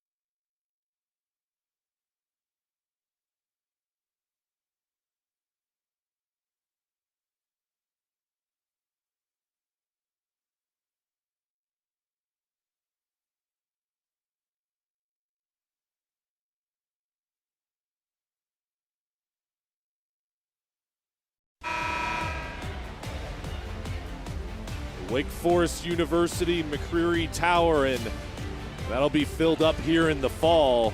The Demon Deacons football program coming off a great year. Jake Dicker here at Lawrence Joel Coliseum. This is a good start for North Meck, Patrick, coming out here on fire on defense. Yeah, and if you have not been on a Wake Forest campus in a few years, construction is happening everywhere on the campus, most notably to their athletic facilities. And I barely recognized the place driving in. I couldn't access the regular parking spot that I had several years ago. So breaking the huddle for the Spartans, what do you see they need to do? How do they best handle the intense pressure this season? It's causing all kinds of duress. Well, they've got to calm down, first of all, and use pass fakes, head fakes, move the ball quickly, set picks for each other to try to get some separation. But right now, it's just too many lackadaisical passes, not moving without the ball, and telegraphing passes, which is resulting in already 6 turnovers. 6 turnovers in barely over 4 minutes of game action. To the inside, double team collapses in on Joseph, knocked it out of bounds. It will stay with the Vikings.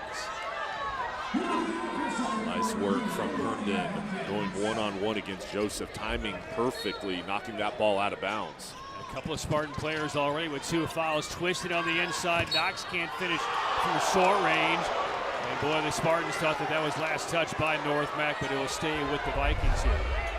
Our officials for this 7A game, Todd Doolittle is our referee. Kelsey Jones and Chet Kendall are the umpires. Stays with the Vikings. Bounce pass low. Tipped away, and this time it will go the way of the Spartans. And for Southern, that's what you got to do to break into this lead. 9-point deficit. It starts on the defensive side. Try to create turns, flip the Vikings over, and get the ball back to your offense. The Spartans reached the 7A title game with a 42-37 defensive grinder against South Garner. Only 3 players on the Spartans team scored in that game, Jay. They had 25 from Herndon, 12 from Hudson, the other 5 from Palmer. So they don't go all that deep as far as the scoring threats on this squad, but they're all very, very talented. And during the open of the broadcast, we discussed some of the keys for each team to win the ball game, and offensive production will be important for the Spartans. Having others score the basketball, those main 3 scorers, they kind of led the way in that regional final victory against a great South Garner program. 2 teams that really battled in that ball game, and Southern found a way to get the victory, but they've got to have more players involved on offense. One more coming from the Tatum and Atkinson free throw line for Newton, her first point. Injured in a car wreck, call the heavy hitters at Tatum and Atkinson. She makes a pair. So the lead gets to double figures for the first time. There's another, what should have been a turnover left uncalled. A clear travel by Hawkins, but we play on. Spartans basketball. Hudson, the leaner on the baseline, fouled, and free throws for Southern Durham. Well, Hudson recognizing she had a path on the baseline, and instead of passing it on the perimeter, just decided to be aggressive. And that's how you break through, is you got to make aggressive moves, decisive actions, and there she saw a path and took it to get to the line. So Hudson, 13 points, 11 rebounds, her season average for Teddy McCoy. 16-6 is our score. One more coming for Hudson from the Tatum and Atkinson free throw line. Teddy McCoy has done a wonderful job with the Spartans. He's only had 1 losing season over his 12 campaigns for the Spartans. Another 20-plus win campaign, 27-3 coming in. Trying to pick up their first state title. They reached the title game 22 years ago, but got beat. Deep entry pass goes into Joseph, applauding the assist. That was a pinpoint delivery for an easy bucket. Just a perfect pass. Joseph going backdoor, setting the defender up, and another turnover. Now 8 on the day for the Spartans. And here's a play of the game nominee right here. Watch this delivery from about 25 feet away. Almost a no-look from Mobley. And she was calling it out, kind of pinpointing, and then looked the other way as she threw that pinpoint accuracy right in the chest of Joseph.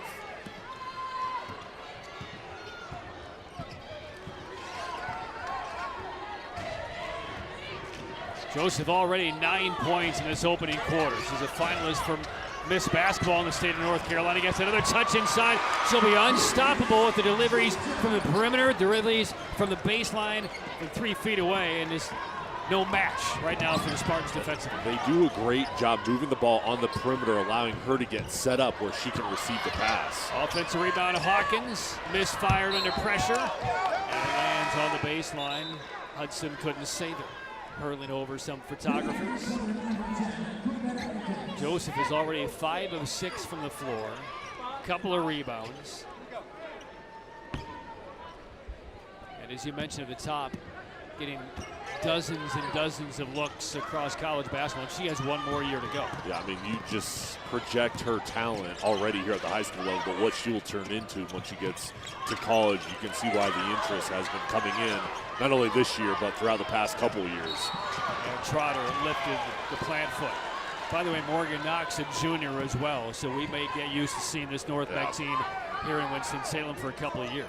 Morgan Knox, that perimeter threat for Jennifer Baker. She had 27 points against Lake Norman in their last ball game, and you have those two coming back. You want to get this victory, but they've got a bright future next year as well.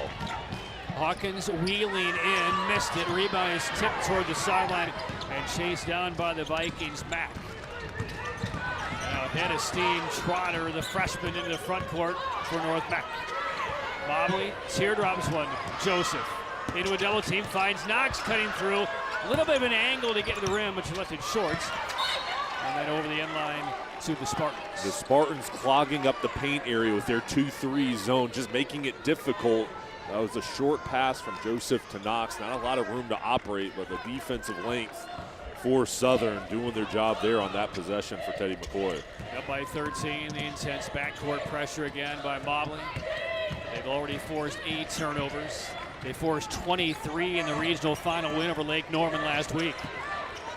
Hudson, the pull-up, well shorts. And it's a lot of forced action so far by the Spartans, 2 of 8 from the field. Well, this is a Spartans team that's 27-3, so there hasn't been much adversity for them. They've blown out many opponents this year. A great year with those 27 wins, but this kind of point in this ball game here towards the end of the first quarter, they're facing real adversity. They're going to have to find a way to make some adjustments and get things going on offense. On a cut, Joseph. Offensive rebound, Johnson. And to the free throw line with 45 seconds left in the quarter.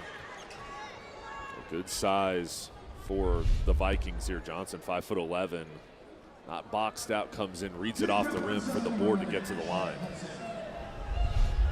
And that'll be the 3rd foul on Hudson in this opening quarter. First free throw is missed by Johnson. Only 3 seniors on this Vikings team: Johnson, Jayla White, and Mobley. Mobley is the only senior starter. So watch out for maybe a couple-year destiny here for the Vikings. It's been a long time since they played for a title. More free throws coming here for Knox as she got inside position on the missed free throw. During that last timeout, I went over and hustled to the spot where the You were commissioner. sprinting. I really was. There. I went over there. I put my shoes on. That's how important it was. I knew I was short on time. I went over and I chatted with Q Tucker, the commissioner of the North Carolina High School Athletic Association, because the biggest name to come out of the women's basketball program for North Mecklenburg is Andrea Stinson.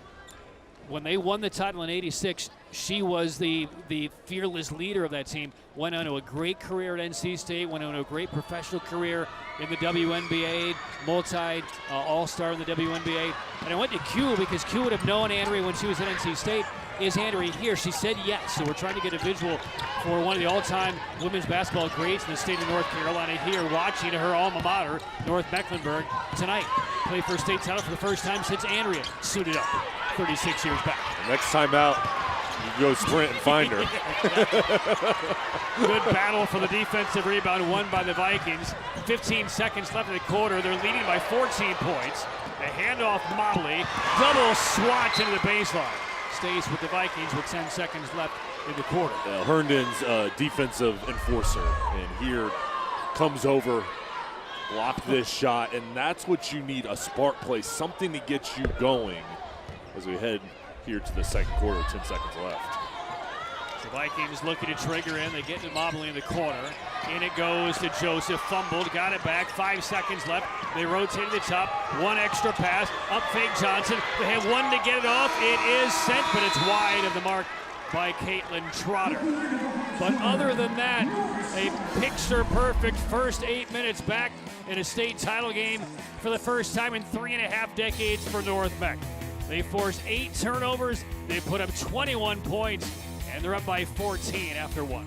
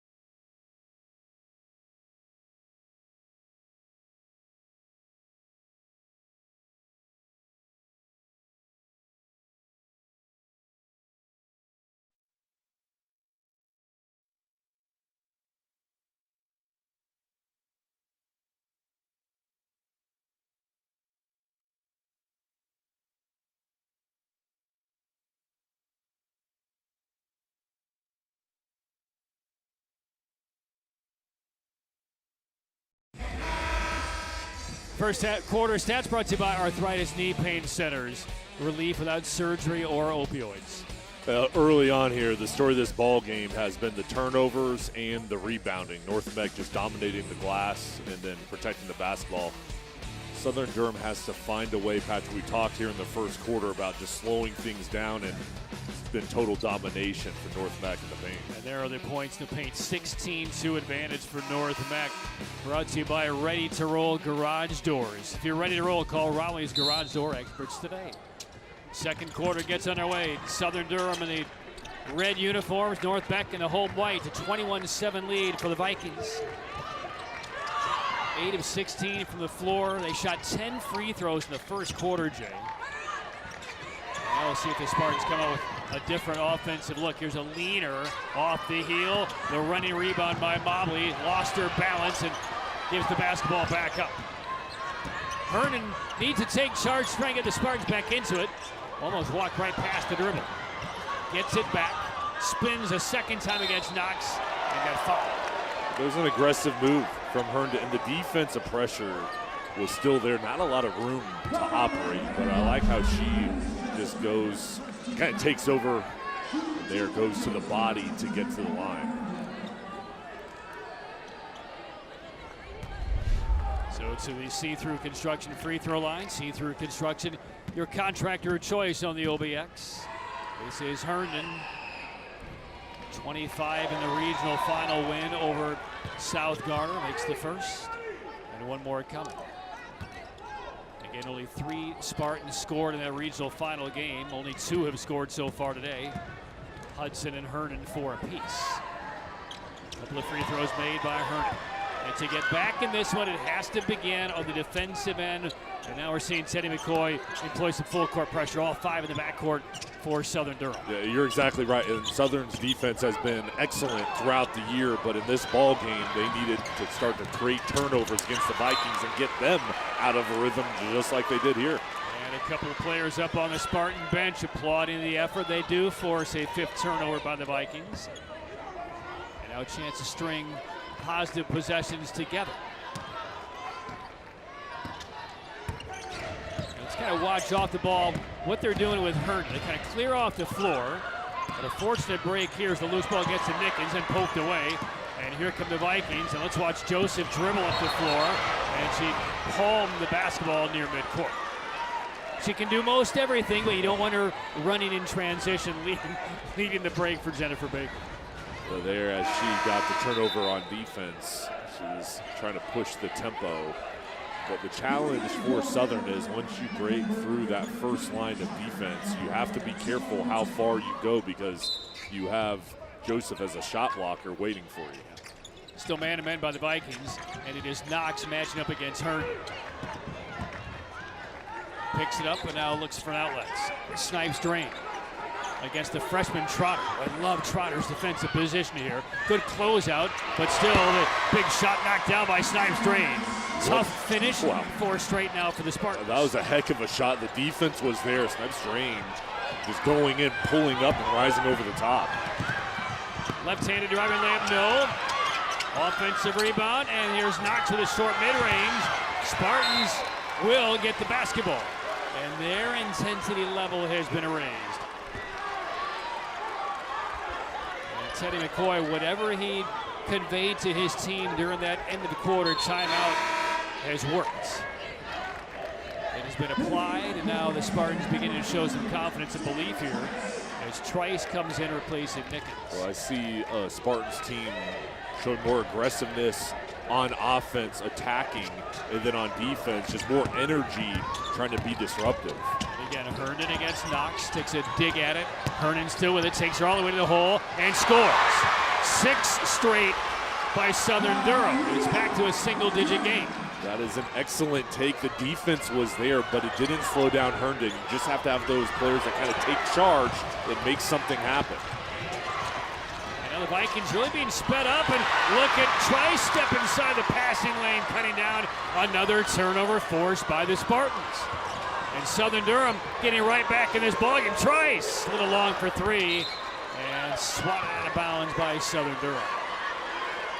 Love the effort, though, if you're Teddy McCoy. I mean, this is a complete chameleon change from the first quarter to the second for the Spartans. You just see more intensity and the defense picking up. And Snipes drain is a little too short to steal that entry pass. Vikings, though, missed the jumper with Motley. Knocks the offensive rebound.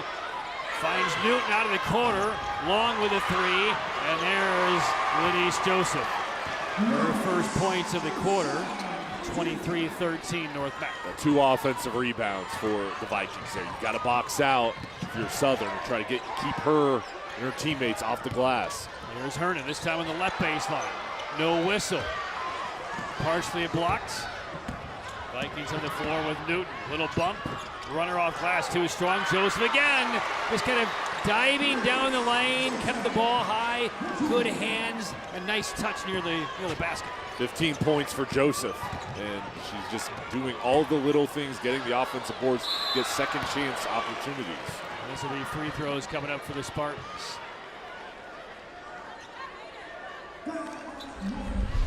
And you get the drive here by Hawkins, and that's 2 fouls now on Joseph.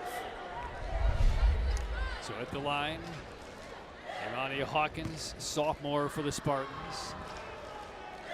25-13 North Mac, 4:52 for the first half. And 2 coming from the See-Through Construction free throw line. Makes the first. See-Through Construction, your contractor of choice on the OBX. A reminder, coming up at halftime, the Air Experts Heating and Cooling halftime report. Jay will have another sit down with Q Tucker. First half highlights, stats, and more. Air Experts, you can schedule your tune-up today at yourairexperts.com. First 2 points in the contest for Hawkins. And now Hawkins is out. Tullis will see her first game action in the title contest. Pressure again applied by the Spartans. It's been effective here in the second quarter. Usually the teams that press don't really like to be pressed on their own. We've seen the Vikings get a little bit hurried with the pressure by the Spartans. Blocked shot, but some body contact. Foul on Southern Durham. North Meck only had 3 turnovers as we started the second quarter, already 7 now, so they've had 4 here in the second to this point. So Southern's defense much better in there. Thought it was a block, but a good take from Trotter, the freshman. Herndon, the junior, collects the foul, her first of the game. And now back to the see-through construction free throw line. First one heel to the glass and good. No style points, but the first points of the state championship for the freshman Trotter.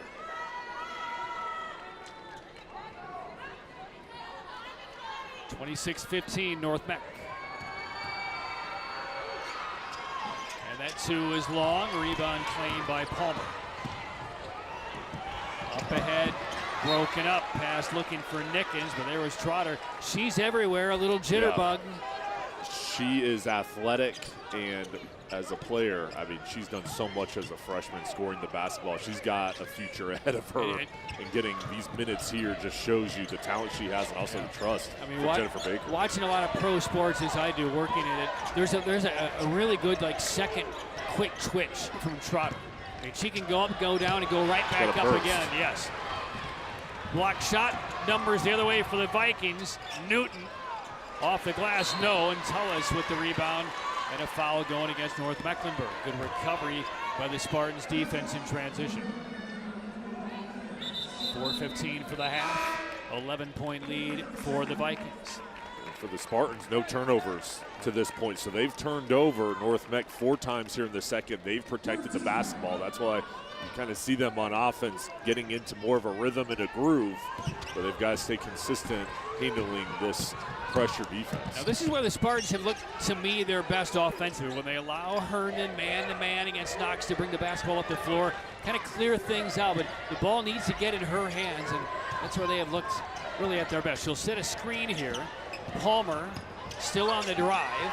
The kick out to Nickens. That 3 is blocked, and then Nickens took down the Viking accidentally, and Mobley is up, but there'll be a foul going on Coretta Nickens. 3:50 for the first half of the 7A title game. North Meck ran out to a 14-point lead at the end of 1, trimmed down a bit. 26-15 Vikings, 3:50 to go in the half.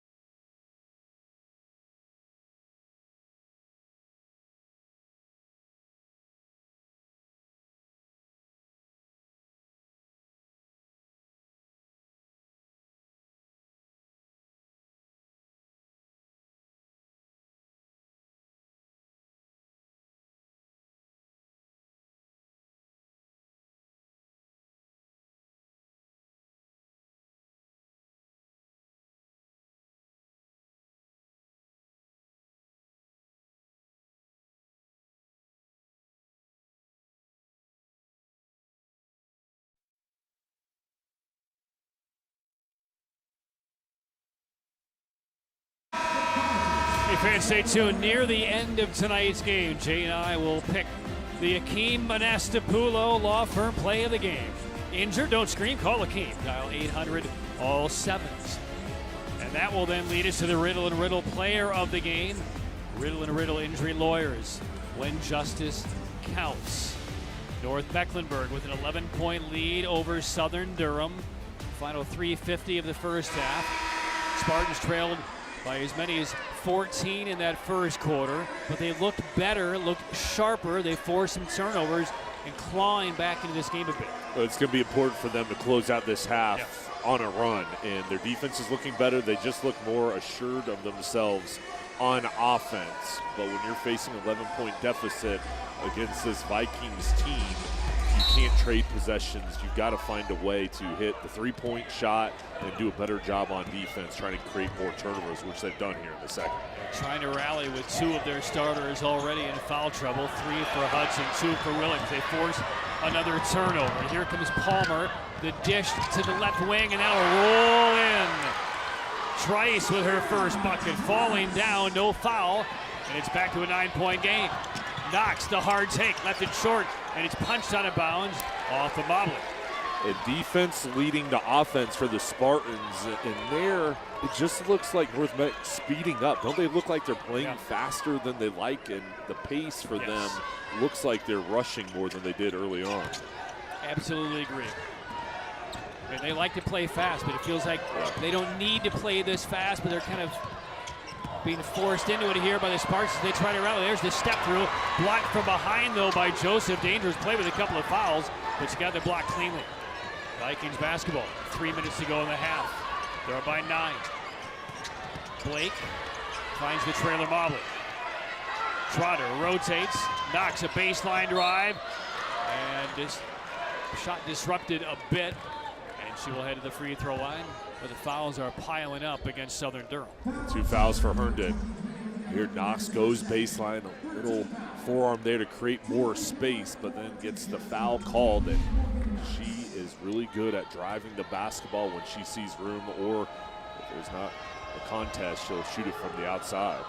Knox now 2 of 5 from the line. Kind of shoots these free throws with 2 hands. Different motion there. Jennifer Baker, meanwhile, on the sideline in a walking boot in her right foot.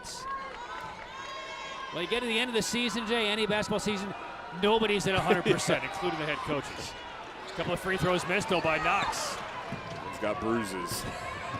And now Herndon on the floor with a couple of fouls, and a blocking foul goes against Knox. That's going to be Knox's second foul. So we have a kind of story below the surface here. Knox and Joseph, the 2 stars for the Vikings, 2 fouls. Newton, the starter, already has 3. And for Southern Durham, Herndon has 2 fouls. Hudson has 3, and Williams has 2. And we're still about 3 minutes away from halftime. And then we'll run her kind of flattened against the heel, and the bucket drops down again for Trice. 4 off the bench. It's a 7-point contest. Trice, the senior, coming in there and pulling up in that mid-range with a nice-looking shot. Now here on the defense, she's the top of the pressure with the zone. Spartans still show that 2-3. Three-pointer miss out of the corner. Knocks the board, and a hard attack back in the hole. 28-19 Vikings. Big play there, hitting the glass, and just when you felt like the Spartans were going on a run, had momentum. Another offensive board in the putback. It was just a determined attack by Knox off the offensive rebound. 3 out of the right sideline, no good. The nice close out there by Blake. And here comes Mobley up the floor, slings it, bounce past the right side. The finish, though, too strong. Tipped up and good, though, by Joseph. That's a next level tip by Lanice Joseph. She has 17 points. Back to double-figure lead for the Vikings. And 11 offensive rebounds for the Vikings. That has been a huge factor here with their 11-point lead, just crashing the glass, getting those second-chance opportunities. Really important last 2 minutes here for Southern Durham. Spin, contact, shot is booked anyway by Palmer. Could have been a foul. 30-21 North Mac. And what a nice play from Palmer, getting on the board here. She averages over 12 points per game. They need her to continue to look for her shot. 1:15 for the half. Dump down pass as Joseph got it down low. Knox missed the first, missed the second, but was fouled. Stops the clock with 1:12. That's a great high-low game by their slashing wing player and their post up top. Look at that feed by Joseph, right over the top of 3 defenders in between. That is beautiful from the outside of the high post, and Joseph seeing where Knox was and threading the needle, and then just not stopping.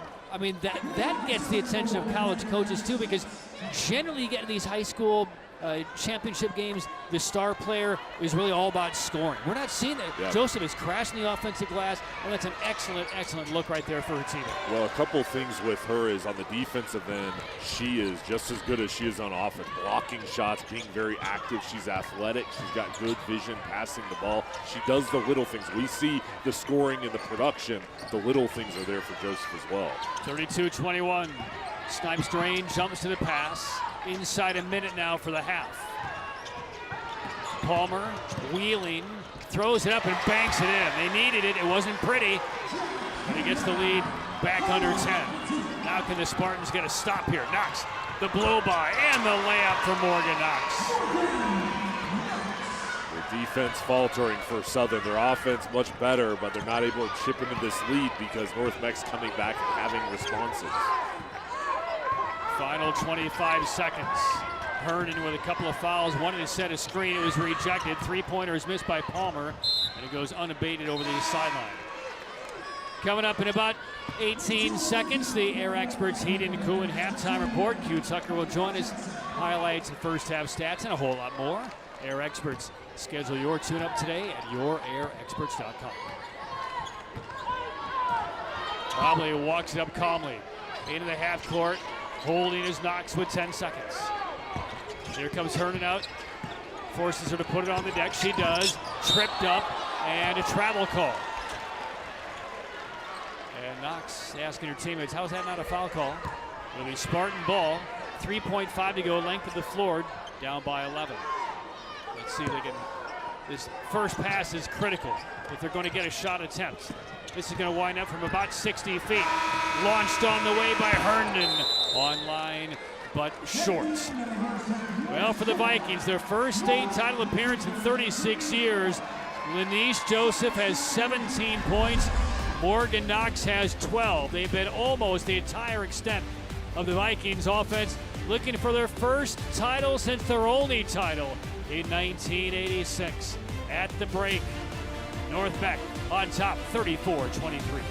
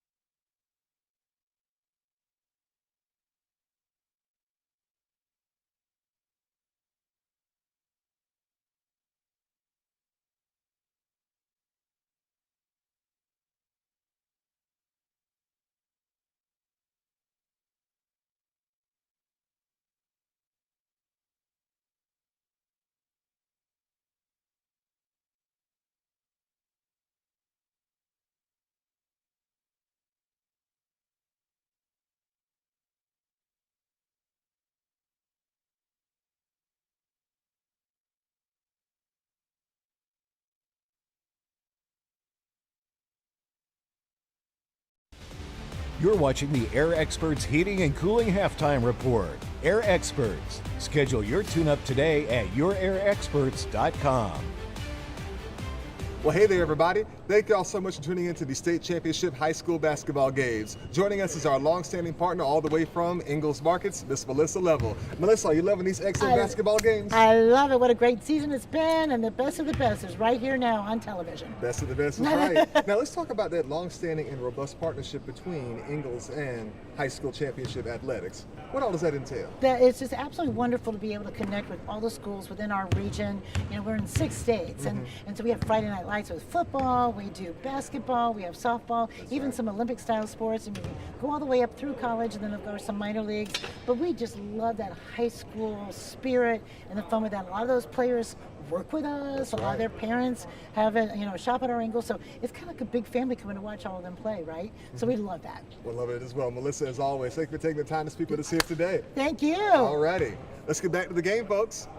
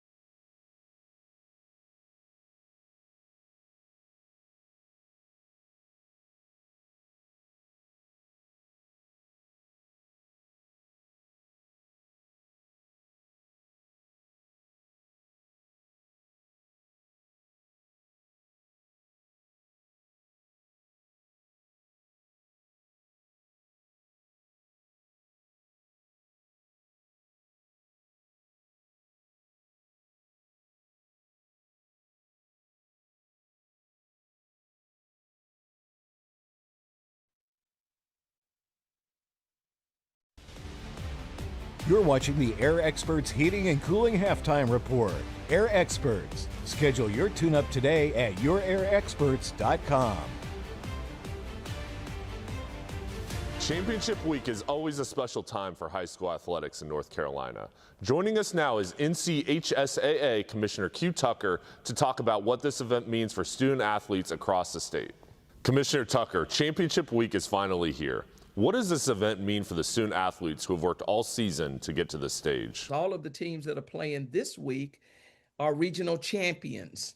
And so they entered this week as already a champion. And now they're trying to, put that cherry on the top, so to speak, and go home with a state championship. This year's championships feature 16 games across 8 classifications for both boys and girls. What went into the decision to structure the championships this way? A couple of years ago, the membership voted to amend our bylaws so that you could have no more than 64 schools in a classification. Now, it would have been very easy to stop at perhaps 6 classes, but at the rate we've been adding new schools, we would very quickly needed the membership to amend the bylaw again so that we could have more than 64 teams in a class, or we'd have to go ahead and have more classes. So the recommendation to our board of directors was that we go ahead and go to 8 classes, and that would give some flexibility in terms of adding new schools. How does that expanded format create more opportunities for schools and student athletes across the state? Because we have more schools that are getting into the playoffs than would have ever been in the playoffs, and they're able to make a deeper run. And that's exciting for those schools as well as for those communities. For many of these athletes, this is the biggest stage they've ever played on. How does the association work with schools to prepare them for moments like this? They needed to know, where your team will unload and how you get into the arena, what your dressing room situation will be like. Lawrence Joel Coliseum will be the largest arena they have been in for some of them. And so we just try to make sure that all the nuts and bolts are in place for the coaches to be able to share with the athletes. When the final buzzer sounds on championship weekend, what do you hope every student athlete walks away remembering about this experience? We want you to play hard. We want you to play to win, but we want you to do that and have fun so that you walk away and you think, you know, we won, it was great. Or we were runner-up, but it was great. And I had a great time with my teammates. For some of them, it would be the last time that they put on that high school jersey because they're seniors. So we want them to go away with those memories that will last a lifetime. Commissioner Tucker, thanks for joining us, and congratulations to all the teams competing this week. Thank you very much.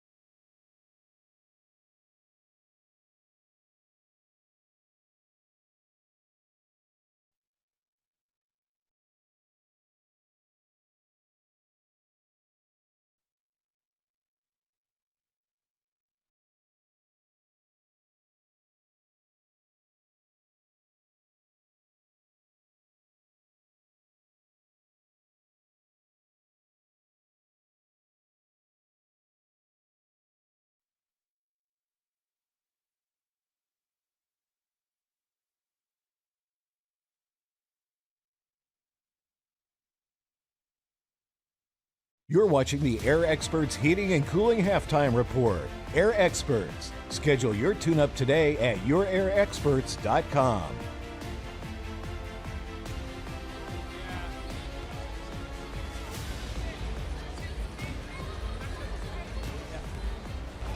(34-23) is the halftime lead for North Mecklenburg over Southern Durham. Patrick Kiedis and Jay Sohnhalter will get to our first half highlights and some stats here. An 11-point lead for the Vikings, and Jay, really from the opening tip, the Vikings have kind of been in charge of this one. They came out here, they were aggressive. It was their defense that really stood out. That led to fast break opportunities on offense. They were really attacking the paint area, Patrick, getting involved with Joseph and Knox and just crashing the glass. There was a huge discrepancy on the boards, and they were relentless in using their speed and their tempo to their advantage. Shot 42% in the first half, but they forced 8 turnovers, and 7 of those came in the opening quarter. Then we began to see a little bit of a different Spartans team in that second 8-minute second. Well, the Spartans got comfortable. They started going towards the hoop, going downhill, and just taking charge on offense. Got to the free throw line, and then their defense created turnovers for the Vikings that led to offensive opportunities, but they need to kind of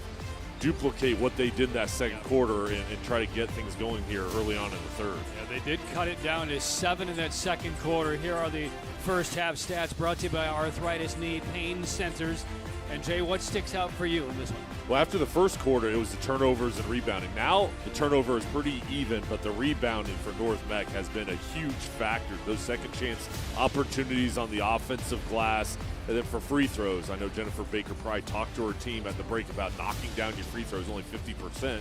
But the Vikings doing a good job in every other facet with the 11-point lead. And 13 offensive rebounds for North Mech. There are the points, the paint, 26-10 advantage for the Vikings. Presented by Ready to Roll Garage Doors. If you are ready to roll, call Raleigh's Garage Door Experts today. At the break, 34-23 lead for the Vikings. They've been played for a title since 1986. They're 16 minutes away from their second state championship. North Meck by 11.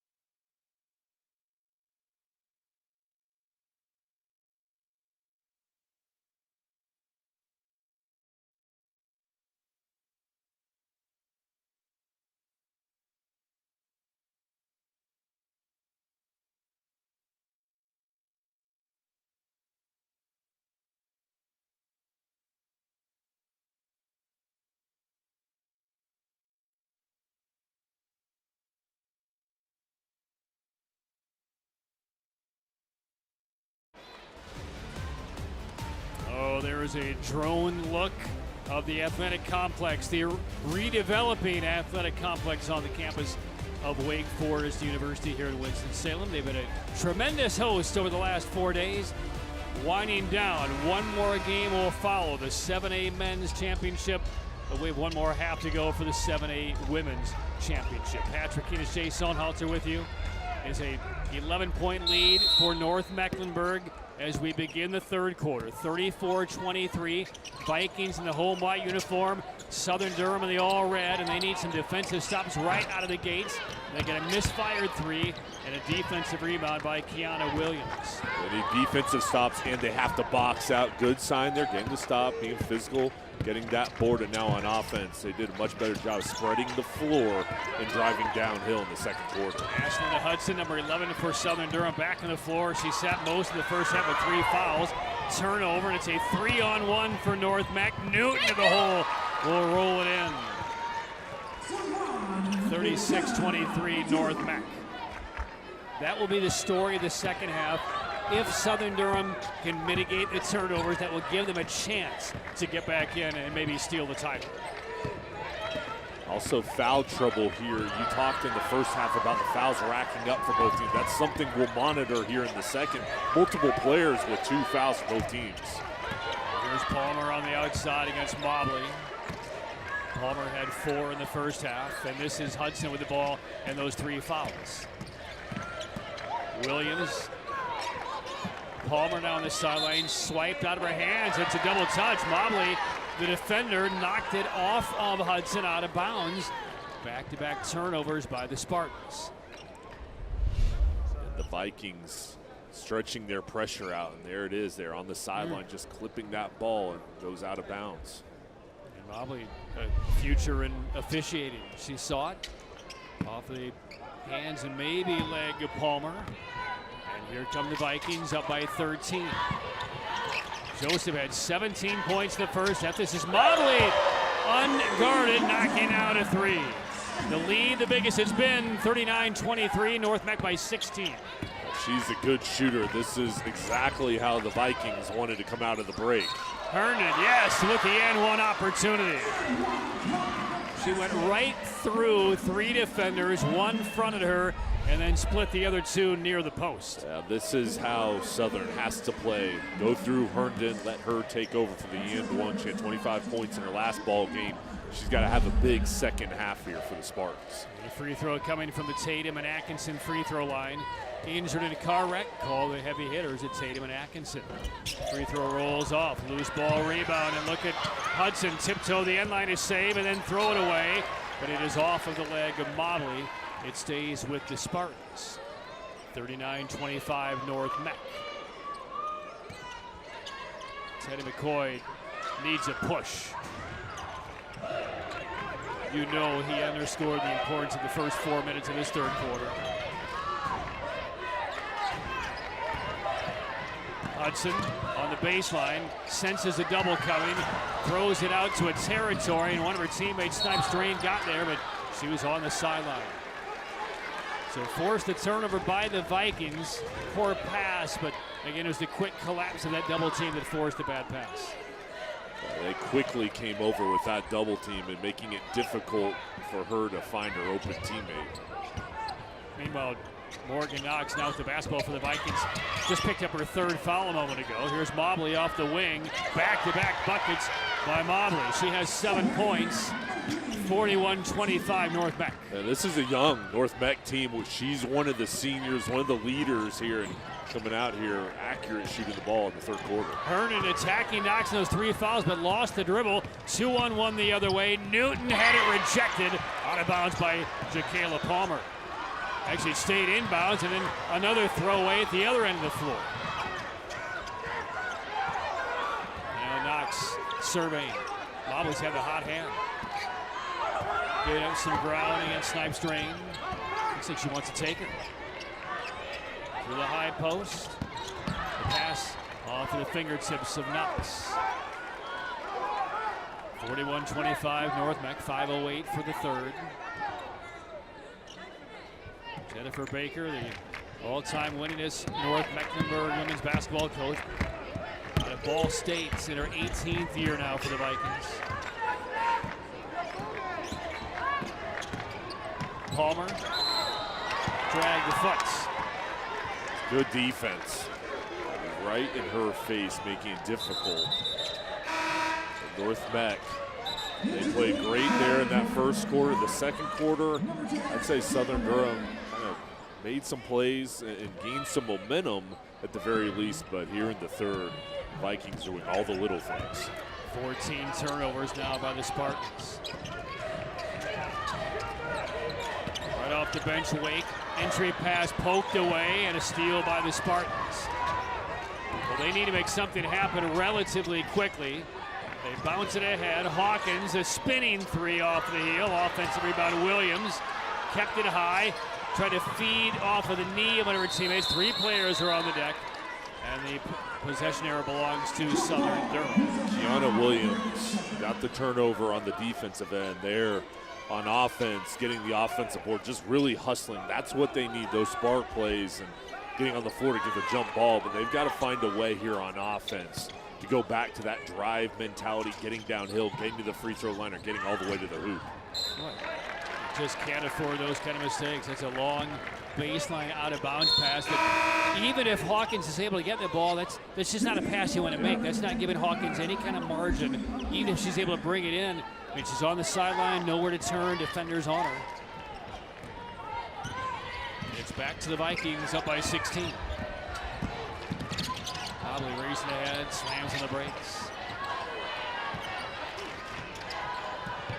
She's did a very nice game running the offense for North Mac. She'll take on the whole defense and travel. She went against 4 red shirts in the paint.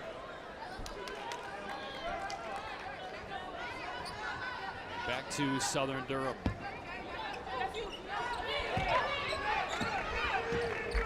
This was an 11-point lead for North Mac at the break. It's now up to 16. Halfway through the third now.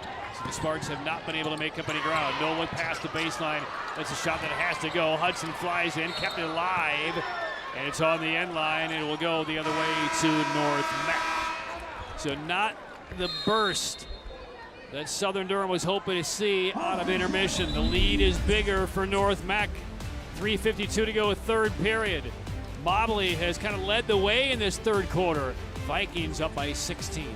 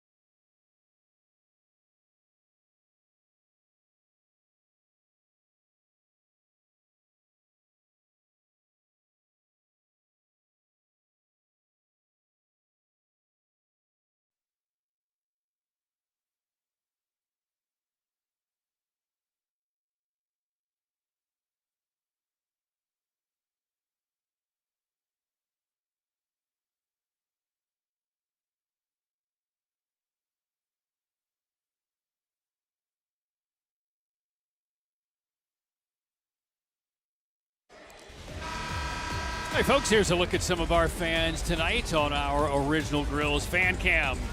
Elevate your grill game, sir. He's having a very nice night in support of North Mech. 16-point lead over Southern Durham. Temperature outside right around 70. Good day to elevate your grill game. Grilling weather. On a day like this. Tomorrow as well. I think we're down into the 40s later on this week. 3:52 left, third quarter. Vikings basketball with a 41-25 lead on Southern Durham. Again, turnovers been a real big plague, particularly in that first half for the Spartans. Dumped down into Knox, and Knox got fouled. That'll be the third on Herndon. So Hudson and Herndon now have 3 for the Spartans. Knox and Newton have 3 for North Mecklenburg. Aaliyah Mack sitting in the middle of the paint area, getting the entry pass from Lenise Joseph. That was set. They knew where they were going with that ball, trying to get a look close to the hoop. And the sophomore, Mack, establishing position to get the entry pass. This is her first point of the championship. One more for Mack from the Tatum and Atkinson free throw line. Injured in a car wreck, call the heavy hitters. Tatum and Atkinson, second by Mack. Biggest lead of the championship for the Vikings, it's 18. A couple of subs out, Snipes, Drain, and Hawkins to the bench. And now it's Palmer hustling the basketball up against Mobley for the Spartans, trailing by 18 points. Herndon over the outstretched arm of Joseph. Hudson on the drive. Tough shot. Offensive rebound on the other side. Blocked by Joseph. And now a run out. It's in the hands of White driving in. Left-handed layup partially deflected by Herndon. And recovered by the Spartans. Trice through the paint. Hands it off to Williams. She tried to get to her teammate, lost it. Taken right back by Hudson, who then trapped. The post players for North Mech are so good with their timing, their body control, and knowing how to block shots when they see their opponent go up. And there's 2 defenders down there with Mack and Joseph just kind of creating a wall inside of the paint, making it difficult to get a shot on. Joseph had 17 points the first half. Hasn't scored here in the third quarter, but she's been a defensive presence. Kind of wandering to the near side corner. Now she'll come out to the high post. Wearing number 30. 2:35 for the third quarter. Mobley against Palmer with the left-handed dribble. Oh, she is quick and slippery. Knox fall away. Joseph the stick back, and there are her first points in the third quarter. 19 for the game. 14 total offensive rebounds. It's been a big factor in this game. And Williams, meanwhile, got fouled at the other end, and that is going to go against Aaliyah Mack. Mack coming back, going against Williams, and Williams just kind of feeling that pressure, and she had momentum to get into the body of Mack to go to the line. So it's Kiana Williams looking for her first points of the championship. Lead is 20 for North Mecklenburg. And still 20. Coming up toward the end of today's game, we will check out the Akeem Manastapulo Law Firm play of the game. Injured, don't scream, call Akeem. Dial 800 all sevens.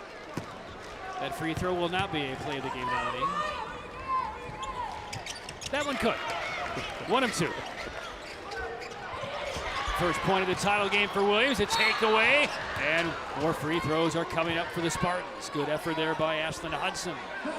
Defense jumping in the passing lane to knock the ball loose. For Southern, that's how it starts. If you want to come back, you've got to turn over the Vikings at a high level here and use that to create offense. And that will be the 3rd foul on Lenise Joseph. First free throw is made by Hudson. Coming up at the end of the game, we'll have the Riddle and Riddle Injury Lawyers player of the game. Riddle and Riddle when justice counts. Well, if you're the Spartans down by 18, this is where you want to be. Free throw line, clock stopped. Trying to slice into the deficit. You want to be more efficient, though, from the foul line. They made 2 of their last 4. It's an 18-point game, and here comes the full court pressure again for Southern Durham. And the Vikings have not been averse to turnovers in their own right in this game. They've committed 13, the Spartans 16. It just feels like the Spartans have committed about 25 in this one. Free throws coming up for the Vikings. Johnson will head to the line. That'll be the 3rd foul on Williams. As they've broken through the pressure, they've done it with quick passes going vertically up the floor. Not a lot of side to side. It's very downhill direct, and that's how you got to break it. The defense just couldn't get over in time. First point for Johnson. So Williams departs with 3 fouls. One more Tatum and Atkinson free throw. If you're injured in a car wreck, call the heavy hitters. Tatum and Atkinson. Mack is back in. Joseph checks out. She has 3 fouls for the Vikings. 3rd quarter clock shows 2:05. A couple of free throws for the senior off the bench, Mina Johnson. South Durham trailing by 20, 47-27. The deficit was 11 at the break. Herndon against Knox, gets a screen, and that pass just has no chance to get through. When it goes against 6 different Viking hands, a steal. Mobley can't finish on the 2-on-2. Loose ball picked up by North Mecklenburg, and a foul on the Spartans. The pressure is beginning to be too much, and the Vikings just getting these turnovers and continuing to attack. It's almost like wearing down a team. You continually face that pressure. At some point, you're going to get turnovers and flurries, and that's what's happening right now. Foul on Trice, her 2nd. Knox and Joseph combined for 29 points in the first half. They've scored a total of 3 in this 3rd quarter. 3 of the 14. So they've allowed their teammates to pick up the slack. Now 6 different players for the Vikings have scored in this quarter alone. 49-27 North Mac. A balanced attack. Everybody really getting touches and getting involved. It's a deep roster. And it feels like we're getting whistles every trip down the floor on both ends. Foul on North Mecklenburg. It'll be Ashlyn Hudson to the line. 2nd foul on Mack. 120 for the 3rd. Hudson now has 6.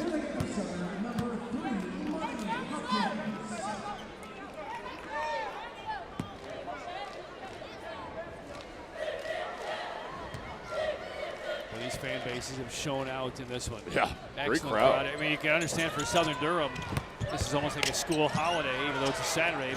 Both the men's and women's are playing for a title.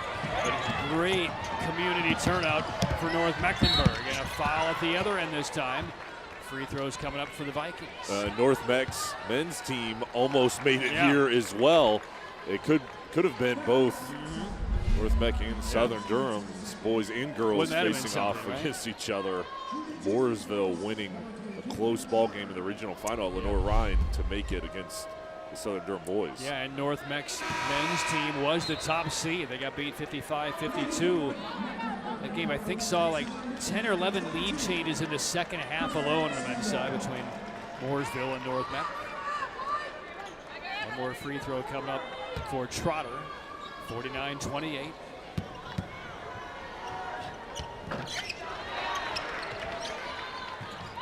.22 lead for the Vikings, 50-28.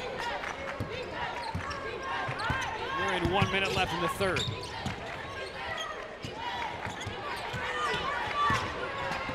Hawkins slings it to the high post, and Hudson, the throwback, a step-in three by Trice, all glass. Rebound grab by Knox, lost it. Palmer feeds underneath, and one more foul. Hudson to the line for the Spartans.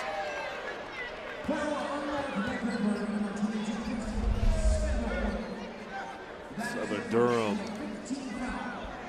nice pass to the interior to get to the line. Down a big lead. Vikings still in complete control of this ball game. Just impressed with their effort, though, Patrick, even there on a mistake. Still playing hard, even with this big cushion. One more free throw from the Tatum and Atkinson free throw line. If you're injured in a car wreck, call the heavy hitters at Tatum and Atkinson. Jay, we've seen 27 fouls combined in this game and 38 free throws. Not a lot of flow.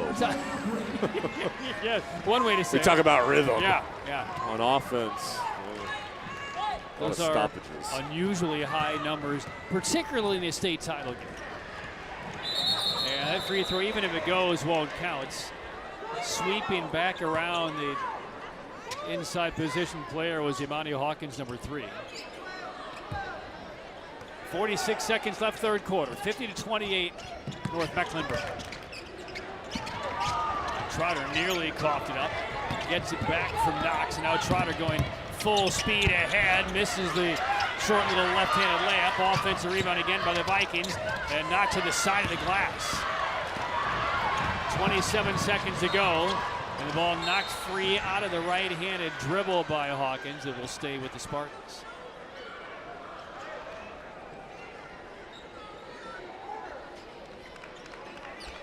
Just no give up in the Vikings, even if they're a live ball turnover or beaten down the floor, which is rare.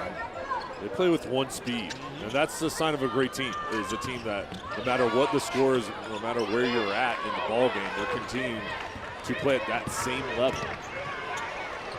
Fade away off the elbow, missed. Knox will outlet. Newton the over the shoulder catch, beautiful finish. That pass was perfect, and the finish was pretty exemplary as well. And Newton catching that with a full sprint and able to slow down body control to finish. Final shot of the third won't go, and North Mecklenburg, it will be an 8-minute coronation for their first state title in 36 years. They will take a 52-28 lead into the final quarter before they raise the banner here in Winston-Salem.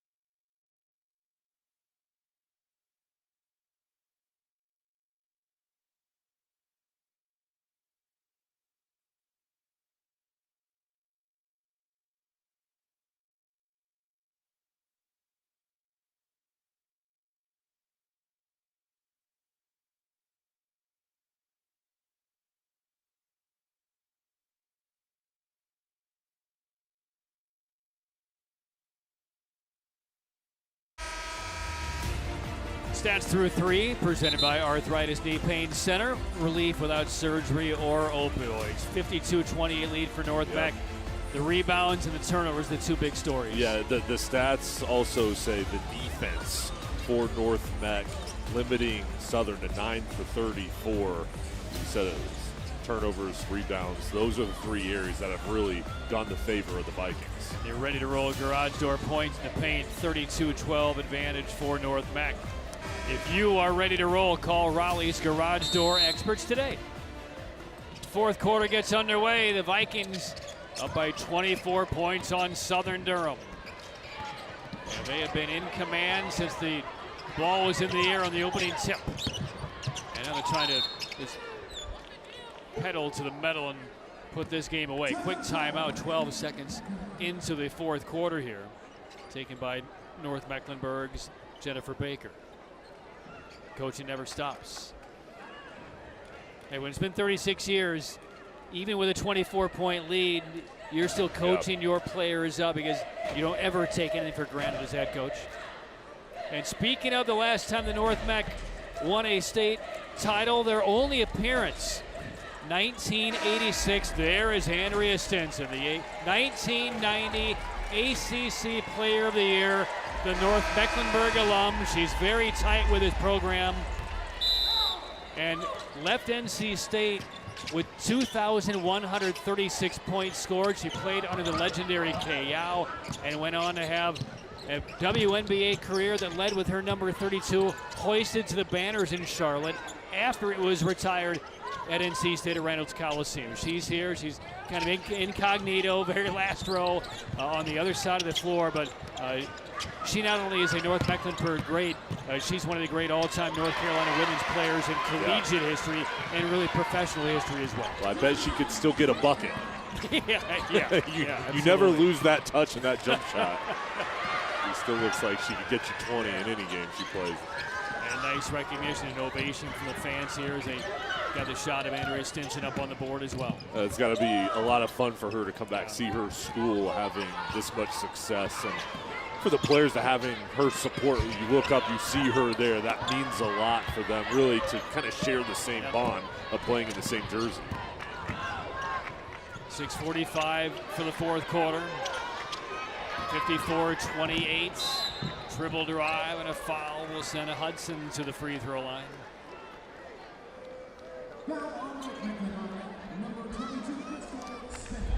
Second foul on Spindle, number 22.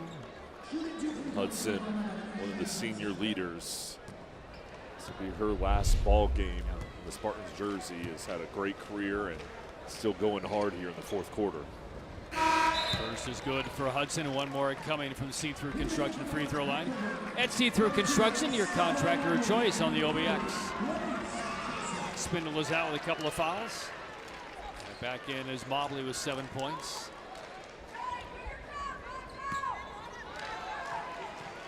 Again, for these Spartan fans in attendance, they'll get a chance to at least split their appearance here in the state championship 7A. Hoping to avoid the same fate Hoggard suffered back on Wednesday when both the men's and women's played for a title. They both lost, had leads in the final minute of the fourth quarter, both of those games. But a couple of losses for the Hoggard Vikings. Southern Durham will be on the floor about 30 or so minutes plus or minus at the conclusion of this one, taking on the Mooresville Blue Devils. And that will put a wrap on 4 days and 16 championships. Big spin, Hernan, partially blocked away by Joseph. And the Vikings will bring it ahead with a 24-point lead. That should be a great game tonight. Really looking forward to that one. We started off the coverage on Wednesday with the 1A and the 8A matchups. And then here tonight, finishing off with the 7A matchups. Offensive rebound, that's missed in tight by Hudson. And the Vikings battling for it with a 24-point lead. A huge tie up there between Trice. And the arrow will keep it with Southern Durham.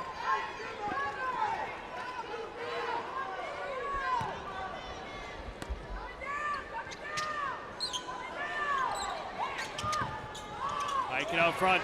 Trotter breaks it up. She'll pick it up at midcourt and go one-on-one against Trice. And a blocking foul goes against the Spartan. And unhappy with that call, along with their head coach, Teddy McCoy. He's not pleased with it either. Just thought there's two players going for a loose ball here. Jay, what do you think? Yes, hustling, just getting another look. You pretty much have to call that. Yeah, a lot of contact, the way I saw it. Third on Trice. Mobley thought about a long three. Newton dumps it inside. This is Joseph. Got it to Newton, diving down the lane, lost the handle, and saved to the Spartans. Herman up the floor, does not have an angle or the numbers here. Nice bounce pass out of a double team, and a wild miss by Trice. That's what the pressure does. I mean, it's just throughout the ball game, and it forces you to be rushed and make plays that you're going a little bit too fast where you normally be more controlled.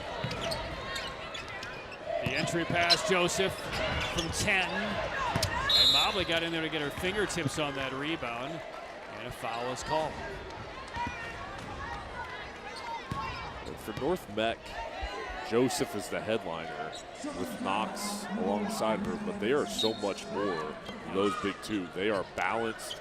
Their defense, all 5 players on the floor are intense. They run their sets really well together. There's really good veterans. There's younger players as well. You have the junior class, but there's freshman, sophomore playing big minutes in this game. They're a complete team. More contact on the perimeter. So a lot of fouls called in that third quarter. I think the officials are trying to allow this game to develop a little bit of flow. 5 minutes left, fourth quarter. 24-point lead for North Mecklenburg. And Trice to the free throw line for the Spartans.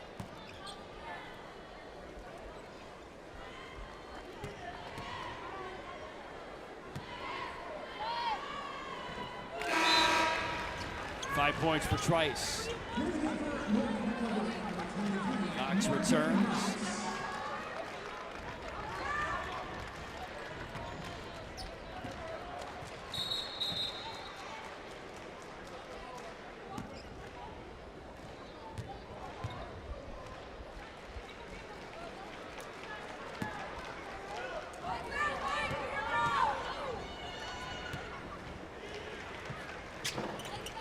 Second rolls off.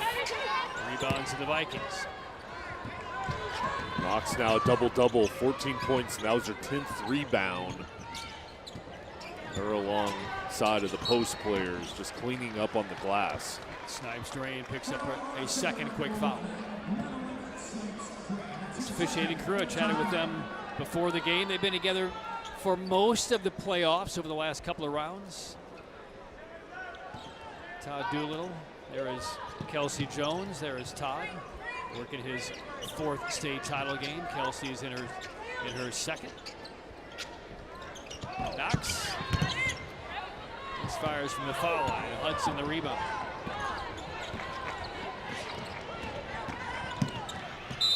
Off glass, yes, and a foul. Palmer the bucket. Here comes the junior downhill, going through 3 defenders to get to the hoop. And she's going to have an opportunity next year to really have a strong season coming back after this year, where she's a double-digit scorer for the Spartans. And I really like her game, what she can do with her handles and how she finishes. See through construction free throw is good from Palmer. 3-point play. 54-34, 4:27 for the fourth. Tip pass, stolen and dribbled off the foot of Mobley, but then redirected, I guess, off of Snipes Drain. And right on that call was our referee, Todd Doolittle, looking straight down at it. Right in front of us. There's the dribble off the knee, foot, and then off of the pink left shoe. Good. It's a great call by Todd right there. And no real argument. Mobley knew it. You had a great view right in front there. of us. I was ready to catch the basketball. You're ready for it. Now they're spreading the floor. You can see them slowing things down. The pace is a little bit more controlled. Johnson enters to Knox. 4:01 remaining. Maybe a 2-shot foul.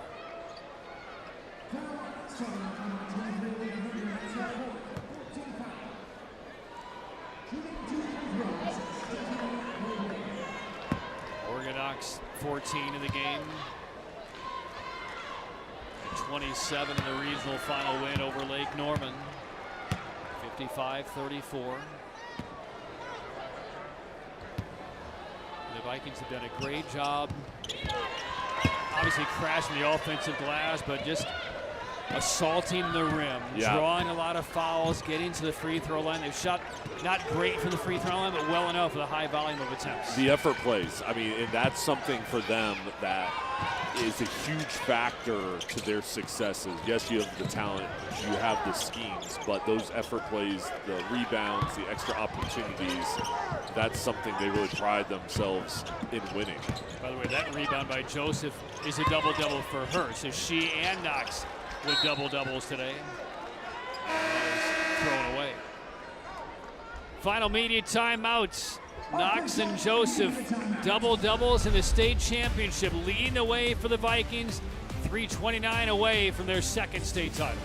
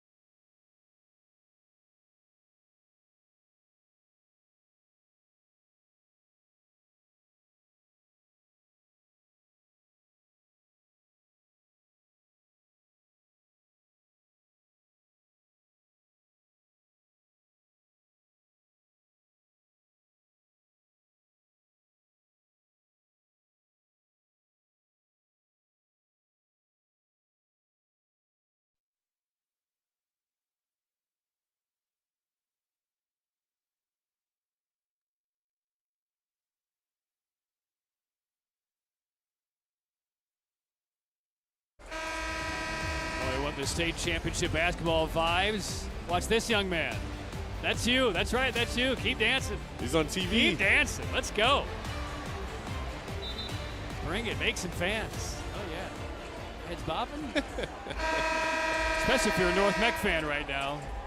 Rolling toward a state title. It will be their first in 36 years since 1986. Kara Mazel was the head coach. They went undefeated that year, 26-0. Andrea Stinson, we showed her here in attendance a little bit ago, scored 34 points in that win, was the state championship MVP. As a matter of fact, she still has some of the highest scoring records in state postseason games. Now 36 and 37 years later. Off the turnover, 2-on-1, Knox finishes. 24 is the lead. Yeah, that's how this game has gone. Just getting out on the run, using their pressure and their up-tempo style to get easy buckets. Final 3 minutes. Side of the rim, missed by Hudson. Well, you never want to come to the state championship game and lose, right? Everybody hopes to win. You hope it's a close game. If there is any consolation for the Spartans in this game, they won't have to go into the spring and summer thinking that one shot costs us. Yeah. This has been a comprehensive effort by the Vikings, leaving no doubt today who the better team is in Winston-Salem. It's a barometer in an amazing season for the Spartans, but you're going against a Vikings ball club. There's Jennifer Baker, who is so proud of this year's teams. That's a machine, and they've won 17 in a row. Only 2 losses were right around Christmas. Eben Christian from Georgia, and then Mallard Creek, who won the 8A state championship in the 3-point loss. Ago, right? So this is a group that has blown through their schedule and blown out opponents, and they are really good on offense, defense. Opportunity to be right back here next year. Now they'll face really good competition and teams trying to take them down, but they've got the pieces to make another long run. And then again, if you're Teddy McCoy, for what will wind up being a 27-4 year where you were undefeated within your conference, this lopsided state title loss will not in any way color their season as any type of failure. It's been a tremendous year getting here to the state title game for the first time in over 2 decades. And yes, it did not go their way, but you know, he and the Spartans will be and should be so very proud of what they have been able to do over the course of this year. And I guarantee Teddy will have his team an hour from now in their post-game sweats with their post-game meal, watching the men try and win a championship on this very floor. They'll be here supporting them in this ball game.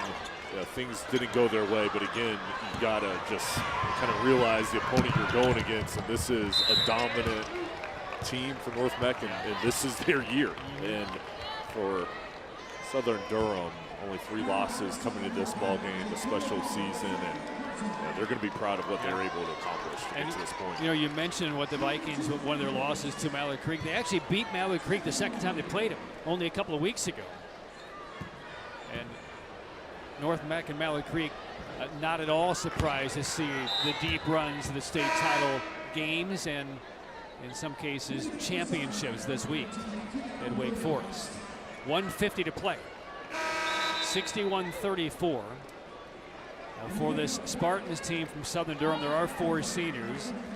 We've yet to see Nona Tullis, number 4, on the floor. Well, she's on the floor now. And red up the lane to the left of Mobley, right on your screen. Hudson, Williams, and Trice are the other seniors. So as they wind down their high school career for Southern Durham, Teddy McCoy is going to make sure that they're on the floor here to go out as a group. And that is Hudson, and Hudson will head to the free throw line with 140. So yeah, Hudson's out there, Williams is out there, Trice is still out there, and Tullis. So all 4 seniors for the Spartans are on the floor these last couple of minutes. So they talk about the youth with the Vikings. A lot of players going to be returning and gaining experience from this game and this season for Southern, and they'll have an opportunity. It all starts over once next year starts, but with that experience, you'd expect them to be another deep and talented group. They'll have a chance, and their goal will be to come back here. Yeah, they'll have one more year with Aaliyah Herndon.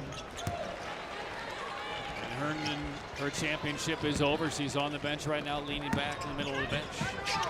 Minute 35 to go. Vikings, the fans are trying to figure out who's going to record what. So where are we going to get the best shots Getting their spot of ready. the celebration? On the baseline, that will rim off. No good. Rebounded by the Spartans. Hudson. Williams off glass, stays with Southern Durham. There's a lot of blue here in the arena because now Mooresville's fans are coming in. Of course, Southern Durham's fans can just stay in their spot, but there's Mooresville coming in for their game coming up next. And Lenise Joseph, 21 points, 12 rebounds, 7 block shots, and 6 offensive rebounds. And she's not done with her high school career. She is out. It'll be interesting, the MVP voting here.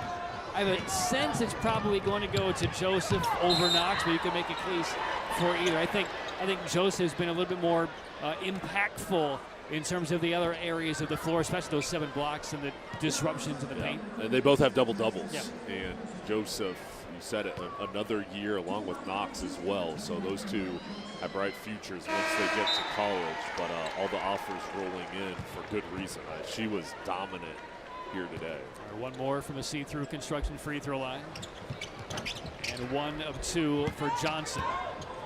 So meanwhile, Mobley, Wyke, Johnson, those are the only 3 seniors on this team. Wyke is waiting to check in.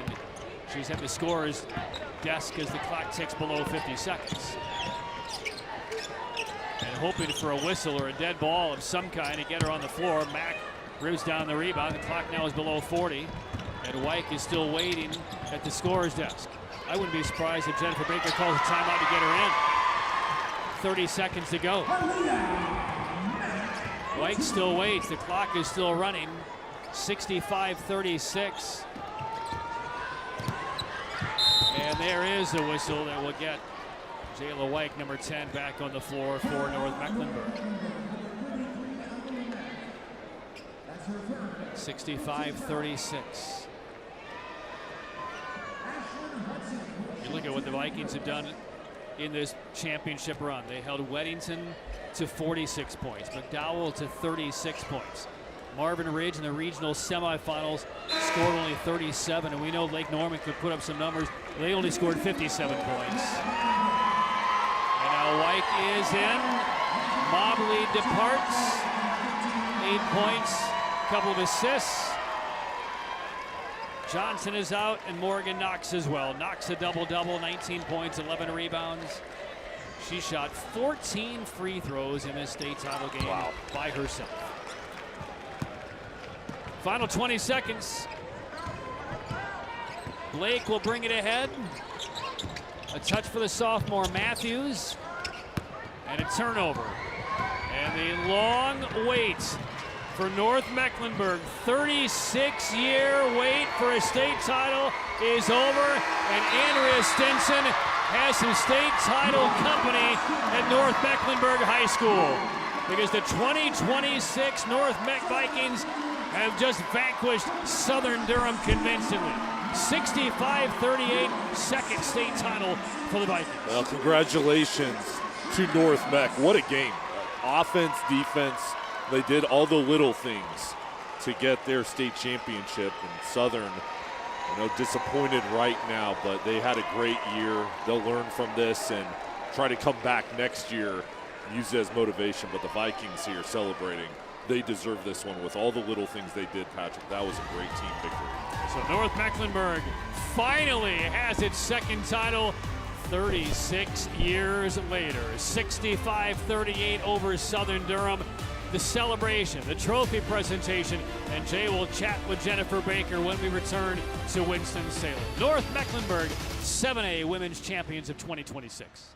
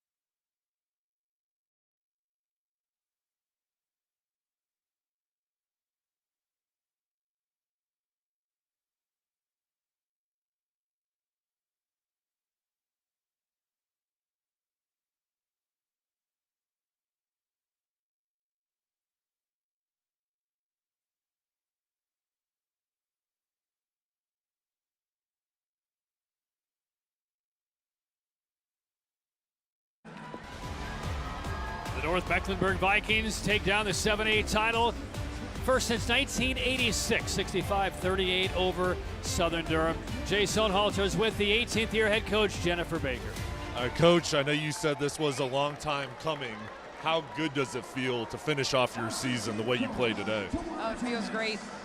40 years in the making. We have not been back for 40 years. Lanice brought that up at the regionals, and I know we're in here with the last player that did it. We're bringing this back home to Huntersville, to North Mech. Our guys have done such a great job just representing for us all these years. We thought it was our time. We're just so excited, all the hard work. Unfortunately, one person wins, one person loses. Southern Durham did a great job, and I mean, we just did our homework. We just really did. The girls fought so hard. This started all the way back in the summer at our summer invitational, and we beat Lake Norman by 1 in the summer invitational, and just those battles got us prepared for today. They were relaxed. They were ready. They said, "Coach, we got you." So I just played through them. And I know you said one of those former players was here from past state championship. What does that support mean to have Andrea Stinson here watching your team and have the relationship that you have with her and your players? It's a great relationship. Lanice said she's coming after all her banners and all her awards, and that's the great camaraderie that they have. She sent her a prayer before this game, so Lanice holds her in very high regards, and she's such a great role model for our kids. The way your team plays, you can see the talent, but it just seems like your players play with an extra gear, an extra effort. Where do they get that relentlessness from? Because it's evident the way you play. We run a lot on the track. They're going to hate that, but I told them, you're going to hate us in August, in September, and October, but you're going to love us in March. So this is when you want everything that you've done, the weight room, the conditioning, this is when you want it to show up.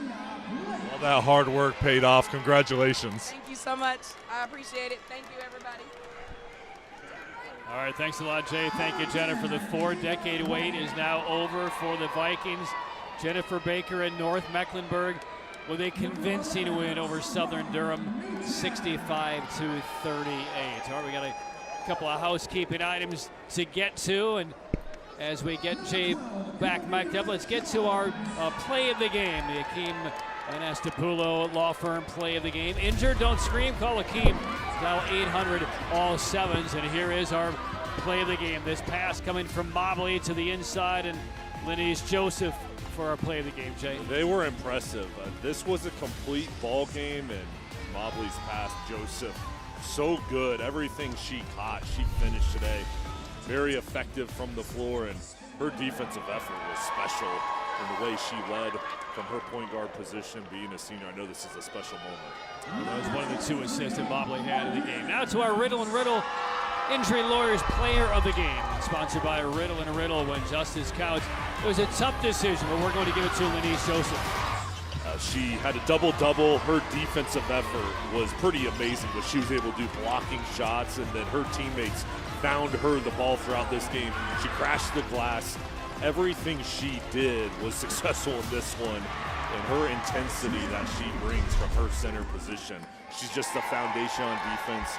She's consistent on offense. She does a little bit of everything for her team. 3 block shots away from a triple-double with 10 blocks. Finished with 21 points, 12 rebounds, 7 block shots. So the 40-year wait is over. North Mecklenburg with a 65-38 win over Southern Durham. This is going to be something they remember forever, of course. And we talked with Coach there about all the hard work. I mean, there is so much time and work that goes into it, and it's not a one-year thing. This has been throughout her time with North Mech, and you could just tell the emotion and how much this means to her, and this memory that she's bringing back to the North Mech community with her program getting the state championship. It's something they'll share always together, but it's a testament that hard work does pay off, and her team definitely showed it today. And again, they've been so close. They haven't made the state finals in 4 decades, but I mean, they have been a major player in the West for years and years, but they just kind of run into the buzzsaw of Lake Norman most of those years and got knocked out, but they finally got over the Lake Norman hump last week, and now they take it off the sheet, finalize their state championship that they've been just knocking at the door on for years. Yeah, and you stay with it, and sometimes you work really hard, and it doesn't give you the result that you want, but you can't give up. You just keep coming back, and at some point it is going to result in reaching the ultimate goal. And so finally that banner, after a 40-year wait, will head back to Huntersville 65-38 win over Southern Durham. So now we'll get to the most outstanding player announcements, the MVP. And Jay, let's kind of reset things for Southern Durham on the just the fabulous year that Teddy McCoy and his Spartans had.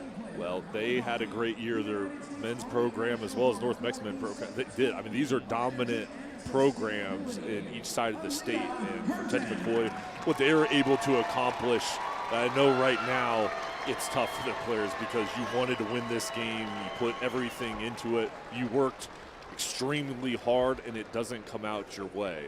But this bond this group will have making to this point and learning all the lessons they had from this season, all those big wins and the tough moments, they'll carry that on through, but they'll always be a part of their school's history with their season. Yeah, they started 3 juniors, so Herndon, along with Palmer and Snipes Drain, will return. They will lose Hudson and Williams, and now the most outstanding player on the winning side for North Mecklenburg, that's Morgan Knox.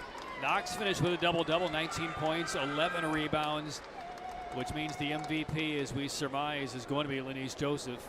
Also a double-double, but again, her defensive presence probably set her apart here with those 7 block shots as well. And you heard Jennifer Baker say that with 1 more year left to go, she's going after Stinson's records. And one record that Henry Stinson does not have, she didn't win 2 state titles. So after a 40-year wait, perhaps that's going to be the top of the goal board for Lenise Joseph, because she will basically have her choice of where she wants to play college basketball almost anywhere around the country whenever that commitment is firmed up. But some unfinished business with 1 more year to go, along with Knox and the rest of most of her team. Right. Well, and when Coach was talking about how it's not fun in the offseason and how they hate all the running, well, it's going to be a little bit easier to say that message now that you see the reward that they got today. All right, let's get to our final stats of this 7A Women's Championship game, brought to you by Arthritis Knee Pain Center. Relief without surgery or opioids, Jay. The rebounding was huge in this ball game. A big discrepancy there, especially on the offensive glass. North Mech just cleaning up, and then they're shooting from the field, 42%. Good job there, but this was about creating those second chance opportunities and the turnovers leading the offense. And our points in the paint, sponsored by Ready to Roll Garage Doors. If you are ready to roll, call Raleigh's Garage Door experts today. One-sided affair there as well. A lot of that is because of Lenise Joseph, 38-14 edge over the Spartans in the paints. So it's a final 7A title returns to North Mecklenburg. First title in 40 years for the Vikings, and it was a one-sided affair for the 7A championship. Congratulations to Jennifer Baker and North Mecklenburg, 65-38 win over Southern Durham. And we all would like to take a minute to thank the great sponsor partners of ours, Riddle & Riddle Injury Lawyers, Air Experts Heating and Cooling, Tatum & Atkinson, See-Through Construction, Ready to Roll Garage Doors, the law firm of Akeem Monastipulo, Paramount Auto, Tip Top Roofing, Original Grills, and Ingalls Markets. And all these sponsor partners, through their contributions to the program, make these championship games possible for all of our viewers at home. We are nearly done. There's 1 more championship left. It involves the same Southern Durham Spartans on the men's side for the 7A title against the 2 seed from the West, the Mooresville Blue Devils. That is coming up. For now, for Jay and our crew, Patrick Keenan saying so long from Winston-Salem. This is the big time.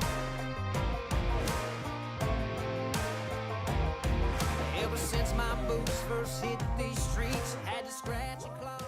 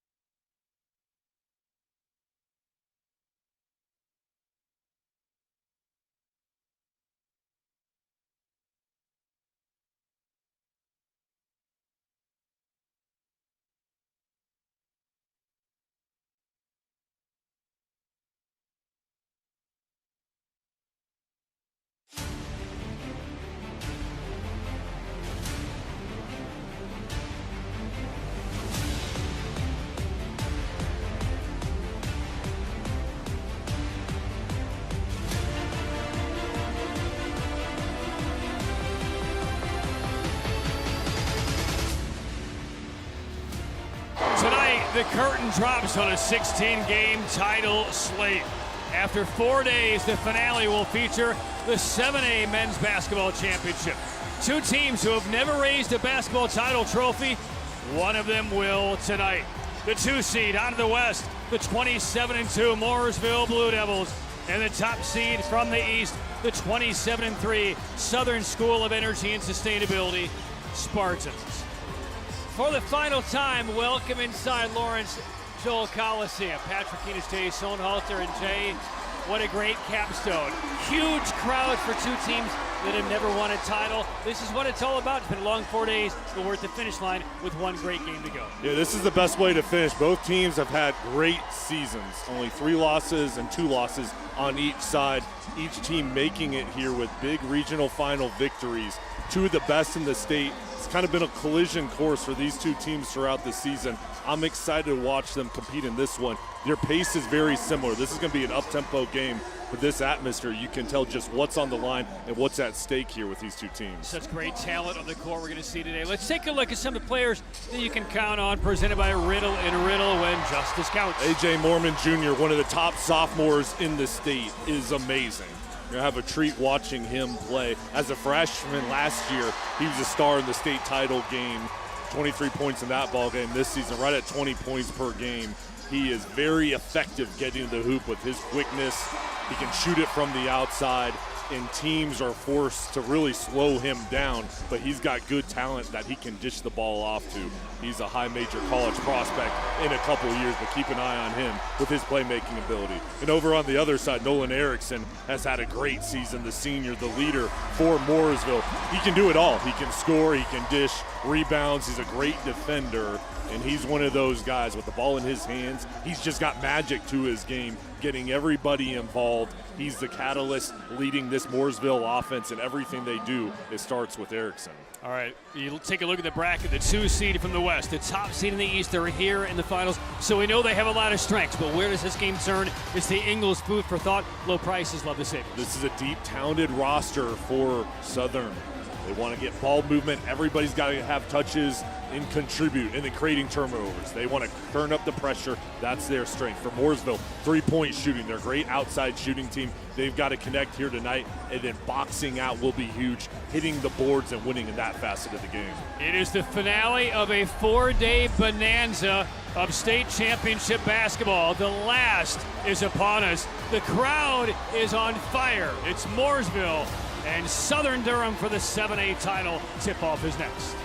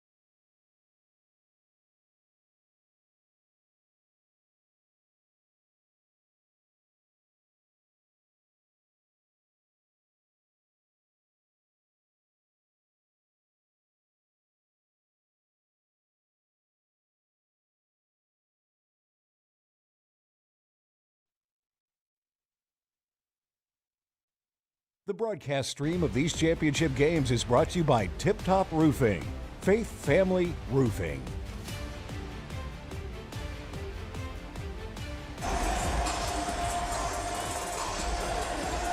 Jay, we have been here all week. The Joel is alive like it has not been the entire 16-game slate. Mooresville, for the first time ever, plays for 7A title. Southern Durham, the runner-up in 3A last year, they're back to try and take care of some unfinished business. Southern Durham in the red uniforms, Mooresville, the Blue Devils in the home white. Off we go, 7A title. You could just see the smiles on the players' faces getting ready for this as they were getting ready to tip off. They could feel the intensity here and the goosebumps of this great crowd. And the first jumper is missed by KT Terry of Southern Durham. Let's set the starting lineup, brought to you by Tatum and Atkinson. Injured in a car wreck, call the heavy hitters at Tatum and Atkinson. There's the starting five for the 27-2 Mooresville Blue Devils. Wilson scored 13 in the regional final, while Bailey 16 off the bench. And there's the first bucket. Jordan Walton, the senior, comes through to give the Blue Devils their first ever lead in a state title game. And the starting five for the Spartans, A.J. Mormon, one of the top sophomores in the country. Averaging 19 per, put in 27 in the regional final win, knocking off 2-seed Cardinal Gibbons last week. He's number 0 in red. The kick to the corner. KT Terry, they rotate it. Here's Mormon. His first shot of the tournament is off the side of the rim. Rebound to McKinnon. And there with the ball movement, spreading the floor, trying to give their three-point shooters an opportunity. A good look for Mormon. Blue Devils 27-2 over the course of the year. Off the screen, the lefty three off the heel by Nolan Erickson. And a battle for the rebound. And the first foul of the game will go against Mooresville. There is Greg Motley, the all-time winningest coach at Orange High School. He took Orange to the 2014 Eastern Regional, hired in 2019 in Durham. And they're playing for a first state championship. They made the 1959 final, got beat by Sanford. They lost on this floor last year to Ben Smith by 2 points for the 3A title. And he has them right back playing for a championship today. Knifing throughs, Jakari Glaspie missed the shot, rebounded by Christian Wilson of Mooresville. And Mooresville showing that zone pressure coming over and trapping. They're trying to speed up Southern and try to get their offense out of rhythm. Running the show, Jordan Walton, number 3. Slides it bounce to Ian Bailey. And now here is McKinnon. Hard drive, fade away from short range is good. The senior McKinnon gives the Blue Devils the first 4 of the title game. Well, McKinnon is a stellar defensive player, but on offense, they're such a smart decision, pulling up, not getting into the teeth of the defense, going to the mid-range. And they look to trap Terry, backing up near midcourt, in trouble. Got it knocked away. It stays with the Spartans.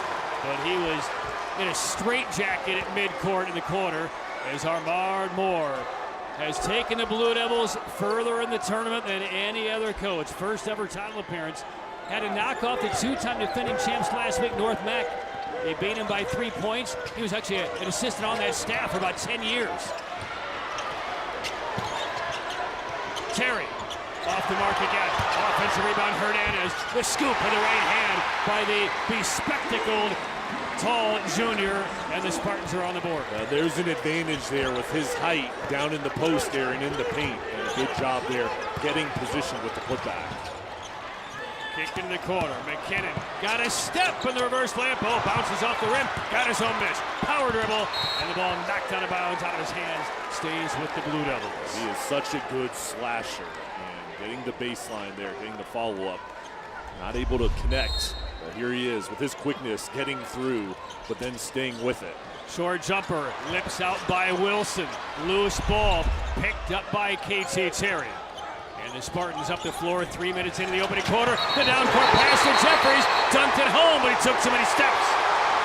A perfect pass, a bit low, but shuffled the feet as he elevated to the rim. NBA, that's a dunk. Yeah. In Winston-Salem to travel. And one fan base likes that call, and the Spartans on the other side disagreeing. But early on in this ball game, both teams, you can still tell, still trying to get into flow here on offense. 4-2 lead for the Blue Devils. They won 17 in a row. The Spartans come in winners of 19 straight. A dive cut opposite side, blocked away by Aiden Jeffries. And here come the Spartans down the floor. KT Terry, he's missed his first couple from the perimeter. They oscillate it now to Mormon, drives in, pocket pick, steal the other way. Terrain McKinnon driving into lefty layup, gives the Blue Devils a 6-2 lead. And Patrick, that was created from the defense of Jordan Walton getting in there, knocking the ball loose. This pressure having an effect on Southern, getting their offense going. And another deflection out of bounds, this time by Bailey. Now to reset, we talked about Armand Moore, the head coach for the Blue Devils. When he took over this team in 2020, he took over a 4-21 squad that was an afterthought in the Charlotte metro area. Here he is 6 years later, taking his team to a first ever state title game. Three-pointer, a little long from Jeffries. And the rebound to the Blue Devils, Jordan Walton. It's pretty impressive what they've done in a short amount of time, especially going against that tough West schedule here in the playoffs. Boy, digging the loose balls. It deflects right to Christian Wilson. That's partially blocked. Tipped high. Grab by the Spartans. And out they come, a 2-on-2. A.J. Mormon got his pocket pick. The ball thrown off his body. Out of bounds. What a play by Jordan Walton, number 3 for the Blue Devils. A clean strip, a save, and then he ricocheted off the body of one of the top sophomores in the country. This is already electric. 6-2 Mooresville, 3:44 left in the first.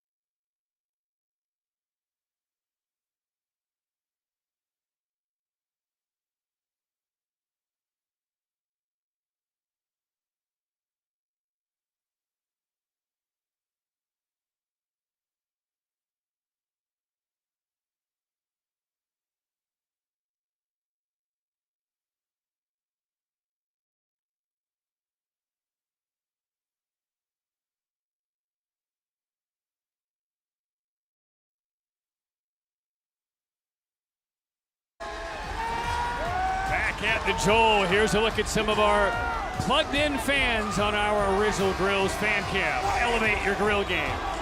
They don't need any prodding. All of Mooresville High School has been waiting forever and a day for this day to arrive on Saturday, March 14th of 2026. First time they've ever walked into a venue playing for a state title in men's basketball. And they're off very quickly. There's some excellent athleticism on the floor on both ends. Yeah, I mean, it's highly intense out there. Both teams playing great defense, and you can just tell they know what is on the line here in this game. Walton against Mormon. Crossover, takes a screen. Into the corner, Bailey launches a 3 off the heel. Rebound Wilson, tipped out of his hands, picked up by Mooresville, and it's Ian Bailey with his first buckets. 8-2 Blue Devils. Good job following their shot. Mooresville getting off to a good start here. A.J. Mormon harassed, missed his shot, rebound ripped out of there by Bailey. The outlet to Walton. He has options. Erickson, the baseline drive, left it short, slipped out of his hands, and now the Spartans went around and they have numbers here. 3-on-2. Terry, Euro stepping, fouled. And free throws on the way for KT Terry. Well, Terry's such a talented scorer, over 18 points per game, and he's part of the big three with Jeffries, Mormon, as well as him, and his length, athleticism allows him to get to the hoop virtually any time he wants there, and Mooresville just trying to close things off, but he gets to the line. 2 at the Tatum and Atkinson free throw line. If you're injured in a car wreck, call the heavy hitters at Tatum and Atkinson. First free throw booked for Terry. He averages 18 a game. Second leading scorer behind Mormon's 19. And there is Greg Motley, hired back in 2019 in Durham. They led their regional final over Cardinal Gibbons wire to wire, 1 by 10. Terry makes 1 of 2. 8-3 Mooresville. showing no butterflies in their first ever men's basketball title game. They're looking for Erickson on the perimeter. Finally finds the spot. Nolan Erickson knocks down the three. Paramount Auto three-pointer. Visit ParamountAuto.com. Through the lane, shot blocked straight down by Bailey. Here comes Erickson, weaving ahead for the Blue Devils. Bailey with the left hand high off glass, won't go. Crashing the glass as Bailey lost out of bounds. And we're going to get an overrule. And it will be Southern Durham basketball. The hustle from the Spartans coming back there from their offensive set and just making it difficult for Mooresville to try to finish on the run. 11-3 salvo to open the game for Mooresville. Bakari Glaspie. He was part of that state runner-up squad last year along with Mormon.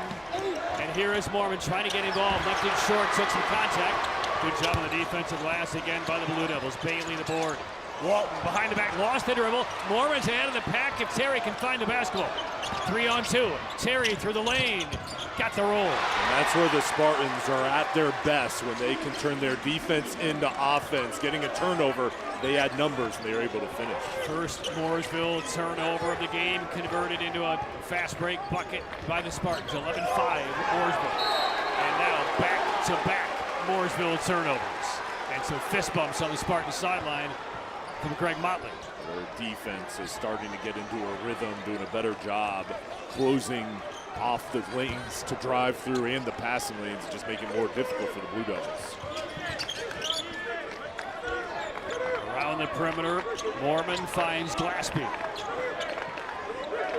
Opposite side now, Terry. Here's Mormon. Brings Walton out front. 1:10 for the quarter. Hard drive. Layup will count, and a foul on Mooresville. Big take by Jakari Glaspie. Glaspie, one of the senior leaders, using his quickness and power to force his way into the paint. And they're the focus in the finish for the and one. Nolan Erickson called for the foul. That was a strong finish by Glaspie. 4 straight by the Spartans, plus a couple turnovers forced. They are starting to find their traction. 3-point play for the senior. Mooresville 11, Southern Durham 8. 1 minute for the opening quarter. This has been entertaining already. Jordan Walton pushes to Wilson. Backing in, draws 3 defenders, shoots over all of them, and scores. Christian Wilson, the 6'7" senior, taking on 60% of the defense.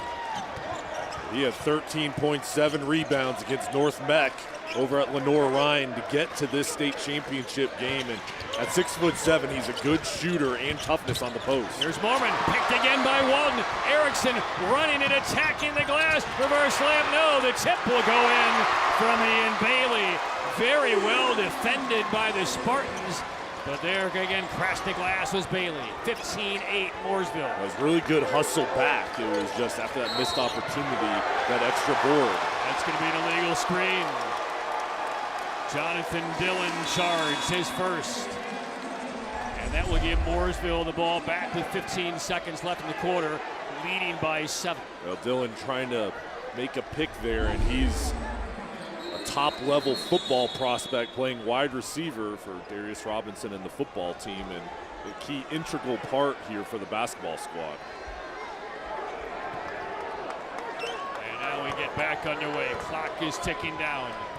Can Mooresville grab a 9, maybe 10-point lead after 1 quarter? They look to the inside, and Wilson doubled up, trying to find a spot, makes a pass, extra pass corner. Fake Bailey, 1 second left to the rim. A little strong, it would have counted.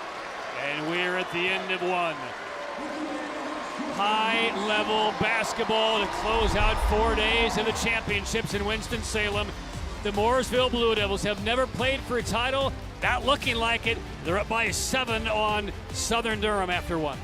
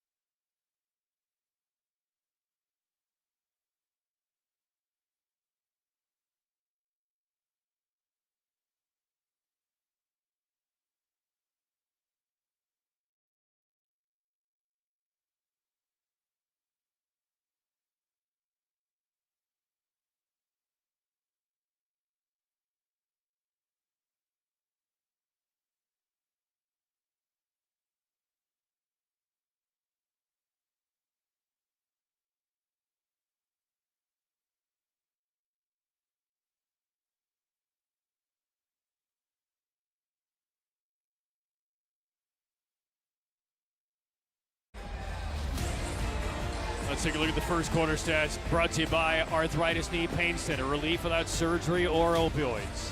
Mooresville coming out, winning on the glass. +5, Patrick, then protecting the basketball. 4 turnovers, uncharacteristic for the Spartans. All right, points in the paint to the first quarter, 10-6 advantage for Mooresville. Ready to roll garage door points to paint. If you are ready to roll, call Raleigh's Garage Door experts today. 15-8 Mooresville through 1 7A state title game. And in that opening quarter, as we see Christian Wilson getting the baseline, miss from short range off glass. And here come the Spartans down the floor. A little fumble in midair, deflects to Martin Ashley. And the kick to Glassby. Looking through him on the baseline. Feeds the paint, Terry. 5 points for KT Terry. But A.J. Mormon in that opening quarter did not score. He was 0 for 3 with 3 turnovers. And he actually begins the second quarter on the bench. Baseline jumper in and out and off from Walton. Knocked away. Rolls toward midcourt. Picked up by Wilson. Bounced through traffic. Taken away. Over the top to KT Terry. Can't track it down. Out of bounds. Basketball to Mooresville. Well, the pace hasn't slowed down here in the second quarter. These teams fighting and playing so hard. And on defense, there's Southern Durham really recovering their help defense, clamping down, making it difficult on the Blue Devils. So here's Walton into the forward court, picked up by Ashley. Christian Wilson. They'd like to get him on the block. He's been very active on the glass. Driving in, contact made. Bailey shot stuck. Taken down by Jeffries. 2-on-3, Glassby. Jeffries, left corner 3. A little long. Weak side board. Snatched out there by Dillon. Second crack. 3-pointer all the way. Bucket from Martin Ashley. Paramount Kia. Auto 3-pointer. Visit ParamountAuto.com. 2-point game. Mooresville leads 15-13. Spartans coming back here, showing momentum on the offensive end. Good ball movement.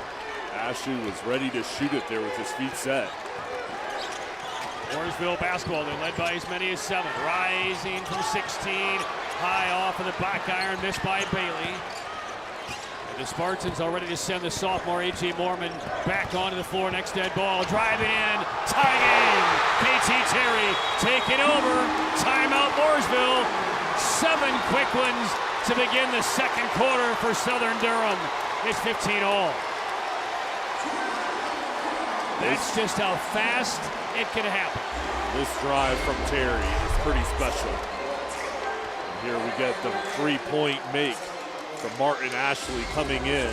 And here's Terry recognizing he could win, a little head nod to the inside, goes back outside, and he just has that tenacity that he plays with. And now to even up this score, all the momentum over on the other side. All right, now let's talk A.J. Mormon for a moment. Didn't score. He's a super sophomore. Everybody knows about his ability and talent. Struggled a bit in the opening 8 minutes. Didn't start the second. He's coming back in now. What do you think the purpose was for Greg Motley to try and get his sophomore to kind of get in his personal flow? I think just give him a break, give him a rest, let him settle in, and normally take a break here at that same point. So let him come over to the sideline, just get a feel for the game, and come back out here and get off to a good start. He is back on the floor, number 0. He is guarding Walton up the floor. We'll see how Mormon reacts. 6 minutes to go, first half. Fadeaway 3, Erickson is good. Nolan Erickson, second 3 of the championship. Visit ParamountAuto.com. Mooresville back on top by 3. Glassby stumbled, got the pass away, but a travel call beforehand. That was created from Erickson getting his hand in there, dislodging the ball. As Greg Motley's seen his team come back here with a vengeance. But Mooresville finding a way there to turn up the pressure on defense. And for Greg Motley, I mean, he is so calm on the sideline right now. Armand Moore from Mooresville, a little more fiery over there on the sideline for the Blue Devils. Different stop. Erickson again, is there another? Off the heel. High is the rebound, grabbed by the Spartans. Out of there is Mormon, here he comes. Speeds, splits the defenders, and heads to the free throw line. And a little extracurriculars there as he felt like Walton stepped over his back after he was knocked to the deck. And the sophomore got a little hot. Yeah, he took a big shot here as he goes up. knocked down. And he thought that was a bit uncalled for. Just, I think, competitive fire of the game. Everything's okay. Good time now to identify our three officials. Joe Nelson is the referee. Marcus White, Kelly Hefner, our umpires. There is our referee. You don't want to mess with Joe Nelson. Want to know why? His full-time job, he's a state trooper. Oh, yeah. Listen to what I say. Yeah, we do what he says. Great guy. Came over and talked to us before the game. And I really like how they're calling this game, letting the guys play. This is a huge matchup. You do not want the officials to take this game out of the players' hands. They're giving them freedom. It's been physical, and they're making good calls. Both free throws made by Mormon. As we move on from the officials, Joe wanted me to tell his parents, Debbie and Jim, who are watching the game in Stateville today, hello. Here we go. Contact there. That's going to be an offensive foul. Taken by Southern's Aiden Jeffries. Jeffries, one of the star offensive players here showing on defense. He'll give up his body, very unselfish. As he gets his feet set, saw the drive to the baseline and just beat Wilson to that spot. And Erickson to the bench. That's a big loss right now for the Blue Devils. He's made 2 3-pointers. They certainly look for him on the perimeter. He's out with 2 fouls. 18-17 Mooresville. And Southern Durham can shoot for the lead. It's first to the championship game. They spread out the floor a little bit. Ashley. Now Glaspie works against Carson Shane. Here's a 3 for the lead off the heel. Rebound to Christian Wilson. Walton now will attack against Ashley. Loves to go to his left-hand defender, slips, layup hit the bottom of the rim. Mormon the other way with numbers 4 on 3. Looking, pull up leaner, yes! First field goal for the sophomore Mormon and the first lead of the championship for Southern Durham. He is so smooth, and they get that ball quickly up the floor. Mormon just beat everybody and then pulled up in the mid-range when he saw the defense was in the paint. And a foul as a Blue Devil hits the deck. This will go on Southern Durham. Foul against Ashley. Patrick, isn't this what we expected? A close ball game. We had a feeling this was going to be a tense matchup, go back and forth. It's been as advertised. Tense since tip. 1-point lead for the Spartans. Walton picks it up tough. He needs help.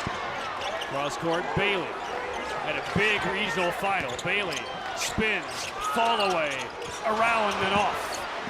And the Spartans the rebound. Now Mormon suddenly getting involved. Lobs to the rim, but overshoots KT Terry. You can tell they've done that about 50 million times in their career. He was raising the elevator up, but they can put on a highlight for sure. Well, the Spartans spotted Mooresville a 7-point lead, but Southern Durham has nosed in front. 3:59 left until halftime. Spartans up 19-18.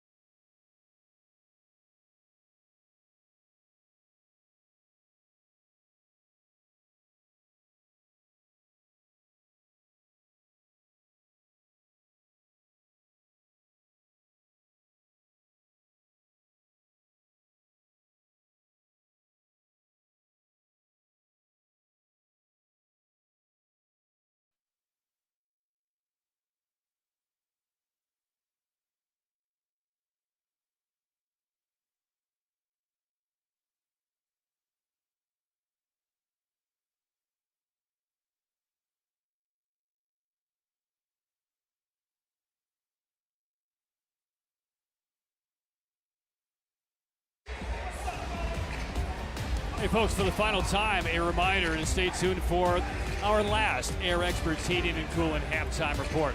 We'll sit down with Q Tucker, the commissioner of the NCHSAA. Have spirited highlights from this first half already and a whole lot more. Air Experts. Schedule your tune-up today at yourairexperts.com. This is edge of your seat basketball right now. For us, for our crew in the production truck, for the fans right behind us. This is fun. Doesn't quite look like Armada's The having a lot coaches of are fun. locked in, yeah. He's biting his cuticles right now. Blue Devils down by a point, 19-18. 3:53 for the first half.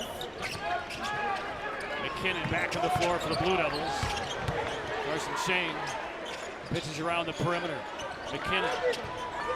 Well, reset, had 4 points in the opening quarter. Crossover into the paint, jump stop, and gets the soft touch.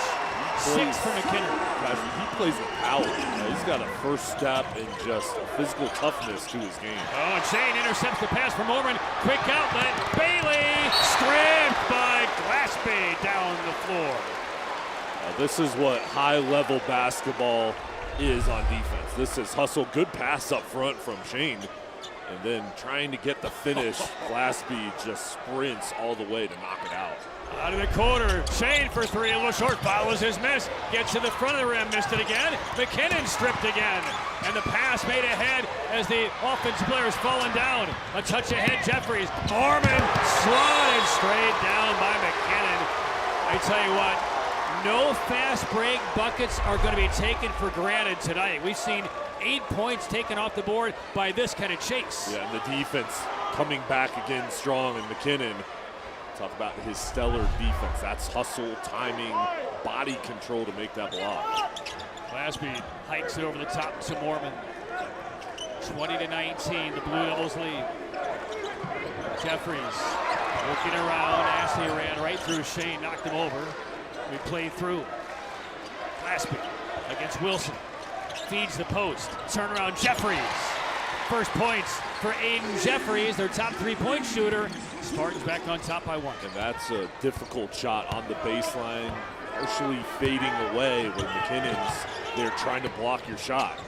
Shane, the lefty 3, front rim. O board by Bailey. And around the outside again it comes Wilson. They will reset with Bailey. 2:25 for the half. Bailey to Wilson, has Shane open the corner. Pass gets to him. Instead, Wilson attacks, pivots, fall away, around and off. No. Terry, the rebound for Southern Durham. Tries to get around McKinnon. Controls the dribble. Mormon, spin, quick spin, locates his teammate last moment and could not get it to Ashley. Walton the other direction, rising hard. He knows a challenge is coming. Got his miss, up again, bottom rim. And the outlet pass blocked high through the air, grabbed by the Blue Devils. Here's Walton, the reload, yes! Wow. Don't close your eyes, folks. I'll tell you, these guys driving into the paint, they're either know they're going to get pushed or their shot might get blocked, but they're continuing to attack, not giving up. Jeffries in the corner. Terry off the mark. Rebound to the Blue Devils. Walton, the look ahead to Wilson. Wilson gets the return pass and lays it in. The feed from the baseline came from Bailey. 3-point lead for the Blue Devils. That's how you beat your shot getting blocked, is you got to have quick passes, quick release. Oh, and Mormon got bailed out right there. He was shuffling with his shoulders, faked a couple of crossovers. Defenders stuck right with him.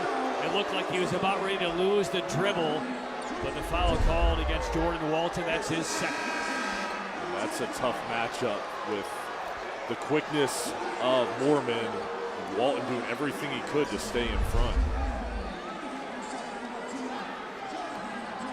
107 for the half. And a reminder, coming up toward the end of our game, Jay and I will have the Akim Monastapulo Law Firm play of the game. Injured, don't scream, call Akim. Dial 800, all sevens. 24-21 Mooresville. Jeffries will throw in. Walton checks out with 2 fouls for Mooresville. That's big. A.J. Mormon, 1 of 5 from the floor so far for their burgeoning superstar. It's in his hands now, and he throws it away. Terry turned his head and started running away from that sideline. Mormon commits his 7th turnover of the half, Jay. And that's 10 total turnovers, and very uncharacteristic for them. And just the defense has been great for the Blue Devils, but also the rhythm that they normally play with just hasn't been there. Orman stays on the floor. He did have a little discussion with his coach. Shane Wilson now with 40. Mooresville leading by 3. Erickson back to the floor with a couple of fouls. The toss to McKinnon. 2 in the air. McKinnon heads to the line. Great up fake by McKinnon. You've got shot blockers coming at you. You have to use the head fake, especially when you're a smaller player. McKinnon doing it perfectly. The head nod, waiting for them to get up in the air. Then they go up, straight up. He goes into the body. 2 free throws from the see-through construction free throw line. Your contractor choice on the OBX. And McKinnon short and left. Stay tuned. Toward the end of tonight's game, the Riddle and Riddle player of the game. Riddle and Riddle, injury lawyers, when justice counts. Right now, we have it narrowed down to about 12 guys. There's a lot of candidates. 0 for 2, McKinnon. Rebound to the Spartans. They can hold for the final shot if they choose. Glaspie will not choose. Shot blocked. Straight down. And here come the Blue Devils. But a strip. It's Mormon. A bounce pass into the forecourt with 14 seconds. The trailer is Dillon. Rise and spins at home. The fingertip by Jonathan Dillon. He is smooth. Star wide receiver. Here coming in, making an impact. 5 seconds left. Ball knocked loose. It's free. Terry toward the hole. Stripped, and he won't get it off at the horn. What a privilege to watch these first 16 minutes. The 7A State Basketball Championship is electric in Winston-Salem, and one single point separates Southern Durham and Mooresville. All fans to their feet as the teams head to the locker room.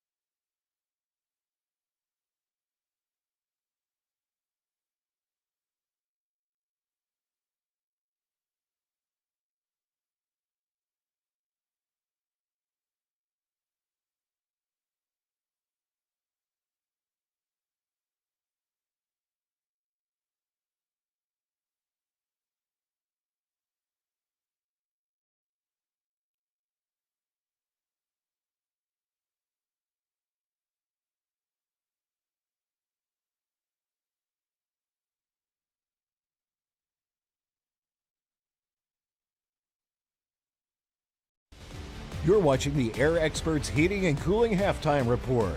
Air Experts. Schedule your tune-up today at yourairexperts.com.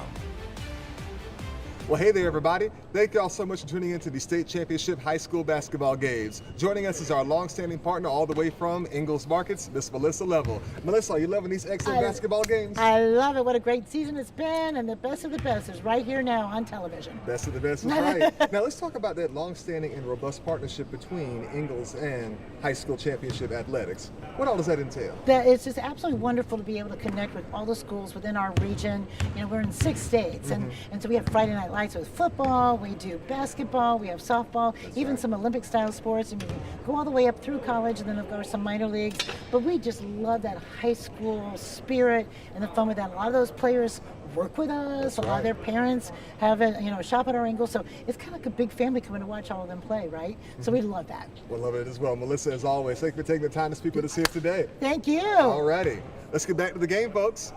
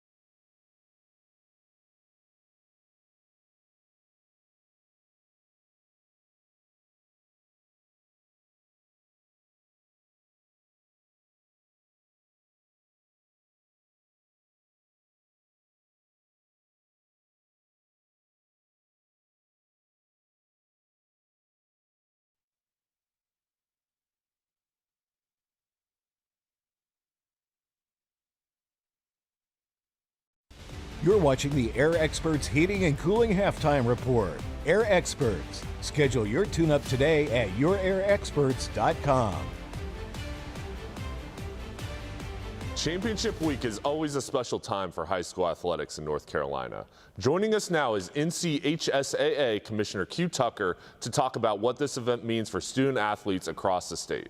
Commissioner Tucker, championship week is finally here. What does this event mean for the student athletes who have worked all season to get to this stage? All of the teams that are playing this week are regional champions. And so they enter this week as already a champion. And now they're trying to, put that cherry on the top, so to speak, and go home with a state championship. This year's championships feature 16 games across 8 classifications for both boys and girls. What went into the decision to structure the championships this way? A couple of years ago, the membership voted to amend our bylaws so that you could have no more than 64 schools in a classification. Now, it would have been very easy to stop at perhaps 6 classes, but at the rate we've been adding new schools, we would very quickly needed the membership to amend the bylaw again so that we could have more than 64 teams in a class, or we'd have to go ahead and have more classes. So the recommendation to our board of directors was that we go ahead and go to 8 classes, and that would give some flexibility in terms of adding new schools. How does that expanded format create more opportunities for schools and student athletes across the state? Because we have more schools that are getting into the playoffs than would have ever been in the playoffs, and they're able to make a deeper run. And that's exciting for those schools as well as for those communities. For many of these athletes, this is the biggest stage they've ever played on. How does the association work with schools to prepare them for moments like this? They needed to know, where your team will unload and how you get into the arena, what your dressing room situation will be like. Lawrence Joel Coliseum will be the largest arena they have been in for some of them. And so we just try to make sure that all the nuts and bolts are in place for the coaches to be able to share with the athletes. When the final buzzer sounds on championship weekend, what do you hope every student athlete walks away remembering about this experience? We want you to play hard. We want you to play to win, but we want you to do that and have fun so that you walk away and you think, we won, it was great, or we were runner-up, but it was great, and I had a great time with my teammates. For some of them, it would be the last time that they put on that high school jersey because they're seniors.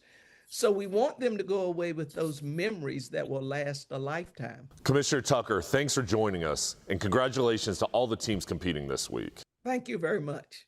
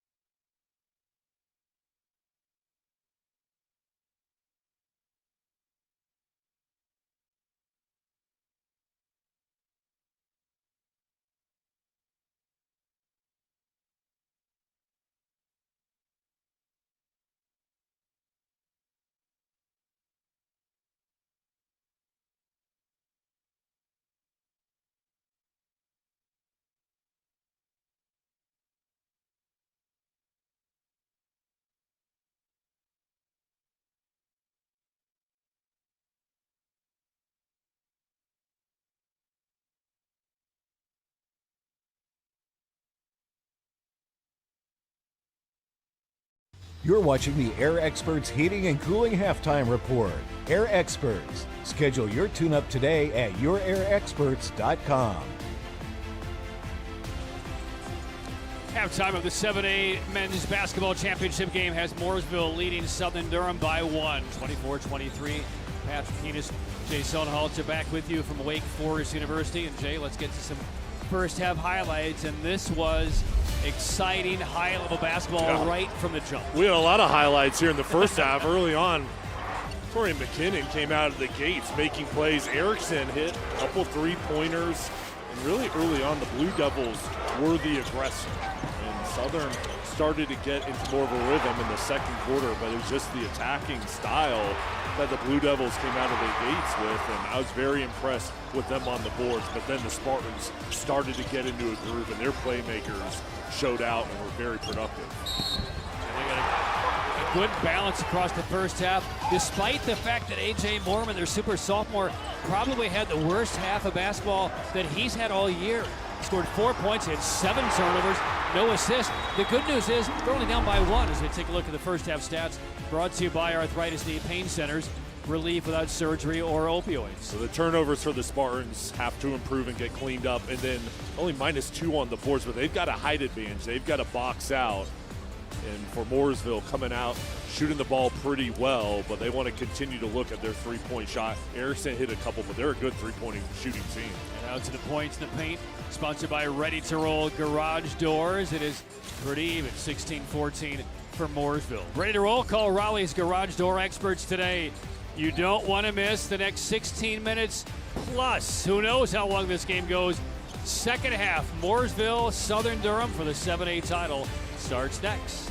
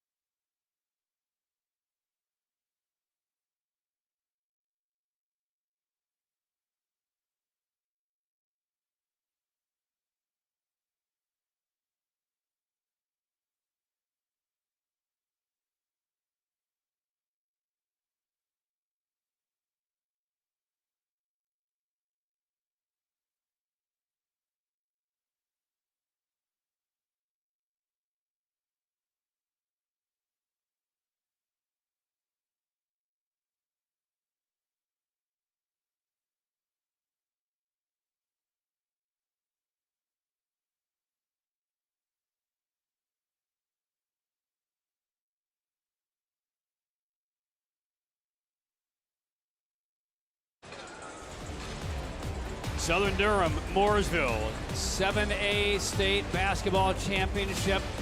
This venue has been hopping since tip-off. Mooresville has never played for state title. Southern Durham has a couple of times, but the runner-up in the 3A championship last year, right on this floor. They lost by 2 to Ben L. Smith. Their other defeat came back in 1959 in the 2A title game. Jay, let's revisit your game opening keys. What's worked, what hasn't, what changes are you expecting? Well, for Southern coming out early on, it just looked like they weren't playing at the pace that they wanted to. Things were moving too quick. The Blue Devils were the aggressor. So I think the message at the halftime break was, let's slow down. We need a big half out of you, AJ, and let you be the catalyst. Oh, this is already a little wrinkle by the Blue Devils. They run a trap in midcourt. They force a turnover. Oh, look at the reaction by Armand Moore on the sideline from the Mooresville Blue Devils. Pump fist. That's something that this Southern Durham team has not seen all game, and it forced a turnover in the first possession of the half. But they came out first couple possessions of the ball game showing different pressure, but they are just jumping A.J. Mormon, forcing the ball out of his hands. And it goes to Bailey. Walton, a little step through. Couple of fouls in the first half for Jordan Walton. When he was on the floor, a difference maker with his energy and ability. 3-point lead for Mooresville. He's impressed me with how composed he is on offense, making good decisions, and on defense. This is a tough task guarding Mormon. He is so quick and such a good scorer, and he's been trying to lock him up. All right, now let's watch 0 in red on how this second half starts for him. He got to the rim, spun it off the bottom of the rim, a pretty good move, but couldn't finish. And here come the Blue Devils. This is Wilson stomping through and reaching in, and a quick tie-up. KT Terry got his hands on it. Arrow will keep it with the Blue Devils. They had numbers. It was 5-on-4. The bigs here really closing things off, putting up a wall, getting in there. Not sure Terry really had his hands on that basketball long enough, but the jump ball called. Arrow to Blue Devils. McKinnon, 6 points in the first half. Balanced scoring for the Blue Devils. Erickson had 6. Wilson Bailey had 4. Walton had 4. This is Walton again. Off glass. Missed the 3. Wayne Enriquez the rebound. Here is Mormon down the floor. You know he wants to get involved, did he? Off the heel, no. Tipped in the air, grabbed by Jeffries. Second crack. Mormon gives it up. Glaspie. Back to Mormon. Mormon, the restart. Big mismatch. Scoops it up. Oh, this popped out there. No good. He needed it. Another offensive crack, though, for the Spartans. 3 straight on Jeffries. Off the heel. And finally, a rebound grab by the Blue Devils. And Glaspie wrestled down the Blue Devil Wilson to the deck. Mormon's close, but again, do it within the flow of the game. He's tried very hard to get involved early in this third. He's an excellent scorer, averaging at 19 points per game. Last year in the state championship, he had 23 as a freshman. It comes naturally and easily to him. Just tonight, it hasn't started yet, but you're right. He's got to just take this game in stride. Erickson misses a 3. There's Mormon for the rebound, and Mormon will bring it up the floor with intent. Oh, a one-handed skyscraping takeaway by Walton, but then chased down from the backside. Foul, though, on Glaspie on the hunt. Have you ever seen a play like this? Watch this. Like Velcro on his hand. One-handed. The only thing missing was the dunk at the other end. But a foul called on Glaspie. Walton to the line. And good call there. He hit his wrist and that arm. But what a play from Walton. Makes the first. I mean, I've seen a lot of things in basketball. That type of result on that type of leap, basically palming the pass with one hand and not even a bobble on the way down. He timed it perfectly. It was close proximity. In and out, 1 of 2 from the Tatum and Atkinson free throw line for Walton. 27-23, Mooresville. The Spartans have yet to score in the third quarter. Glaspie against the zone defense. Jeffries back in Glaspie's hands. On the floor with 2 fouls. This is KT Terry against Erickson. Mormon oscillates to the corner. It comes at the elbow. Terry retrieves his own fumble. He wants to take Erickson here. Around a screen. They switch. Dumped out pass. Blocked away by Erickson. And then retaken by the Spartans. Terry looking for help. The trailer left open. They're begging Enriquez to shoot, the Spartan fans. Mormon hesitates. Little contact. A minute has gone off the clock on this kind of possession 1-1A for the Spartans. And there's the little jumper by Enriquez. A perfect entry pass over the top from Jeffries. Enriquez setting up and using his height to just grab that ball. Here's Walton again. Boy, he is tough with the handle. Step back is good over Jeffries. What's not to like about the game of Jordan Walton? He made that look easy, and he was going against Jeffries trying to block that shot, and he was not scared. He knew he had that quick release to get it off. 29-25. Terry works against McKinnon in the corner. A fun matchup. Across the lane. A no-look handoff, and the ball's knocked loose. A steal by the Blue Devils. I mean, you can just see both teams thinking, Terry thinking about the move, driving in, no-look pass, and then the defense. If that ball comes down, I'm going to strip it. Nice job from Bailey. There is Bailey for the Blue Devils. Wilson, 3-level score. Gets to the hole, misses the layup after a great spin move. Bailey saves, power dribble, he overshoots, the tip won't go, Bailey again! 4 cracks from point-blank range, and the last one finally finds the bullseye. 6-point lead for the Blue Devils, and a blocking foul. And if it's on Walton, that's his third, and it is. That's big. Jordan Walton put it on a clinic, but Jordan Walton just picked up his third foul. Mooresville up by 6, 3:36 to go in the third for the 7A title.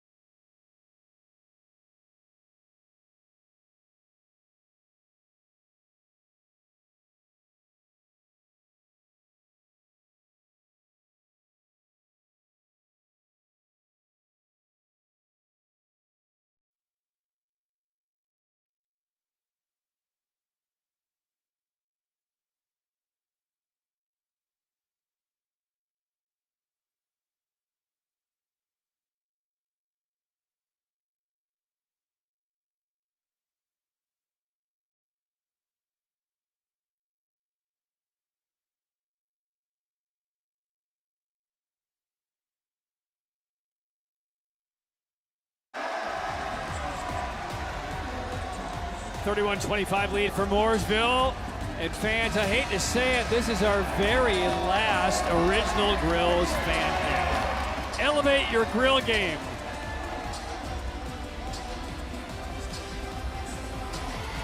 Original Grills has been with us side by side with spatula and charcoal since All week. Wednesday. Jay, this is it. Grills have been on fire since Wednesday. We're separating after the game tonight until next March. I don't think anybody's sitting down except for us. I don't want to sit. Let's stand up. Yeah. Out of the timeout, 3:36 left third quarter. Mooresville has led almost the entire game. Southern Durham had a brief lead in the second quarter. We have been teeter-tottering back and forth, but right now the lead is 6 for the Blue Devils. Southern Durham basketball. A.J. Mormon. Ashley back on the floor, number 3. Mormon has committed 8 turnovers of the 14. To the inside, and the driving baseline layup from KT Terry. He's been very impressive. Yeah, 9 points for Terry. He's been a strong offensive player here tonight. He took the baseline, and he just felt like, hey, I've got the height advantage. Let me go all the way. Here's Erickson. Again, Walton just picked up his 3rd foul. He is on the Mooresville bench. Wilson shut off on the baseline. Short corner, McKinnon. Bailey, tough pass to handle there. And the skip to Wilson, has that range.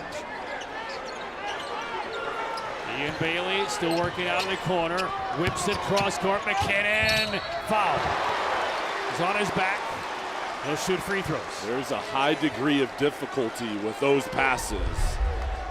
But they've got to be precise. Great job from Bailey, seeing McKinnon out of the corner of his eye. Then he sliced inside, goes and fades away, going into the body of Terry. Second foul on KT Terry. And back to the Tatum and Atkinson free throw line. McKinnon 0 for 2 from the line so far today. 6 points, 4 rebounds, and makes the first of 2. A reminder, toward the end of tonight's game, we'll check out the Akeem Monestapulo Law Firm play of the game. Injured, don't scream, call Akeem. Dial 800, all 7s. 32-27. The lead is now 6 for Mooresville. First ever state title appearance. Up by 6, 2:40 left in the third quarter. Terry draws a double. Mormon on the baseline, hangs the kick out. Ashley for 3, got it. The senior Martin Ashley hammers down his second 3 off of the bench. 3-point game. Visit ParamountAuto.com after that made 3. Erickson tries to save the loose ball. 3 Spartans swarm to him. Did we get a timeout or a jump ball? I think we got a timeout, judging by the Spartan players' reaction. Marvin Moore, as soon as Erickson got possession for a second, he was in the ear of the referee with the timeout signal. Let's watch. There's the slip. No contact. Ball loose. As soon as he gets it here, that's when he's calling the timeout. And look how fast those Spartans dove to get their hands on that basketball. Timeout awarded, though, to Mooresville. They have 3 left. 33-30 is our score. At the conclusion of tonight's game, Jay and I will select the Riddle & Riddle Injury Lawyers Player of the Game, presented once again by Riddle & Riddle, when justice counts. And we'd like to thank Riddle & Riddle for being the presenting sponsor for these championships, all 16 of them since Wednesday at high noon. And by the way, I know we've had 3 different broadcast groups on the air, but basically the entire crew in the truck, all of our cameramen, all of our graphics, everybody in that group, they worked all 16 games, Jay. Amazing work. And they're not showing up at 11:50 before tip-off. So thank you to all of you who have dedicated 4 days of your life to make these games possible for everybody out there watching. Great work, and they do such an amazing job. And everybody we talk with always discusses how amazing the broadcasts look, and just so fun to go and watch these games. I'll put these state championship broadcasts up against any other state in the country. Bailey driving, almost got that one somehow to go down. Mormon the rebound, looking ahead, great angle, pass ahead, Dylan, back to Terry for the dunk. 1-point deficit facing the Spartans. Terry has 11. Team basketball there. Quick passes left and right on the fast break there. Qua Bailey holding. Erickson. They have to close on him. He's made a couple of threes.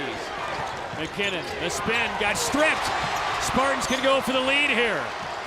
Terry speeds ahead, down the paint, kick to Dillon. And around the top, is it Mormon's time now? There's the lead for the Spartans from A.J. Mormon, the super sophomore. Down the floor, lose the dribble, somehow Fletcher, the shot is blocked. Wilson took the shot, blocked away, but a foul going on Southern Durham. That'll go on KT Terry, his third. A key foul, Patrick. What a play. Back and forth from the Spartans, and Terry trying to get a block, but he goes into the body of Christian Wilson.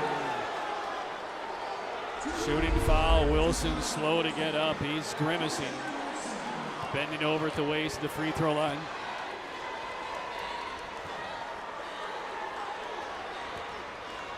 There are 11 seniors on this Mooresville roster. Wilson is one of them.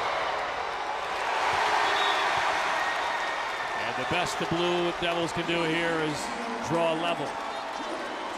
Ian Bailey checks out. Look who's back on the floor. Jordan Walton is back on the floor for the Blue Devils. And KT Terry to the bench for Southern Durham with 3 fouls. With the 3 fouls, he was going to the crowd to get everybody up. Upset that he got number 3. He's going to have to take a break. Tie game. 5 points for Wilson. Mooresville 34, Southern Durham 34. Glaspie working against Walton in those 3 fouls. Now Mormon will work against Walton. The switch on every perimeter screen. What a pass from the interior from Mormon, and the over-the-head layup by Dillon to put the Spartans up 2. Yeah, that was just perfect. The execution from Mormon, and then Dillon behind his head. Well, that finish almost went down by Qua Bailey. It's out of bounds, and last touch by Southern Durham. Back to that play from Mormon. How was he able to get the ball inside to Dillon? And with awareness, he really just shot it backwards, knowing that shot blockers are going to come. As rough of a game that Mormon has had, made the bucket. That was his first assist of the game, Jay, and what a big one it was. He's trying to make a difference in other statistical categories. Wilson hemmed in. Erickson leans and scores, and Mooresville has tied the game. That has been a fun matchup with Erickson and Mormon going against each other predominantly in this game. Right now they're switching with Walton on Mormon, but those 2 guards have been really good here tonight. Little 2-3 look by the Blue Devils here. Final 20 seconds of the third quarter. Jakari Glaspie just cradles the basketball, looks toward his bench. And the play will start with about 9 seconds to go. Here's Mormon. Kicks. Walton knocked it out of bounds. 8 seconds flat for the third. And the defense switching up their looks at kind of mid-possession, just trying to get the Spartans off rhythm. This really is what they smart play right here by Armand Moore. Walton to the bench with 3 fouls. Nothing silly here. Shane comes in. Here we go. 8 seconds left. Mormon hands it to Glaspie. Back to Mormon with 4, with 3. Shove off. Fade away from 23. Yes! He's here. A.J. Mormon has arrived. A buzzer beater at the end of the third. And it's the biggest lead of the 7A title game for Southern Durham.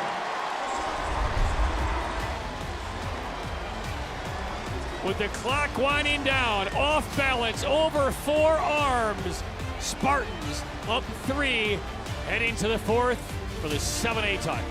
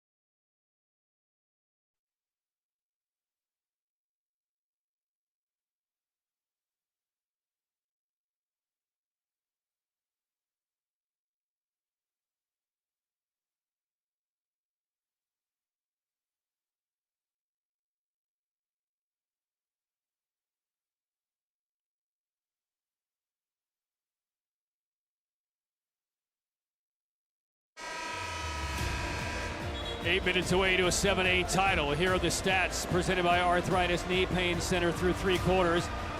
Arthritis Knee Pain Center, relief without surgery or opioids. All right, a couple things. The turnovers, huge factor. Less shots for the Spartans. 4 for 8 from the free throw line for Mooresville. So that's an area they've got to hit their free throws here. It's all going to come down to a close ball game. Who plays the cleaner fourth quarter? Ready to roll. Garage door points in the paint. It's flipped now. Southern Durham with 24, Mooresville 20. Ready to roll. Call Raleigh's Garage Door experts today. Off we go. The final 8 minutes of regulation. This has been an absolute beauty. 39-36. Southern Durham just took the lead on a Mormon three-pointer at the horn. And another three. This one coming from Martin Ashley. 6 points over the last 25 seconds of game time, bridging the end of the third quarter. And it's a 6-point Spartan lead. Wilson unabated. Big take by Christian Wilson. They needed a response. Strong take from Wilson. But Dillon trying to block that shot. 42-38 Spartans. Here's Ashley again. Front rim no. Erickson looks ahead. Walton's ahead of the pack. And Walton will lay it in.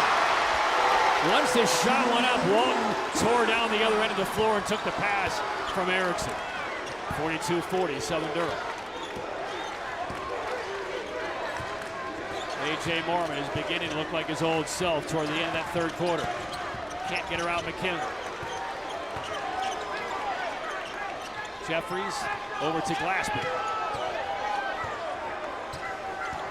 Terry still on the bench with 3 fouls for the Spartans. Mormon looking to the post. Glassby rotates. Ashley too long. Well, he made one to begin the third. He's missed a couple in a row. And now the Blue Devils can tie or go ahead here. Minute and a half gone by in the fourth. Wilson whips it mid-post. Bailey to the rim with the right hand. Little short and follows his own miss with one hand. Pancake lay-in by Bailey. That left hand was held, so he just used the right strong grip there to be able to finish. 42-42, so that 6-point lead didn't last very long for the Spartans. Mormon shoves off, step back, falls, and swishes it home from 18 feet. There's the ultra talent on display for A.J. Mormon. McKinnon somehow sidesteps, can't spin it in. Wilson the offensive rebound, triangulated, and a jump ball called. Arrow to Mooresville, and Wilson and Ashley were pretzeled together for about 5 extra seconds there. Is this not competitive? I mean, both teams laying it all out there. I mean, these teams, I'm just impressed with the level of skill they're playing with, but also how hard, and you can just see how much they want this game. Erickson, another reply. Third three-pointer for the senior lefty of this 7A title game. 45 all. Still in the short layup missed. Offensive rebound, then thrown away. Erickson leaves right in front of it. 11 points for Erickson and that steal, and an opportunity to regain the lead on this possession. 45-45. Walton with 3 fouls around the screen. Throws back to Wilson. Locates his team at McKinnon. Baseline drive. And back now to Wilson. Sizes up Glassby. Steps, trips, and walks. Jonathan Dillon on defense, creating the disruption.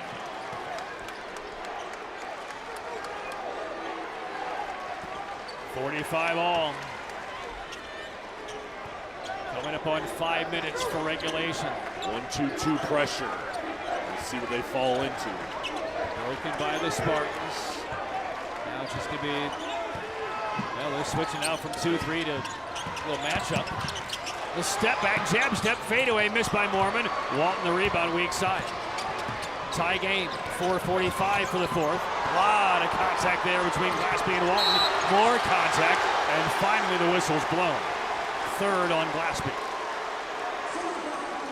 Joe Nelson was going to let the first kind of sequence go by, but he got a little bit too handsy. That's a good call.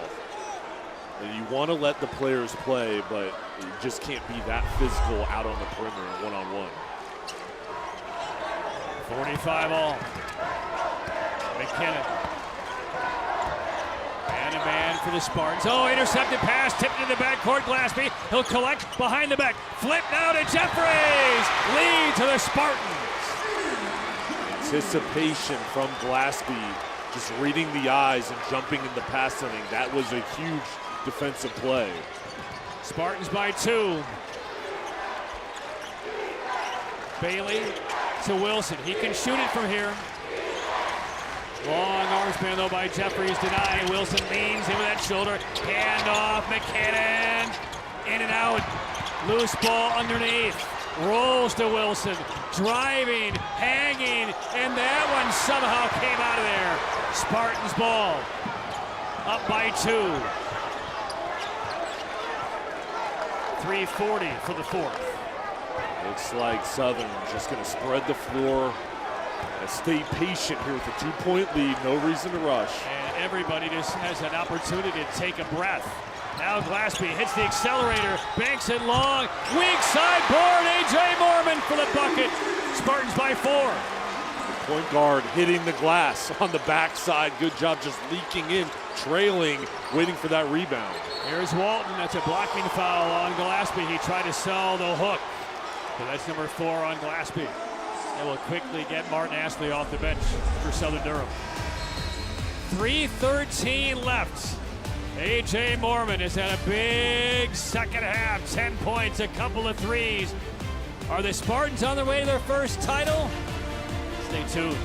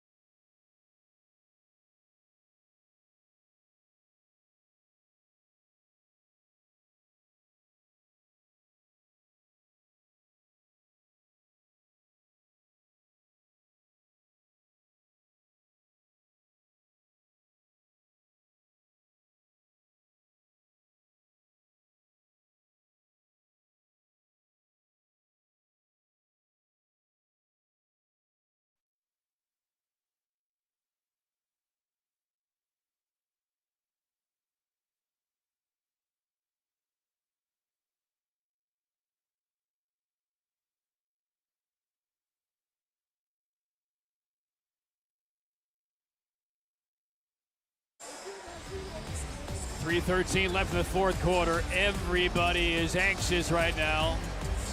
Putting their anxiety on display in different ways, though. Everybody's swaying back and forth. This has been a fun one to wrap up 4 days in Winston-Salem. Saving the best for last. It's gone back and forth here in the second half. A.J. Mormon has had a big half, 10 points. Martin Astley off the bench made a big 3. The defense for the Spartans has been huge. And the Blue Devils, to me, they look a little bit winded with this. Again, it's not the tempo. I think it's a combined tempo, pace, and pressure of the moments. And Armand Moore trying to get his team across the finish line here. Blue Devils basketball down by 4. And a big possession. Qua Bailey back to the floor, number 5.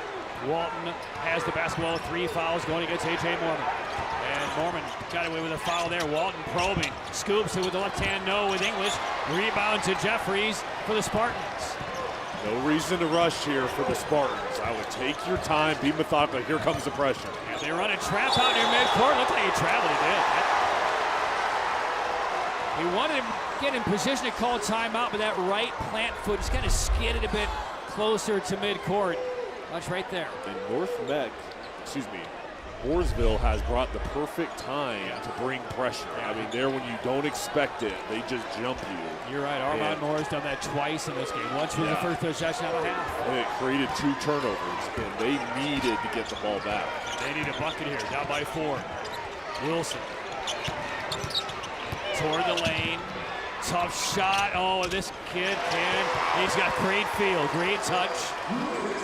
49-47 Spartans. Well, pressure situations now for both teams. This is closing time. Your guys have to step up, make the most of every possession. Oh, Mormon. Oh, how did that pass get through? But it did. Mormon has committed 9 turnovers in this game. Driving, lost the handle. Dillon gets it back, and now Mormon has it with 2:10. The lead to Southern Durham by 2. Goes against Bailey, driving, reload, yes! Flexes, A.J. Mormon now with 16 points. But more importantly, 2 minutes to go in regulation. Southern Durham leads Mooresville by 4.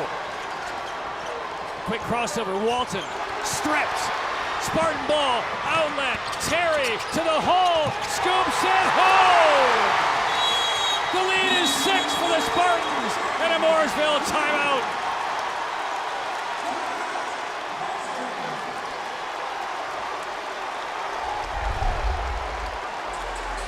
And again, Jay, it's the defense for the Spartans at the other end after this finish. They've had so many strips and deflections in the paint. Well, like this one. They're anticipating the drive, and everybody's getting their hands in there to knock the ball loose. A strong finish from Terry. And back to Mormon's play. I don't know if I've seen a player that can go as fast as he can, but still play composed, balanced, and float in the air. He's 5'10". He's able to still finish. And how about the medal of A.J. Mormon? He knows he didn't play anywhere near his potential that first half. Yet, Greg Motley stuck with him, confidence in his burgeoning superstar. Still has made a couple mistakes the second half, but down the stretch, big three. Got away with a pass, driving layup. He made a great assist as well, so he has found his game, his championship level game at the very last moment. And these huge plays here, I mean, have really changed the momentum and swung to his sideline. With this game far from over. We've seen games go back and forth all week, Patrick. There's still 1:43 left, is a long time left. Blue Devils will have it length of the floor. What's your best play with a 5 on the floor offensively? What do you think Armand Moore wants to run? Well, I think what you've got to do here is drive to the hoop, but instead of trying to take it all the way, kick it out. Because the double teams are coming over the triple teams. You're going to have shooters on the outside that are open. But right now, you're just not having success getting all the way to the hoop. All right, the best three-point shooter is number 11, Nolan Erickson. He comes to pass, takes it, fires at 3, and got fouled. He got fouled on the release. The shot was pure on the way to the rim. That was close to a 4-point play. And now Erickson will shoot 3. I think that was a wise play going for the three-point shot just because you're down 6. You've got a great three-point shooter in Erickson. The mid-range isn't working, and they go to him, and there's just contact.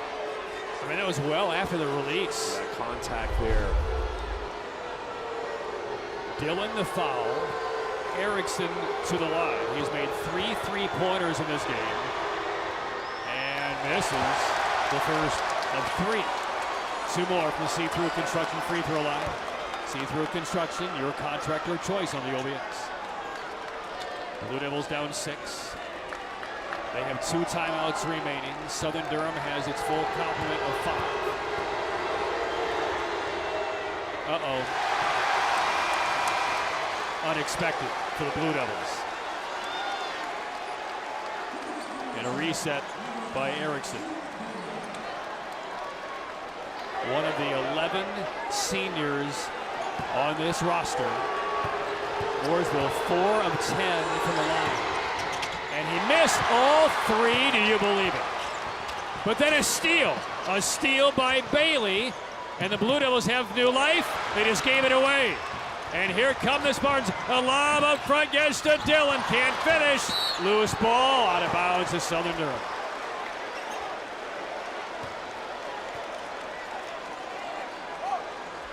.121 left. It is still a 6-point lead for the Spartans. Trying to hit the quick 2 on the run. Dillon is not able to finish, and then the scramble for the ball as it goes out of bounds. And checking the floor to make sure there's no wet spots there, and timeout has been taken by Southern Durham.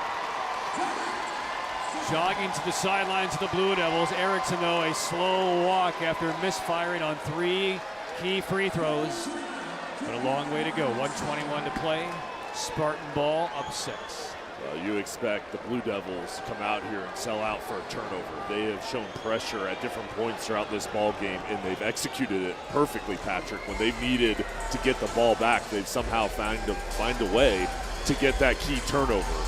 And for Southern Durham, it's all about security. You've had a lot of turnovers in this game. It doesn't matter now. You have the lead, but you've got to protect it from this point forward. Now for Greg Motley's Spartans, again, if you weren't with us at the outset of the broadcast, they played for the 3A championship last year. It was their first appearance in a title game since 1959. They were leading at the half by 8 points on Ben L. Smith. They got beat by 2. Most of that team has returned. A.J. Mormon was on fire last year, 23 points as a freshman in the finals. He missed a 3-pointer last year that would have tied the game with 4 seconds left in that contest. And he had a rough first half, no doubt about it. But he has stepped forward along with teammates. And the Spartans, they're on the cusp of what would be their first ever state title. But we still have 1:21 to go. And it's Spartan basketball. Mooresville has yet to commit a foul in this fourth quarter. So they can be aggressive going for steals without putting the Spartans on the line for a handful of fouls. Erickson will guard the inbounds pass. It comes into Mormon. Clock rolling. Bailey is just playing straight up. Glaspie, double team, and it was knocked out of bounds. Last touched by Mooresville. Now, the question is, how long do you go looking for a steal or a bad pass or something before you start fouling if you're Mooresville? I think you've got to start fouling pretty quick. If you don't get the turnover, you've got to foul. Now they run Ian Bailey out. Clock winding down to a minute.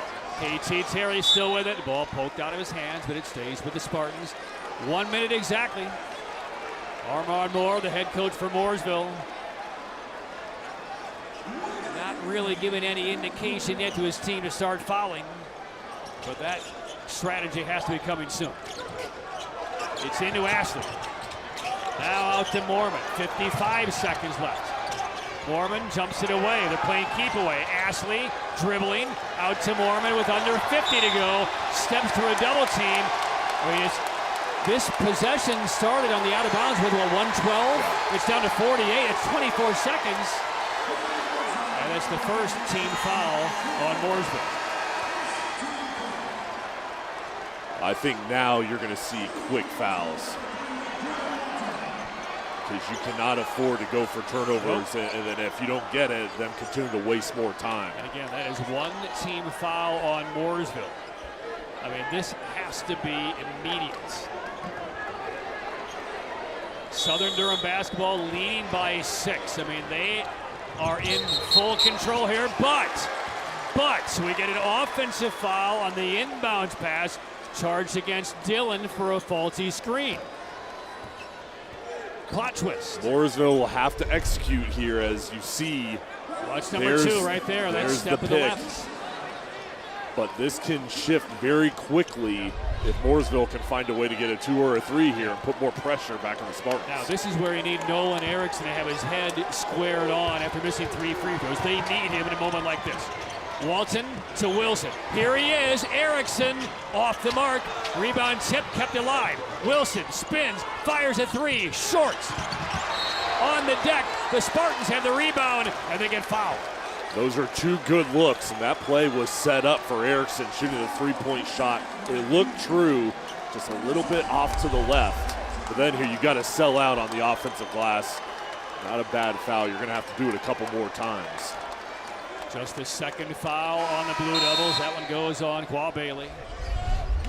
So baseline out of bounds in the backcourt for Ashley and the Spartans. 34 seconds, all that remains. It still is a 6-point lead for Southern Durham. Ashley goes short. It's in Mormon's hands, and he gets fouled. That again will be a non-shooting affair. 32.9.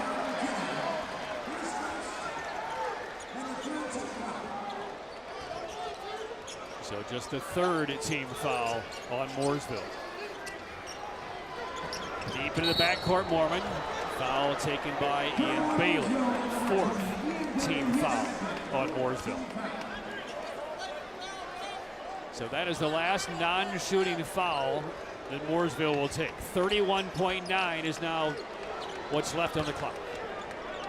And now you want to get it into your best foul shooter. It's in Mormon's hands. Chased by Erickson. There's the foul just north of midcourt. And that will send A.J. Mormon to the free throw line. And Jade, there are few high school basketball players in the state who have shot more free throws than A.J. Mormon this year. Coming into tonight's game, he has attempted 222 of them. 2 more tonight, and for the sophomore, the biggest ones he's ever shot. Pretty amazing. How cool is he? Oh. First miss in 3 attempts. 16 points for Mormon. He is the Spartans' leading scorer. Trying to at least get this to a 3-possession game. 53-47, Southern Durham. Neither team has won a state title in men's basketball ever. Still 6. Offensive rebound poked away. Grabbed by Mooresville. Bailey will get it ahead. Wilson can't get the 3 off. Now will force it way short. Rebound to the Spartans. 16 seconds. 15 seconds. Pass down the floor. Broken up and a foul. 13.7 left. And Southern Durham on the verge.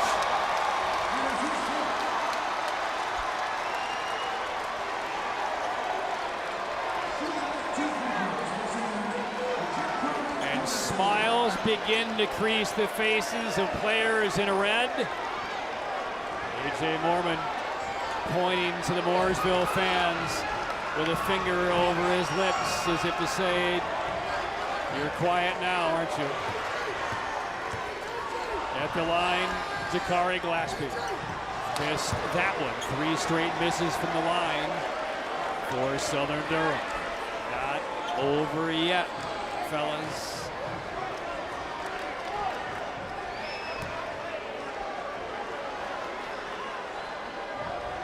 Big exhale by Glaspie. It is still 6. Rebound Mooresville. Up ahead Walton. Quickly to the forecourt. Pull up for 3. No. Rebound Southern Durham with 4 seconds left. And that will do it. And Southern Durham, the Spartans, are about to be handed their first men's basketball state title in school history. And for both of these teams is, first of all, Southern's ability to fight through. It wasn't a good first half. It wasn't what they're accustomed to. They were down. They're able to battle back and then hold on to this lead. But they're an impressive team, and just going against this Blue Devil squad. And they came out through the first punch. They did so many good things in this game. This is just Southern's night here, but just not able to finalize it here with the free throws. I got an idea what Greg Motley's going to show his team on the bus back to Durham tonight after the celebration. Guys, free throws win championships. But they're going to get one anyway. That one goes. 7-point game. Southern Durham lost the championship last year when they led by 8 at the break. They were trailing most of the game tonight, and the Spartans of Southern Durham have finally broken through. It's their first state basketball championship. Final score, Southern Durham 54, Mooresville 47.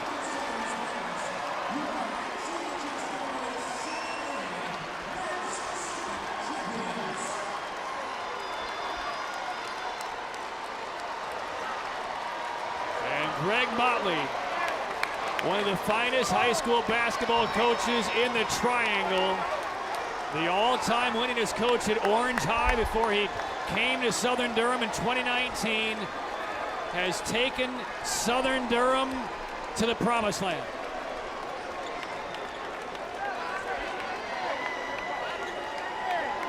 Final score, Southern Durham 54, Mooresville 47. We're back with a trophy presentation And Jay will chat with head coach Greg Motley, Southern Durham, the 7A state basketball champs of 2026.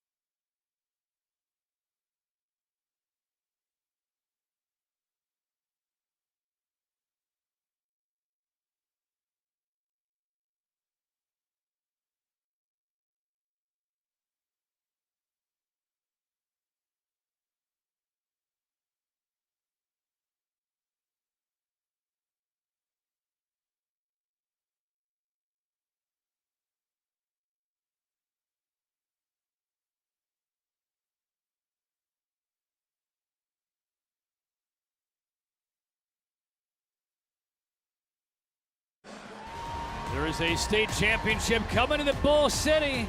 Southern Durham, a 54-47 victory over Mooresville, first in school history. Head coach Greg Motley is with Jay. Well, Coach, that was one of the best high school basketball games I've seen in a long time. What's your just initial thoughts about the game and how you guys prevailed?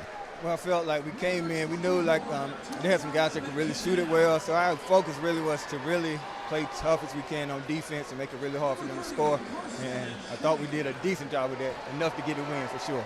Well, and last year you guys were in this arena, lost the state championship, and I'm sure that was motivation coming into this year and heading into tonight.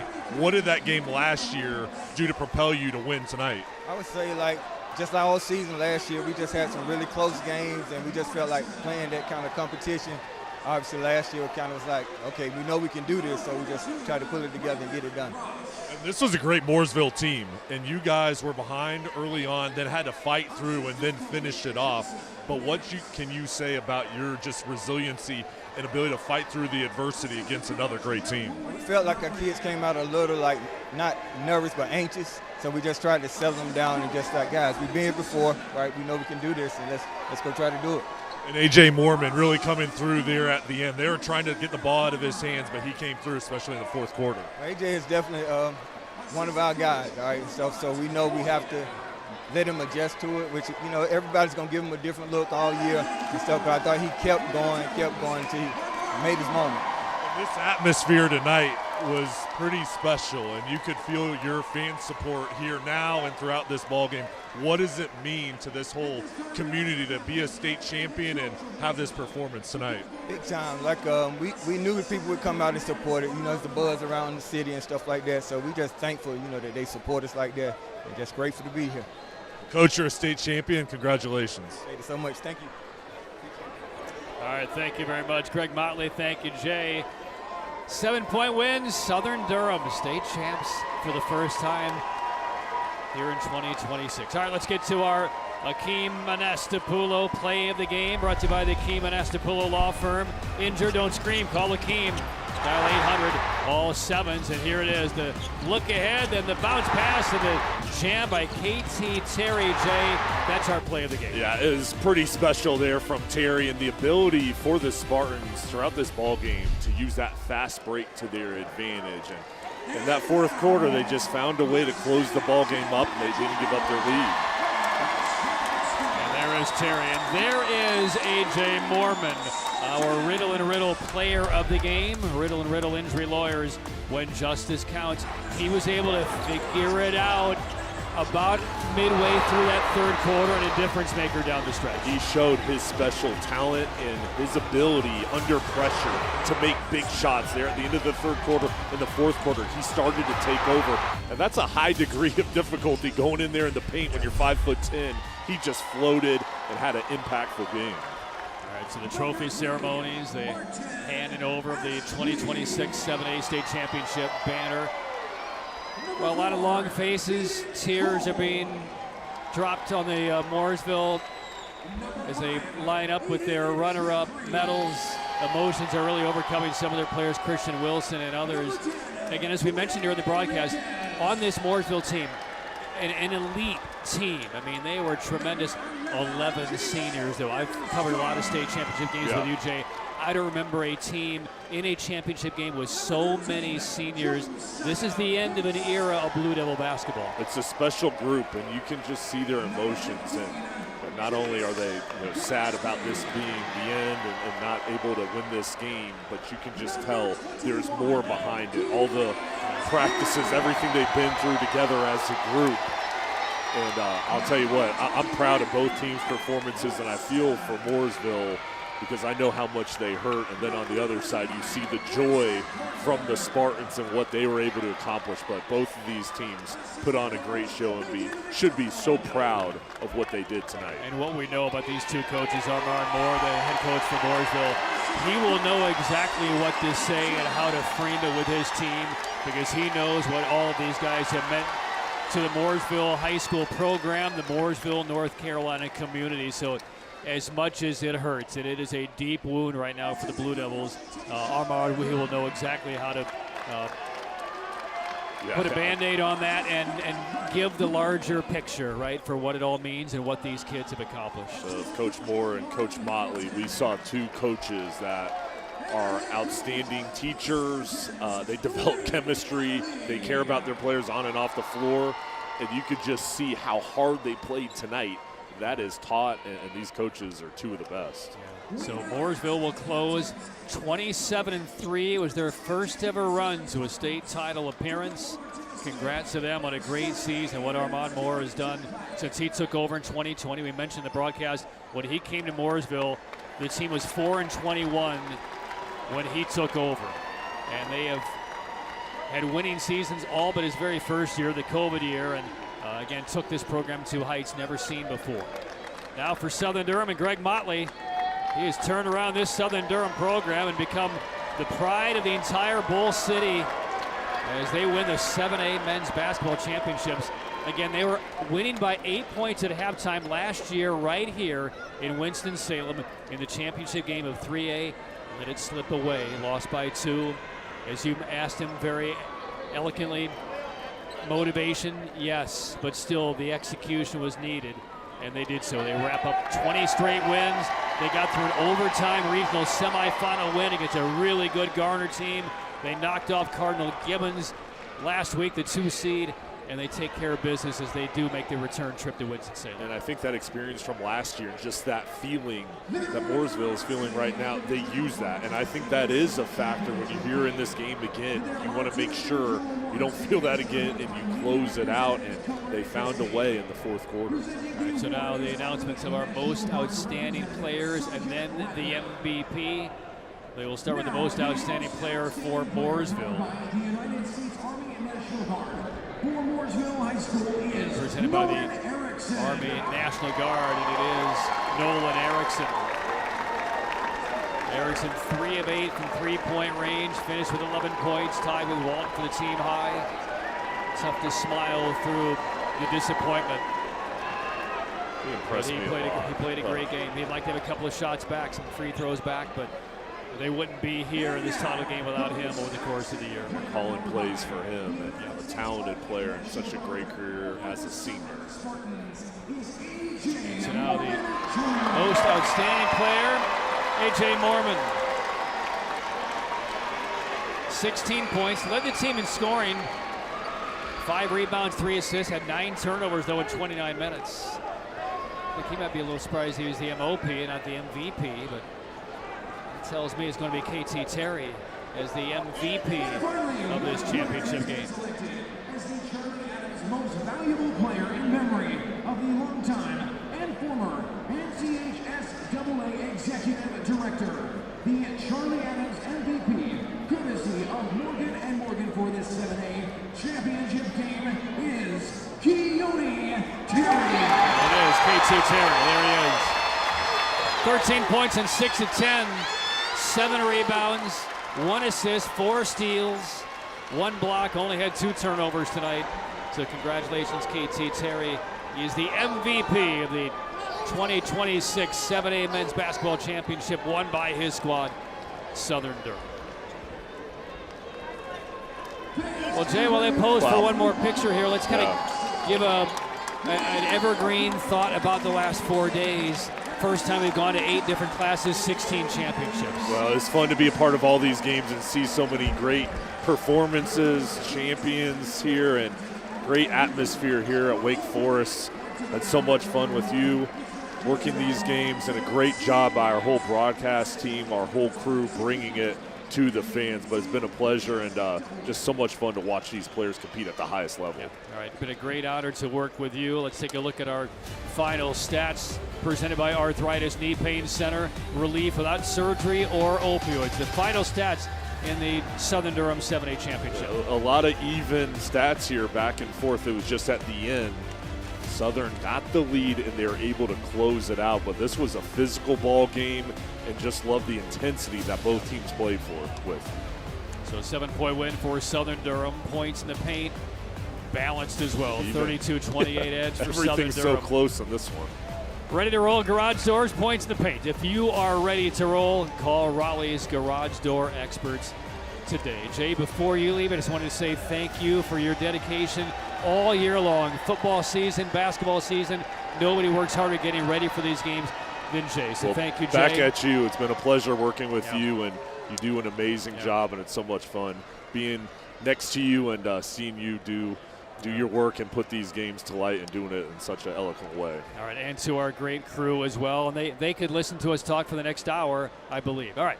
We'd also like to take a minute to thank our great sponsors that bring you these games. Riddle & Riddle Injury Lawyers, Air Experts Heating and Cooling, Tatum & Atkinson, See-Through Construction, Ready to Roll Garage Doors, Arthritis Knee Pain Center, the Akeem Anastapulo Law Firm, Paramount Auto, Tip Top Roofing, Original Grills, and Ingles Markets. All of these sponsor partners, through their contributions to the program, make these championship games possible for all of our viewers at home. So for our entire crew, for Jay Sohnhalter, I am Patrick Keenis. Thank you for watching.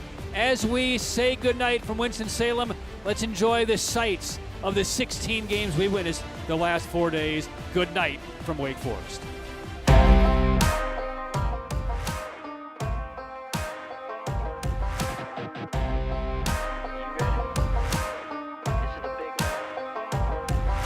I grew up where the world was simple and slow, learning right from wrong, work road to road.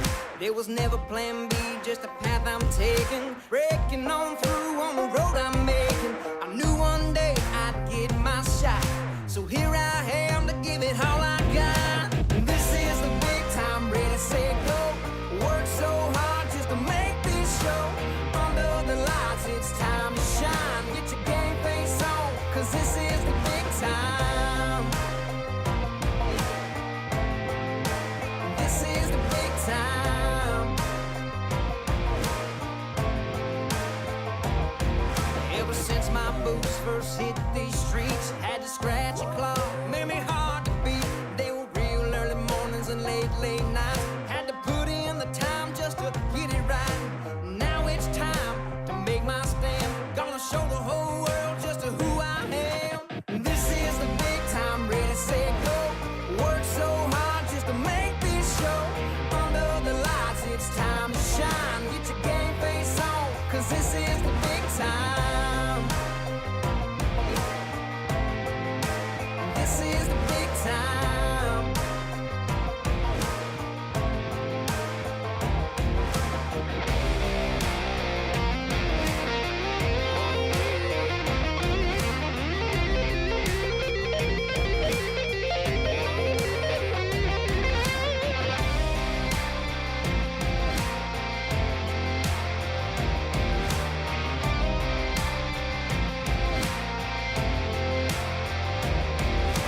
This is